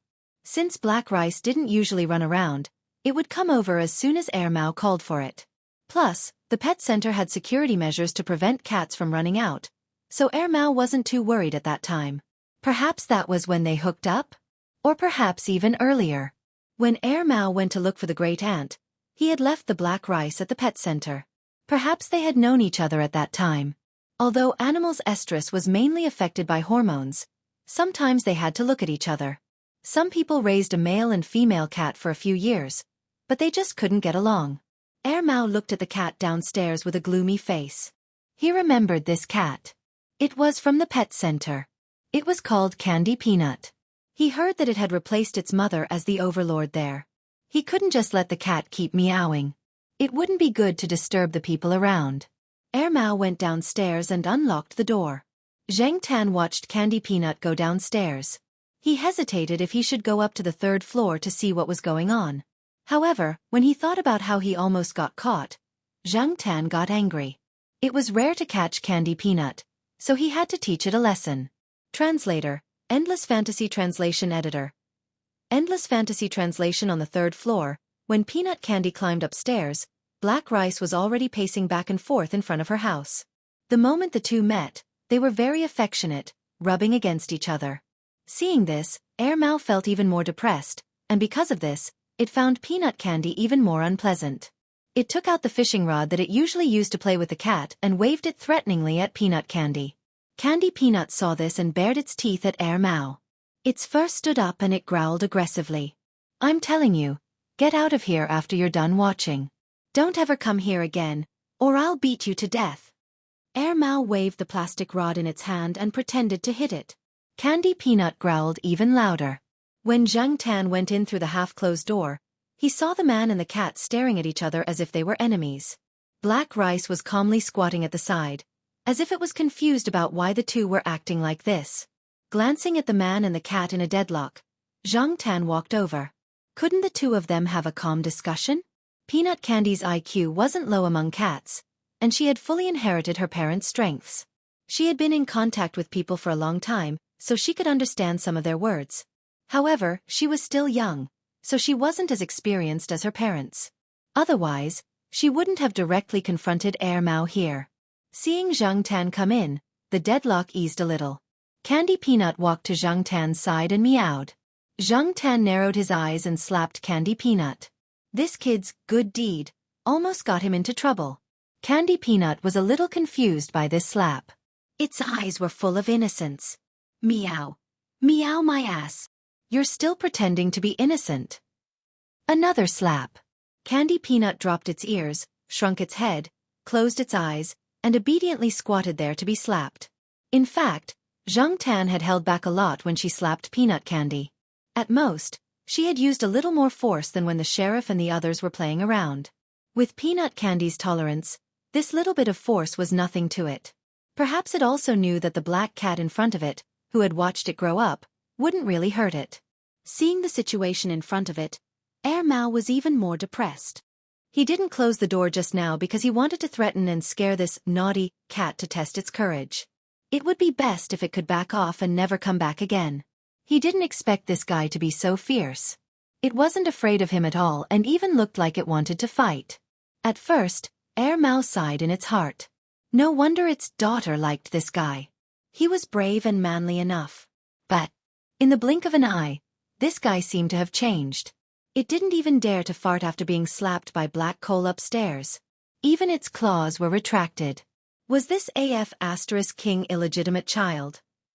Black Coal, is this guy your son? Mao sat on the sofa in the living room, twirling the plastic stick in its hand as it asked. Xianxia glanced at Mao angrily. T. Why are you blaming me for everything? Before Xianxia could protest, Mao muttered to itself, it doesn't look like it. You can't make it like this. This cat is so much bigger than you, and it has long hair. Its father must be a big long-haired cat. Xianxia retracted the foot that was about to kick Mao in the face. He thought that Mao probably hadn't connected Candy Peanut to Yi Hao's Monseigneur. However, Monseigneur often followed Master Tang VII. Had Mao ever seen him? Many female cats ignored male cats during pregnancy, and might even attack them. However, Black Rice's attitude towards Candy Peanut was quite good. Candy Peanut stayed there with Black Rice for a while before leaving. When it left, Mao threatened it with the plastic stick. Don't you dare come here again. Otherwise, I'll beat you up every time I see you. Candy Peanut bared its teeth and looked like it couldn't be bothered. Mao was so angry that it almost fainted. He didn't know if Candy Peanut understood Mao's words, but Xianxia didn't see it in the courtyard for the next week. Mao didn't let Xiao Gua and the others know about this at all. It was probably afraid that Xiao Gua would come and snatch the cat. Now, Xiao Gua and Li Yuanba's cat mother, Li Yan, were getting closer and closer. They were already discussing marriage and becoming a family. Candy Peanut and Li Yuanba had already lived in the pet center and treated it as their home. Therefore, Candy Peanut was also Xiao Gua's. Mao was afraid that Xiao Gua wouldn't snatch the big cat, but the small cat. In addition, Mao was still angry at Candy Peanut and Xiao Gua, so it kept the matter a secret. During this time, it took Black Rice to another pet hospital for a checkup. Because Black Rice had been pregnant for more than 6 weeks, in order to better understand Black Rice's condition and see if there was a possibility of a difficult birth and a cesarean section, it performed abdominal palpation, B-mode ultrasound, X-ray, and other analysis. It was confirmed that everything was fine. It also checked the number of kittens. There were only 2. It was said that when a cat was pregnant, it should be avoided to take it to other places. Even if it was in an animal hospital, the virus that might exist there could be very dangerous for it. Mao decided not to take Black Rice out for a while. The veterinarian saw Mao's hesitation and comforted it. It was just a cat giving birth, not a human. There was no need to make it so complicated. Most female cats could solve the birth problem by themselves. At most, they could help by the side. After asking about some things to pay attention to, Mao decided to behave before the kittens were born and not run out often. Mao also called Celestine, Qin Tao, and his brother Wang Bin, one by one to inform them. Don't come to my place if there's nothing important. If there's anything, just call me directly. According to the recommendation in the brochure, Mao bought a nest with a roof. This kind of nest could block out the light and make the cat feel safe in a dark environment. But Black Rice didn't like it and still wanted to stay in its original nest. Mao moved Black Rice's nest to the study room. The study room in the house was not used much anyway. The second bedroom was full of the landlord's things and the door of the second bedroom was basically never opened. Mao usually used the study room to store food. Now, it simply cleaned it up. When the curtains were closed, it was still dark. Black Rice looked at it and didn't object. One day, when Xianxia was walking outside, he met Mao, who went to Jiao Wei's restaurant to get food. Mao mentioned it to him. Black Coal, you see, there are only 2 kittens. I thought there would be more. I used to know a person whose cat gave birth to 6 kittens. Mao sighed and felt lucky at the same time. It was better to have fewer kittens. Hearing this, Zhang Tan couldn't help but remember that Li Yuanba only gave birth to one kitten, Peanut Candy. Was it because of the Monseigneur's special genes that he couldn't give birth to too many kittens? However, quality was more important than quantity. Zhang Tan believed that with the special genes of the Monseigneur, even if it had been diluted for 2 generations, it wouldn't be too bad. Besides, Li Yuanba was so strong, and black rice was not simple either. This family of 3 generations of cats, were they going to dominate Chuhua City in the future? Hey Black Coal, what do you think the 2 kittens should be named after they come out? Air Mao said as it grabbed the leaves of an unknown plant in the flower bed. Name? Zheng Tan thought for a while. Black rice. Peanut candy. Just call them peanuts. Air Mao also thought of peanuts, but it felt that when it mentioned peanuts, it would think of the 2 kittens' father, Peanut Candy, and it didn't feel good. We can't call them peanuts. Just call them Demi and Xiaomi. I just don't know what the kitten's fur color will be. I hope it will be more like black rice. Air Mao looked expectant. Chapter 203. Zheng Tan was lying on the bamboo mat sofa in the house. He yawned, turned around, and looked at the calendar hanging on the wall in the living room. It was July today. Little Pomelo and Jiao Yuan were busy with their final exams. Summer vacation was coming soon. In order to have a better summer vacation, they were all working hard to get good grades. As for the college entrance exam, it was already over. Zhang Tan saw Zhong Yan at the construction site when he went out for a walk 2 weeks ago. Zhong Yan seemed to be in a good mood, so he must have done well. Perhaps this was the first time he had taken the exam so easily. He didn't have to hide his abilities or worry about other things. He just had to do his best. At the end of June, the college entrance exam results were out. Zheng Tan didn't go far these days. He was basically hanging around the school. A few families in the building knew that Air Mao's black rice was going to have kittens. However, cats were not like dogs. They were very cautious of people. Nobody went over often. They only bought food for black rice occasionally. Jiao Ma was the same. She would buy food and send it over every few days. Zheng Tan had only been there once recently, and it was with Mama Jiao. Black rice's condition was fine, but Air Mao was not. This guy was neurotic and had dark circles under his eyes. Zheng Tan didn't know what he was worried about. If his wife gave birth in the future, would he be worried for 10 months? Celestine and Qin Tao came a few times, but they didn't enter the house. Air Mao didn't let them in. If they came, they would find a place to eat and talk so that they wouldn't disturb black rice. Zhang Tan was thinking about when black rice would give birth to kittens when his ears twitched. He looked at the door. Black Coal, go out and eat. It was Air Mao. Although Celestine didn't go to Air Mao's place when he came, he would call Air Mao and Zhang Tan to chat in the woods not far from the eastern courtyard. Every time he came, he would bring some food. There were stone tables and stone stools in the woods. Aside from the bird poop, it was quite comfortable to sit there. Zhang Tan and Air Mao went out of the building. Celestine was already waiting in front of the building. Just like the previous few times, he was carrying a bag with some food and cold beer. They came to the forest and wiped off the bird droppings on the stone bench. Then, 2 people and a cat sat down. Celestine placed a disposable paper bowl on top of the cold dishes and the sliced duck he bought from a shop near the school gate. He was finally engaged and was planning to hold the wedding in October of this year. It's decided? When I have time, I'll prepare a big gift. Oh, I'll also buy a pair of mandarin ducks for you. Air Mao said. Don't send mandarin ducks. I saw a report a while ago that mandarin ducks change partners. It's not as beautiful as people say, Celestine replied. Then I'll just give you 2 figurines. Not bad. Oh, by the way, your black rice hasn't been born yet? Celestine looked at Air Mao's sleepy face and asked. I've been annoyed recently. Didn't they say it would be born in 2 months? It's been 2 months and there's still no news. I called the vet at the veterinary hospital and he said that some cats do indeed have a late birth. It's also common for cats to give birth after more than a week. A few days ago, a cat friend's cat gave birth after 65 days of pregnancy.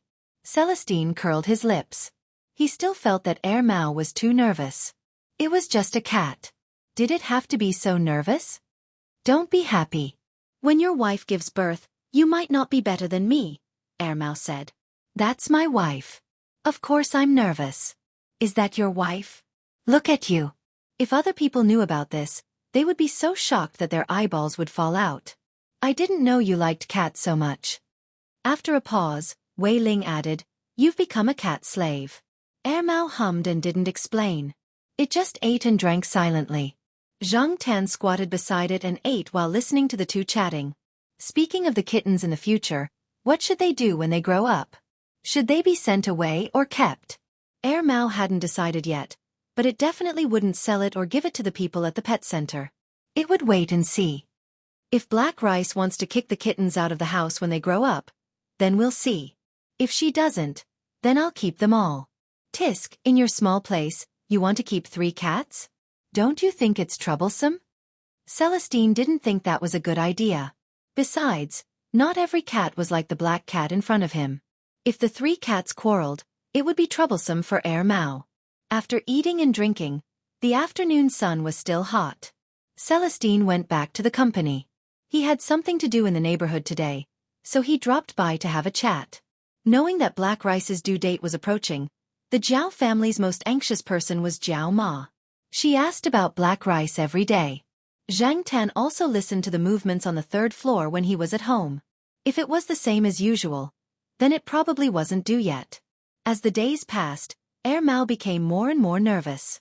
Every once in a while, it would go to the study to check. It didn't even have the mood to surf the internet. It called the veterinarian several times a day to ask about Black Rice. It even asked a veterinarian to come over to check on Black Rice. However, when the veterinarian stood at the door, Mao immediately pushed him out of the house. However, the veterinarian was also a real doctor. Although he didn't observe Black Rice for long, he could tell that there was nothing serious. It didn't matter if it was a few days late, as long as the cat was healthy. A few days later, Mao woke up in the morning to pee. It wasn't very awake yet. It watched horror movies until late last night to distract itself, so it couldn't get up this morning. It was because it had to pee that it woke up. After it wobbled to the toilet and peed, it habitually walked to the study. Every morning after peeing, it would take a look at the study. Otherwise, Mao wouldn't be able to fall asleep even if it continued to lie on the bed. However, when it took a look, Mao's half-opened eyes widened. With the dim light coming in through the curtains, Mao saw the extra little lump in the cat bed. It was different in color from the cat bed and Black Rice's.